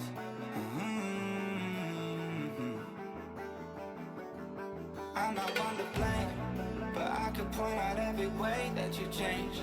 Some things stay up while others go right down the drain. And lately we've been going down in flames.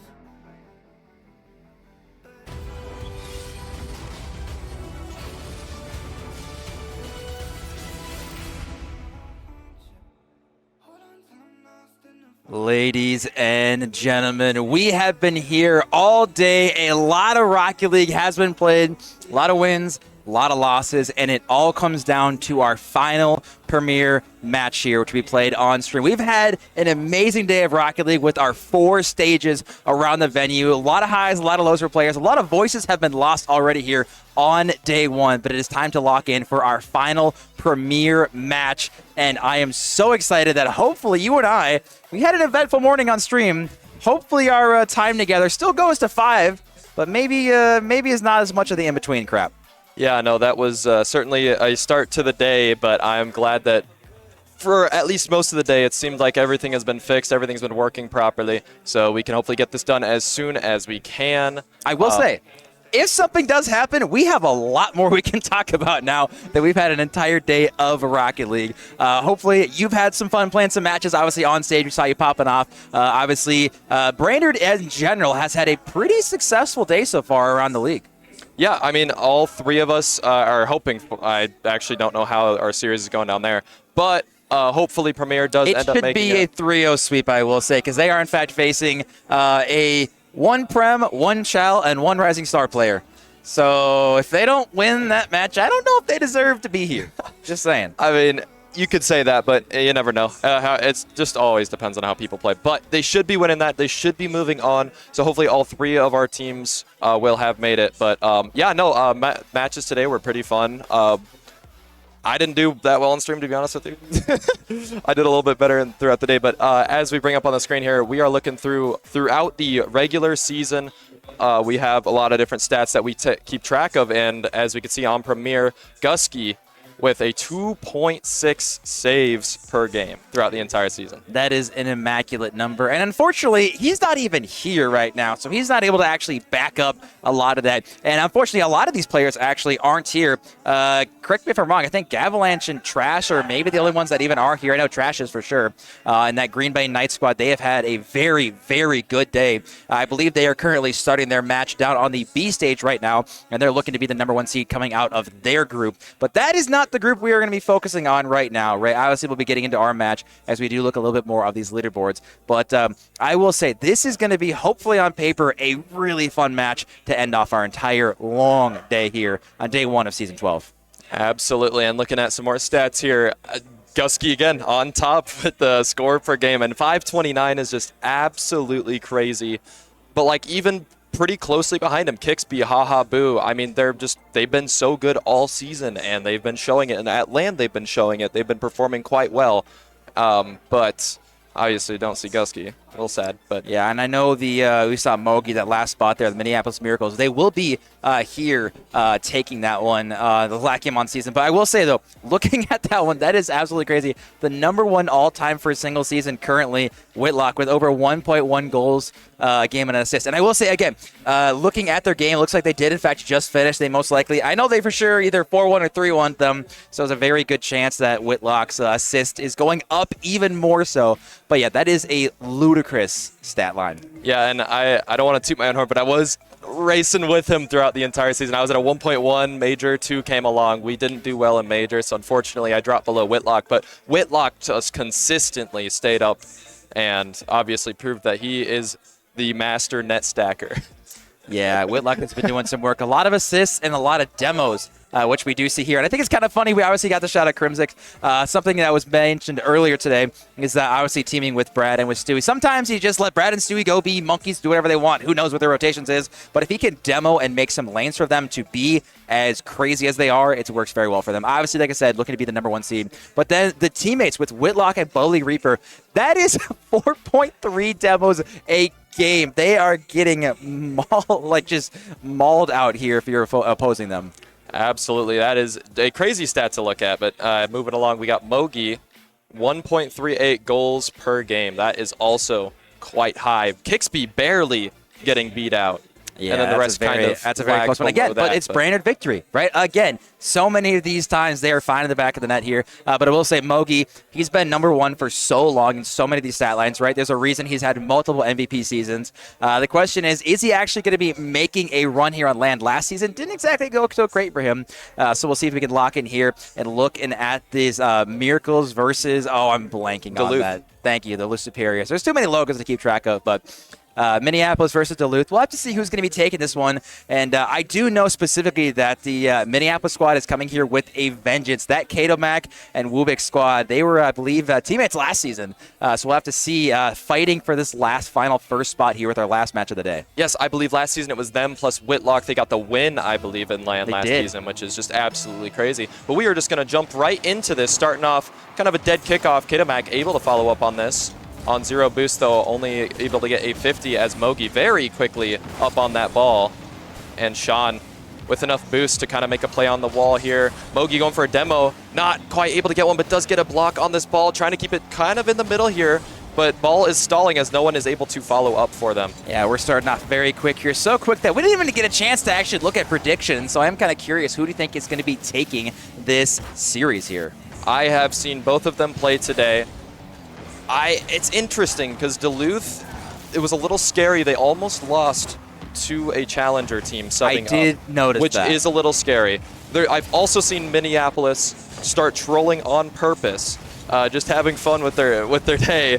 And so who knows what's going to happen here. I still think if Minneapolis just locks in, they have this without a doubt. So what you're saying is if Minneapolis does what we see here, which is tries, they're going to come away with the victory, which I'm not going to lie, I am also actually in the same boat here. I do think that Mogi and the Minneapolis squad is going to take that one. Yeah, and I mean, starting off, really great pinch. This camera is not very helpful. Yeah, we'll get the cameras figured out, but I will say, maybe Wubik got a little buff here hopping on that Minneapolis squad. But like you said, we'll fix things as quickly as possible. Production's a little scuffed up here, but, where's Stewie when you need him? My God, he's being selfish and playing his own match. Yeah, how could he try to get first place? But no, starting off here, we 1-0. That was a really great pinch play starting off for Minneapolis. But a lot of game to be played here. It's only game 1. We'll see Kato Mac trying to chase this ball, and Sean able to put one kind of near the middle. We are not seeing nameplates, by the way, on these players. But it's a scuffed production, but again, it's only because you and I are up here. Again, we have to be thankful that it's not as bad as what it was earlier today. Absolutely, but got it fixed. We could see some players' names. Absolutely beautiful.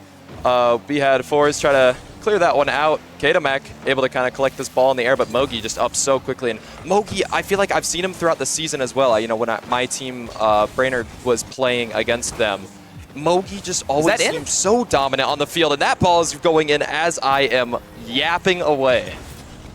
Well, that one just somehow finds the back of the net. Not exactly what I was expecting, but it does work its way there. And very slowly but surely, we will take it. Absolutely. 3 minutes left on the clock, up 2-0 for Duluth. Does win the kickoff from Minneapolis, though. Four is trying to put one out. Actually, I just realized Duluth and Minneapolis, there's a lot of switched up names here. Yeah, we're working on it. Slowly but surely, all I know is that teams are winning. Minneapolis is really good at the game. So good that the scoreline doesn't even want to actually show it. Yeah, I mean, we got AK up here. This guy is he's a goober. Love that guy, but, well, we're working on fixes here. I'm actually not sure.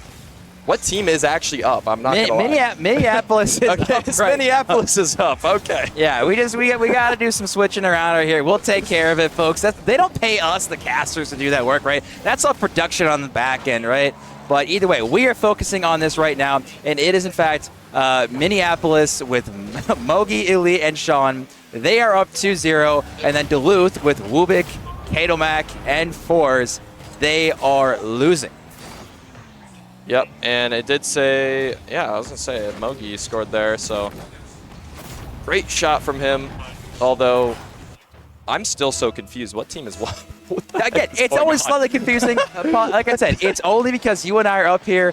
we have the names are right on blue. Okay. We just need to swap the Minneapolis and Duluth team names. All right. And everything is the good. cameras are a little wrong too. Yeah, the but that's cameras all are a right. little scuffed, but we'll get there. Shot and for fours, though. we do see fours actually getting one back here from the Duluth side, and Wubik actually just getting that one extra touch. Sean not exactly expecting it, and actually Wubik almost got in the way of that one. But again, clock does tick on down. We are just under 2 minutes left here in game one, and Minneapolis Miracles still on a 3-1 victory, despite some numbers up here lying to us.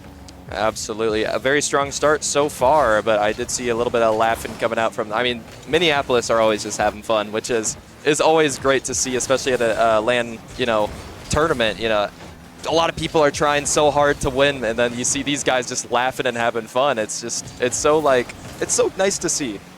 Nice to see from our point of view, but if you are on the opposite side, you are molding seeing how much fun they're having. They're trying to take it seriously, and especially if you're losing, right? It makes it that much worse here. But that's what you get when you're Mogi and you're really, really good at the game, and the supporting cast has been as successful as it has been in this season. Yeah, I mean, you can't even take away from Sean either. Sean's been so good this season as well. Very, very good second man, as he has a chance here to try to put one backboard. Does bounce down, but cleared out by Duluth. And Duluth just tries to keep the pressure on. They need 2 goals to make anything happen in this next minute here. Sean off the backboard, able to get it clear, but 4 is not on net.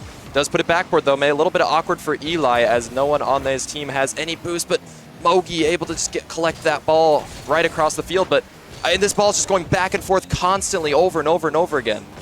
Well, as we have a chance here, Wubik is going to slot that one. This just got a little bit spicy here as Duluth ends up bringing it closer. I know the scoreline is weird, but Minneapolis still with a 3-2 lead. And Duluth, there we go. We're switching some stuff around. Now we just got to get the cams and we're good to go. So it's a little scuffed, but either way, Minneapolis still holding on to a 3-2 lead. Duluth, though, ready to make it spicy with 30 seconds left.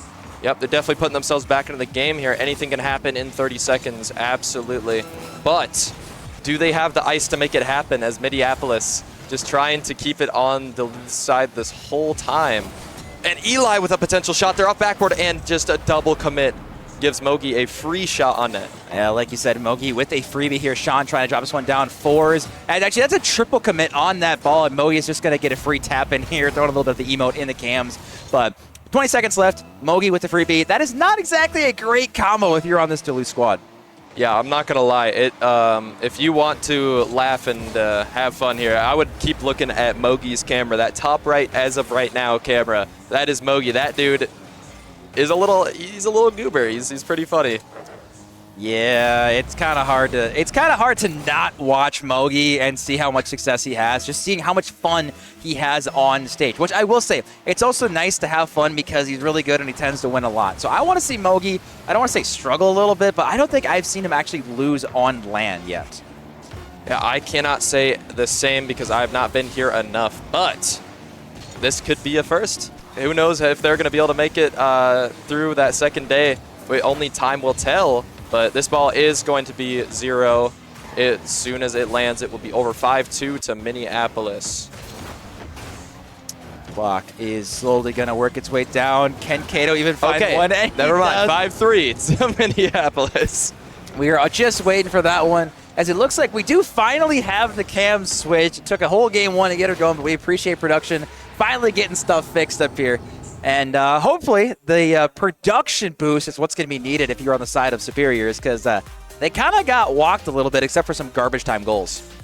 Absolutely. It felt like Minneapolis was just controlling that game, a lot of it. And yet Sean and Mogi both dropping 500-plus points, just doing what they need to do to win this game. And you could tell looking at, sometimes you could look at score lines and tell, like, okay, you could tell who won. You don't even need to look at the goals. You could just tell who won. And that is definitely one of those score lines. Definitely one of those score lines is deep. And like I said, we're looking at the replay. I'm like, that's not right. Oh, right. Yeah, we did the whole game like that. That makes sense. But as we work our way into game two, I know I had the Minneapolis Miracles taking this one. You're thinking you're going with the Miracles as well. Do we see Duluth? And I think, honestly, a lot of it, at least on my end, the doubt for the Superior squad is, like you mentioned earlier, they really struggled and had to go to the end of Game 5 just to beat a challenger team only like an hour ago. Yeah, it's definitely a big mental breaker for them. I feel like if I'm them, do not listen to us up here because that is just going to get you more mad. But just completely block everything out and just focus on the game ahead of you. That's all you can really do at this point. All you can really do, and if we can do up here is just wait for the game to start. But again, so far so good as far as the tech issues, which is what we love. As we have, like I've been saying all day, our final match of the day. And one thing that's interesting is obviously all this being best of 5, right? After tomorrow, we only do best of 7s from here on out. Then obviously timeouts come into play. It's a whole other ball game right now, especially if you're the Minneapolis squad. You're just trying to 3-0 and move on and go get some dinner. Yeah, and it's funny you bring that up because like there are a lot of games that if they were best of 7 like today, the outcome could have potentially changed. It's so different playing a best of 7 compared to a best of 5, and so I'm curious to see like what teams will take advantage of that extra game that the other team might need to win. We'll have to see what happens, but we'll get there when we get there, because right now we're looking at Sean can do some mechie stuff, trying to get one reset, does get the second one. Kato does jump for this, tries to get a touch, but with 22 boosts, not a ton there. Mogi does rip this one center. Not the best touch as Eli does put it mid. Sean is up, a lot of boosts. And what a drop down to Eli. The pass give and go 1-2. How do you do? Minneapolis is firing hot. Yeah, they are just keeping it on Duluth's side. Absolutely no remorse for the other team so far. They've just been nailing the goal over and over and over again. And based on, I don't know if you noticed, based on the guys' reactions and cams, I don't think that was supposed to be a pass. Probably not, to be honest with you, but it turned into an absolutely beautiful pass. But Kitamak trying to get a shot on net here. 2 people had to dive at that, giving Wubik. Oh, what is it? Sean with an absolutely heroic save to keep them up 1 in this game here. Oh, you had 75% of the net to shoot at. Unfortunately, it was the 25% that Sean was covering. Yeah, absolutely beautiful save from Sean, but this attack is definitely not over. Wubik trying to keep this past Sean, but Sean just speedy enough to get to that ball, put it downfield. Forrest trying to slow this down a little bit, maybe have a teammate follow up, but no one was there. Kato off the ceiling getting the block as Sean collects this ball in the air, gets beat on 1. Mogi is also a pass to Eli. Absolutely beautiful passing play from this Minneapolis team. That is disgusting. Sean up and over 1, Mogi dropping it down to Eli. These are the passing plays that teams dream for. And this is, like you mentioned, Minneapolis. They might like to toy with their opponents a little bit, but I will say, when you are doing things like this, you can afford to mess around a little bit until you get beat. Absolutely, and that's all they've been doing all day. You know, they've been having fun with it, messing around when they can, and I mean, they've still just been winning. They've been so dominant, and yeah, we 2-0 here, up 1 in the series. They haven't felt like it doesn't really seem like they've had any pressure on them whatsoever this entire series. No, we're still waiting really to see Duluth get a good first goal. Obviously, they did find one on their way back from a good Kato goal, or I believe a little bit goal. But at the end of the day, Sean's really good, and Mogi's really good, and Eli's really good. And again, the passing plays, I think, give me so much faith. If you can on LAN get a really good passing play, it gives me so much faith that they'll be able to be successful as we move further and further into the tournament. And we might see a counterattack goal here. Kato does get a save. Mogi had pre-jumped the save with such little boost. But again, they're not getting punished, and instantly he's actually going for a double tap off the backboard. He's trying to drop it down. They're being so aggressive, but they're able to withstand any counterattack. So they're basically getting away with cheating death. Absolutely. It has been absolutely crazy on this goal line, too. I mean, there have been a few really good saves from Minneapolis so far. I've seen a few, like multiple that could have been in, and this game could have been tied, but another passing play coming out. Shot is right towards Fours, though, unfortunately, as Wubik tries to get a bump on 1. Fours trying to collect this ball, but Sean with it. Just a crazy touch. Like, how do you get touches like that? He's going backwards and he just jumps off the wall and hits it completely up the field. Like, that is just a beautiful touch by Sean. I don't think anyone on the field, including myself, maybe Mogi was the only one who actually figured out how to read that one. But somehow it does end up working out. And again, we're kind of going back to game 1 where Minneapolis is just dominating Duluth. Absolutely. It has seemed like there was just nothing going towards this Minneapolis net that could go in. With the few that were, too, like Minneapolis is just always there every single time. And so Duluth needs to find some way to break through, whether it's maybe start trying to go for more demos on the opponents, try to take Sean or Mogi out of the play and try to get a little bit more pressure that way. Or maybe it could just be how they're rotating, maybe cut more. I'm not sure exactly what they need to do, but they need to change something for sure. It's been interesting for my own league. Mogi has been very, very dominant. And so many times the casters say, what do we need to do? How do we stop Mogi? I don't know. I am not nearly as high rated as him. It's so difficult because he is so good at finding the back of the net. But again, it's the team plays. There is not a single goal that is happening without at least someone getting the assist here. As we see Sean pops it up, dimes up Mogi, and Eli being so aggressive, just disrupting that last person in Minneapolis again. They've scored, what, 7 goals in like 8 minutes at this point, right? This is a ridiculous stat line, but it goes back to what we saw earlier on the leaderboard of why Mogi and the Minneapolis Miracle squad has been so successful. Absolutely. But as we're talking, Kidomak actually gets a win on that kickoff, does put one in the net. A beautiful 50 by Wubik and a great finish by Kato, but they still need 3 more of those. And I haven't seen a lot of that this game yet. You're not wrong. But I will say, kickoff goal is kickoff goal, right? Doesn't matter how one goes in the back of the net. Matters is they finally do get on the board. The problem is it's not a quote-unquote earned goal. And we still, like you mentioned, need to see a lot more offensive firepower from Duluth before either of us are really going to give them a good opportunity to think that they can come back in this game. But that is a good start to do it, as we're giving up some very weird goals from Minneapolis. You can see they're just laughing in cams. Mogi with just a mistouch there. Eli with a side flip. And that's just a cluster of mistakes from Minneapolis. But if you're Duluth, suddenly you score 2 goals in like 15 seconds. They've got to mentally be thinking, boys, we have enough time. We can do it. But I will say right now, if Minneapolis scores in the next 20 seconds, it's GG. As we almost get an own goal there. Eli with the shot here. Kato able to get in front of it. Wubik taking his time in the air, but nobody's up yet. Sean just taking his time, tries to get a touch, not able to, but Mogi with full boost. You know he can wrap this back around to the goal. He does not, though. He gets blocked, and Wubik midair falling from the heavens, getting absolutely demolishing that ball backwards. But they unfortunately have to give up this possession here and to Minneapolis. You can see Sean taking his time. They're realizing they don't need to press forward here. Eli does rip this one downfield. Sean now just going to roll with this one forward. Not a lot of boost. Mogi, again, pre-jumping with 0 boost. You can see him just laughing in the cams. We can actually hear him up here, and these guys are just having fun and messing around with 20 seconds left. Duluth, they're trying to lock in, super serious on the cams, but Minneapolis is 15 seconds from going on to match point, but Kato with a disgusting redirect.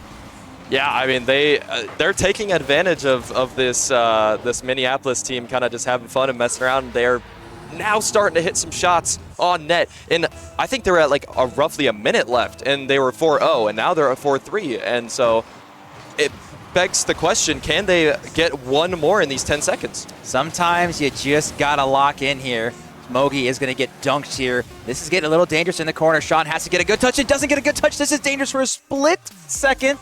As it does drop, and the Miracles are going to be going on to triple match point. And we have now a tough ask of the Superiors to attempt to reverse sweep. Absolutely. And, you know, despite seeing them kind of messing around, yeah, Duluth, I mean, they started to kind of figure out what they needed to do with the ball. And they're making the series a lot more interesting so far. I have a feeling that they might be able to take a game off if they keep up what they're doing right now. I'm trying to I spy with my little eye what's on the B stage right now, and it looks like Fargo is up 2-0. It's hard to see. Sorry, Green Bay. You know what? Words are hard, boys, all right? I need glasses, all right? But that's why I have you guys downstairs, all right? Which is what I appreciate. Yep, and if that Green Bay wins that series, I believe they are 3-0 on the day. Is that correct? Yes, they are. Green Bay, Fargo. It's like the same colors, all right? I got it close. There's some yellow, there's some orange. That's all I got to know. Except one is a knight and one's a hawk. Shush. We don't need to go into the details here. Which is why we don't even really need to go into the details of this game that we just saw between the Miracles and Superior, because it was domination from start to finish. Yes, we did see the Superiors get some goals, but again, it's how much weight do you want to put into it, because clearly we're kind of seeing the Miracles just, I don't want to say mess around a little bit, but just it's the have fun meta that I think bit them just a little bit, but they still held on. Absolutely. It's whether or not they can kind of do that and have fun with the game but still win, and how much you need to kind of put into that. But we'll see. Only time will tell, as we are up 2-0 Minneapolis in the series. 4 minutes on the clock here. We got Kato trying to put one towards the middle. Sean able to get a clear, and Eli with a really great follow-up. And, you know, despite them doing what they're doing, I've seen so many passing plays from this Minneapolis team. It's fun. They're always hitting each other. It's a fun team to watch. I love good passing plays more than any solo clip personally, and seeing how much Minneapolis is trying to find each other on the field really just brings myself a lot of joy. So, Duluth, Where are the passing plays? Where are the clips? We need to see something out of you. If they can get this first goal, I genuinely think it's going to be such a momentum swinger because they did score 3 goals back to back to back to end out Game 2. And they have a potential here as only one was back for Minneapolis. Unfortunately, they were not able to get that one past Sean. And Mogi with a pinch clear here into the corner, but 4 is able to collect this ball. Eli with a really speedy aerial there, able to get past 1. But this ball just keeps kind of going back and forth, back and forth. No one able to kind of control it enough to get a goal. But Sean getting a good save off the backboard. One more, needs to make one more, and he misses, and he bumps Eli too, but nobody from the Duluth side was able to put that one in the net. It's so difficult because, I mean, if you're on the Duluth side, you're not expecting the second, third, and fourth person to get a whiff here as Cato is going to find this. It should have been a golden opportunity. Unfortunately, Duluth not able to do it. And Mogi now going the other way, might try to work his way around Forrest, but Duluth, you cannot miss these golden opportunities, especially with how dominant Minneapolis is, as we see again more just pre-jump shenanigans. Yeah, that miss is definitely not going to be good for the mental at all, despite everything. No way! A potential another miss. Duluth needs to just put something in. You have the pressure now. We just need to put it on target.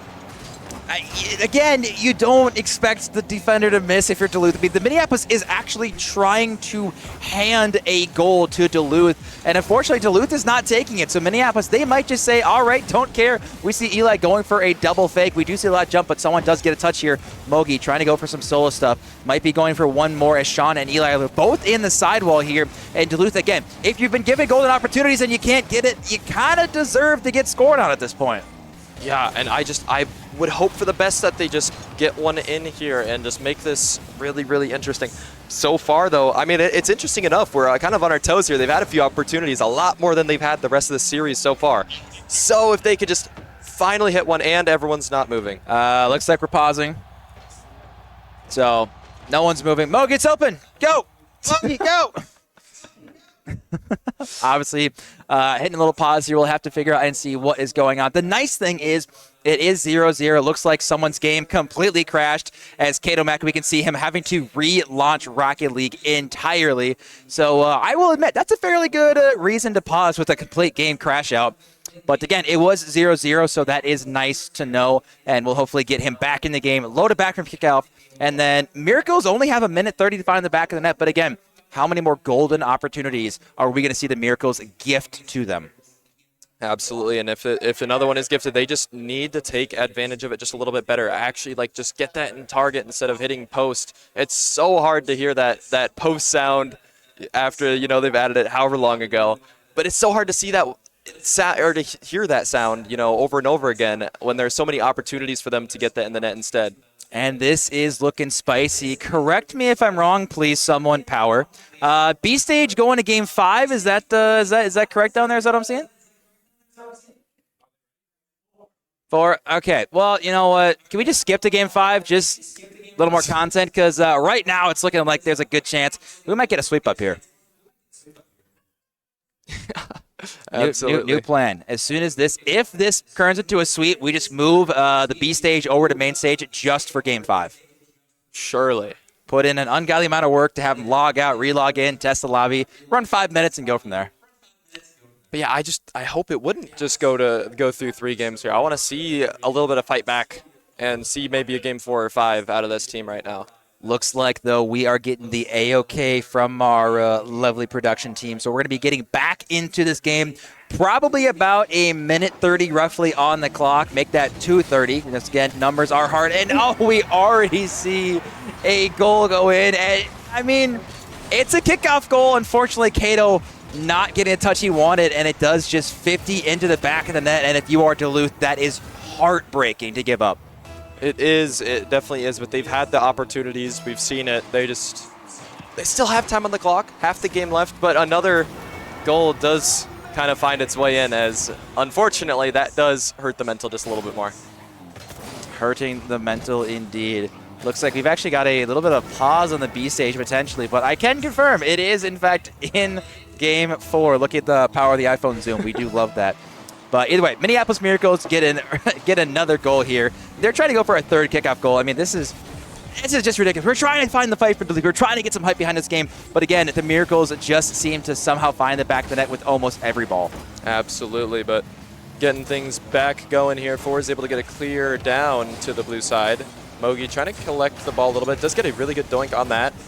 Eli following up. Mogi pre-jumping, and we've been seeing him do that all day. And I was going to say, they actually almost got a goal out of that one. I'm not really sure where the defense was from Duluth, but again, it's so difficult to try to read 3 defenders and 3, strikers all jumping for the ball. Who's going to make it? As Wubik is going to find a counter goal here, cutting the lead in half. And again, I think it is Minneapolis Miracles being a little too cutesy, and it does bite them again.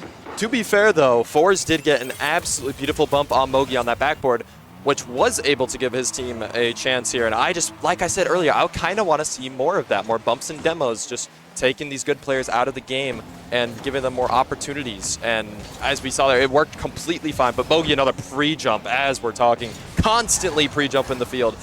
And he gets away with it half the time. He gets away with it a lot more than half the time. It looks like as Sean probably going to rip this one at the back wall. It is going to waterfall down as we see 2 players jump. And Eli ends up dunking Mogi going the other way. Eli with the fake on 1. And Wubik with the musty, and Sean works his way back. And again, it's the Miracles are getting so cutesy with it, but Duluth still is down by 1 goal with a minute left. Miracles are trying to sweep their way to tomorrow. Yeah, little miss by Cato, leaving Sean a free ball here, but he does get beaten. Mogi with an absolutely disgusting backboard read from that pass. This man has been doing this for so long. The jump forward drops it down around 4th with no boost as he hit it. That is disgusting. You can see him in camps. He's having fun, and he just had to put that one. He just had to style on them a little bit. Absolutely. We got a triple kickoff here. I have never seen that tech before, but they didn't get scored on for it, surprisingly. Mogi able to get a touch under the corner here. Staying on the ball, just kind of not letting Duluth put that down to his side. And Eli, zap dash, trying to get a 50 on the ball here. Leaving the ball for Sean. Sean trying to bring it all the way down the field, but Katomac, the really fast pre-jump on him. Wubik with a potential shot, but just so wide, unfortunately. Which could have been their opportunity to get back into this game with 26 seconds left. There's not much that they could do at this point. They need 2 goals, which is so hard to come back in this time. Yeah, 2 goals, 18 seconds left, especially with Mogi is already back, and you can see Sean back as well. This is going to bounce high. Cato, no boost, and that is going to probably be it unless we get a crazy counter. Wubik has to go quickly. Cato trying to get this one, gets the reset, trying to drop this one down to 4s. We see Eli does pop it up, and that is going to be it, ladies and gentlemen. Minneapolis with a 3-0 dominating sweep over the Duluth Superiors, and you have to give massive credit to the Miracles for as much fun as they had going for some crazy clips, but also the passing plays were immaculate. Passing plays, I mean, the pre-jumps. I mean, even with the pre-jumps, sometimes you can see them finding each other through those pre-jumps, which is just crazy. That's such a high level to be able, that you have to be able to do that. Yeah, it's something I wish I could do, but that's fine. I'll just watch others do it. It's more fun that way. But Minneapolis Miracles, like I said, with a dominating performance, you have to give a massive shout out to Mogi, obviously going for some crazy solo plays. The passing plays were so fun to watch. Unfortunately for Duluth, they do fall here. We'll have to go and figure out the standings and everything. I know production's probably working on what premier standings are going to look like for tomorrow. We'll make sure to go through those in just a little bit. But I did kind of say that this is probably going to be pretty dominant towards Minneapolis Miracles. Didn't expect a sweep, but hey, I will take it because we did get through this without the tech issues.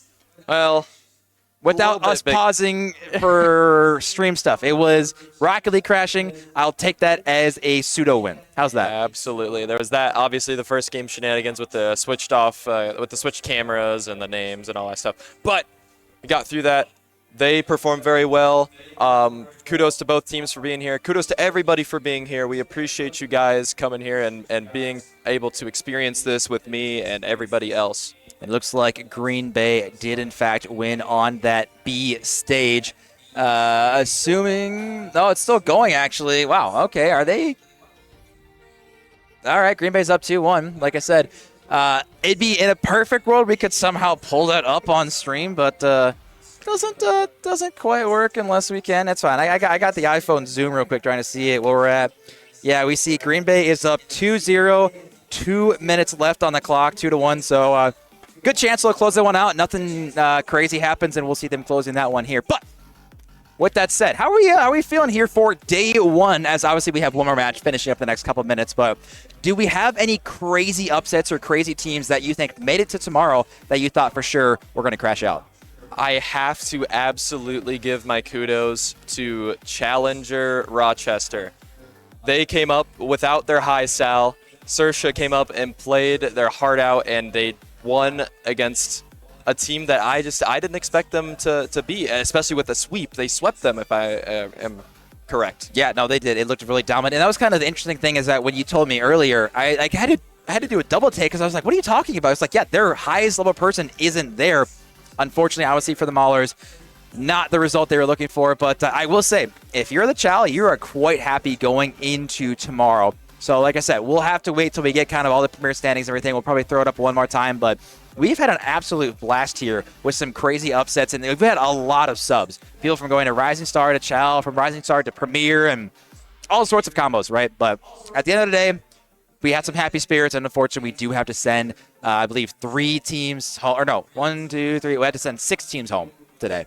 Yep. Numbers are hard. 6 teams, 1 per group, 6 groups today. A lot of teams are going home. But surprisingly, though, with how many teams are going home, we still have quite a few that are going to be here tomorrow, which is the good thing about how, MCS LAN is structured. They make it so that as little teams need to go home day one as possible. And I was going to say, we actually have Shadow Productions actually got the B stage on our screen, so we can say that it will most likely, like I say, with 40 seconds left, we do have Green Bay is up 3-0. So assuming that Stewie and Trash don't do any crazy shenanigans, we will have this one drop down. And yeah, that is going to be Green Bay being really good at Rocket League, and they're going to be taking their #1 seed from their group. Absolutely, which is really good for them. I mean, Green Bay, the Premier, they've been just so good all season. They Ignore the overlay, folks. Don't worry about that. But this Green Bay team has been so good throughout the entire season. They've been good regular season, and they've won both majors. And now they're coming here at LAN, where some people might not play as well because they might have some nerves. And they come here and 3-0 on the day. Which is I don't know if there's so a team that has more LAN experience than Trash and Stewie, right? Obviously, the brother combo has been playing for so many years together that it's kind of crazy to see how much success they've had over the years. So we'll have to see if they can in fact raise that trophy. I know last season Stewie in fact did get dropped down to Chal. He wasn't too happy about that. I don't necessarily blame him. Now, obviously, he's back in Premier with the brother duo and being very, very dominant. Like you mentioned, winning both majors. It's kind of hard to argue right now that they're not the clear favorites to win the whole thing.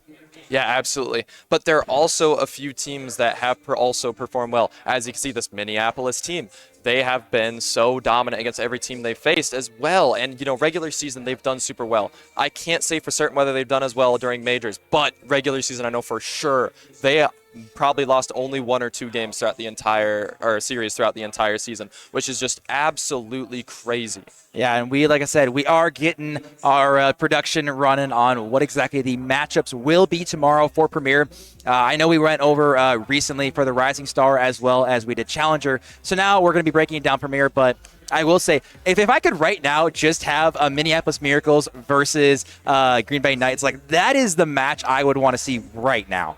Absolutely. Both have been so good during LAN and off of LAN. And, there are some other decent teams that are playing as well. I want to give props to my Brainerd team. They've been good.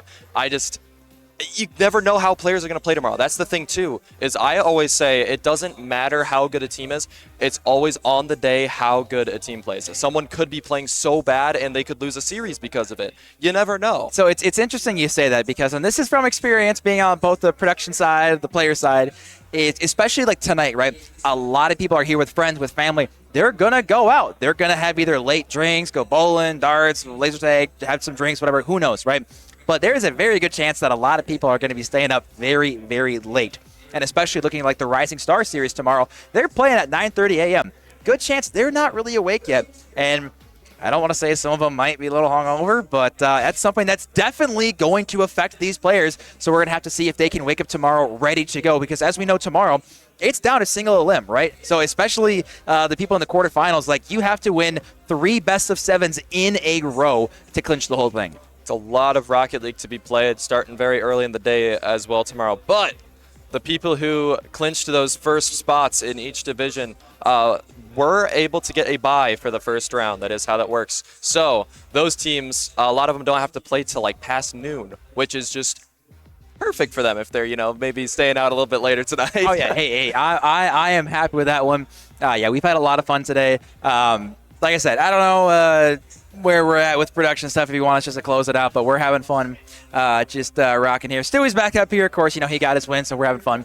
But I will say, though, it's so thankful to everyone here who has shown up as far as the friends, the family, significant others. And you do have to give a massive shout out, obviously, to River Falls and how much support we have had from them with Dylan. So much we've had, it's unbelievable amount of work to make all of this, especially with an ungodly amount of tech issues. We've managed to work through it, and we are very, very thankful. Yep, and pulling up on screen here, we do have finally the Premier LAN playoffs for tomorrow. Bemidji and Green Bay topping their group, starting off really strong, so they don't have to play until really late. Those times don't seem right to me. No, the times are definitely not right. We're definitely not rocking the grand finals at 11:30 p.m. because I know a lot of us have work on Monday and or school, and definitely can't be staying that late. But looking good for them so far. We also got my team, Brainerd, victory, and Challenger made it past as the first seed, and Des Moines Derecho taking that first seed on the other side. Kudos to them for playing as well as they did today as well. We got Chicago versus Rochester on the Des Moines side, Burnsville versus Omaha on the Brainerd side. Both sides look pretty decent. I'm not going to lie. They're good teams on both sides. I'm excited to see how that goes tomorrow. Well, and this one's nice because, the grand final's at 10:30, so it's definitely not nearly as bad. And then as we work our way slowly to Rising Star, working through those teams again, we did have some battles back and forth, but it was the Maulers and the Rochester Rhythm ended up topping their groups with now we'll have quarterfinal 1 between Fargo Steelhawks and the Burnsville Inferno starting out the day, and then next quarterfinal 2 for the Des Moines Derechos and Brainerd Victory. So what I'm looking right now is that the Victory have been very, very successful in getting all three teams through to the playoffs. Indeed we have, and I was hoping it would happen. I was a little scared at some moments, but everybody got through it. I'm happy about that. Did you see another team that maybe had all three go through? I wasn't sure. I know the Derechos have been pretty successful, but I think they only got 2. And our names maybe got changed for a split second, but it's fine. I can rock some gold sleeves. I'm already pretty pale at this point. Probably wouldn't be too far of a stretch here. But any kind of last comments or anything you want to say before we lock it out for our day 1 here of Season 12? Oh, man, what is there to say about it? I mean, just good luck to everybody that is going to be coming in tomorrow. A lot of games still to be played, like you said, all best of 7. So it's a lot of Rocket League, and it's definitely going to test some stamina on a lot of different players tomorrow. Yeah, it's going to be a lot of fun. Again, thank you guys so much for tuning in. This has been our day 1 of Season 12 for MCS. We'll see you guys tomorrow bright and early to crown some champions. Absolutely. Thank you, guys.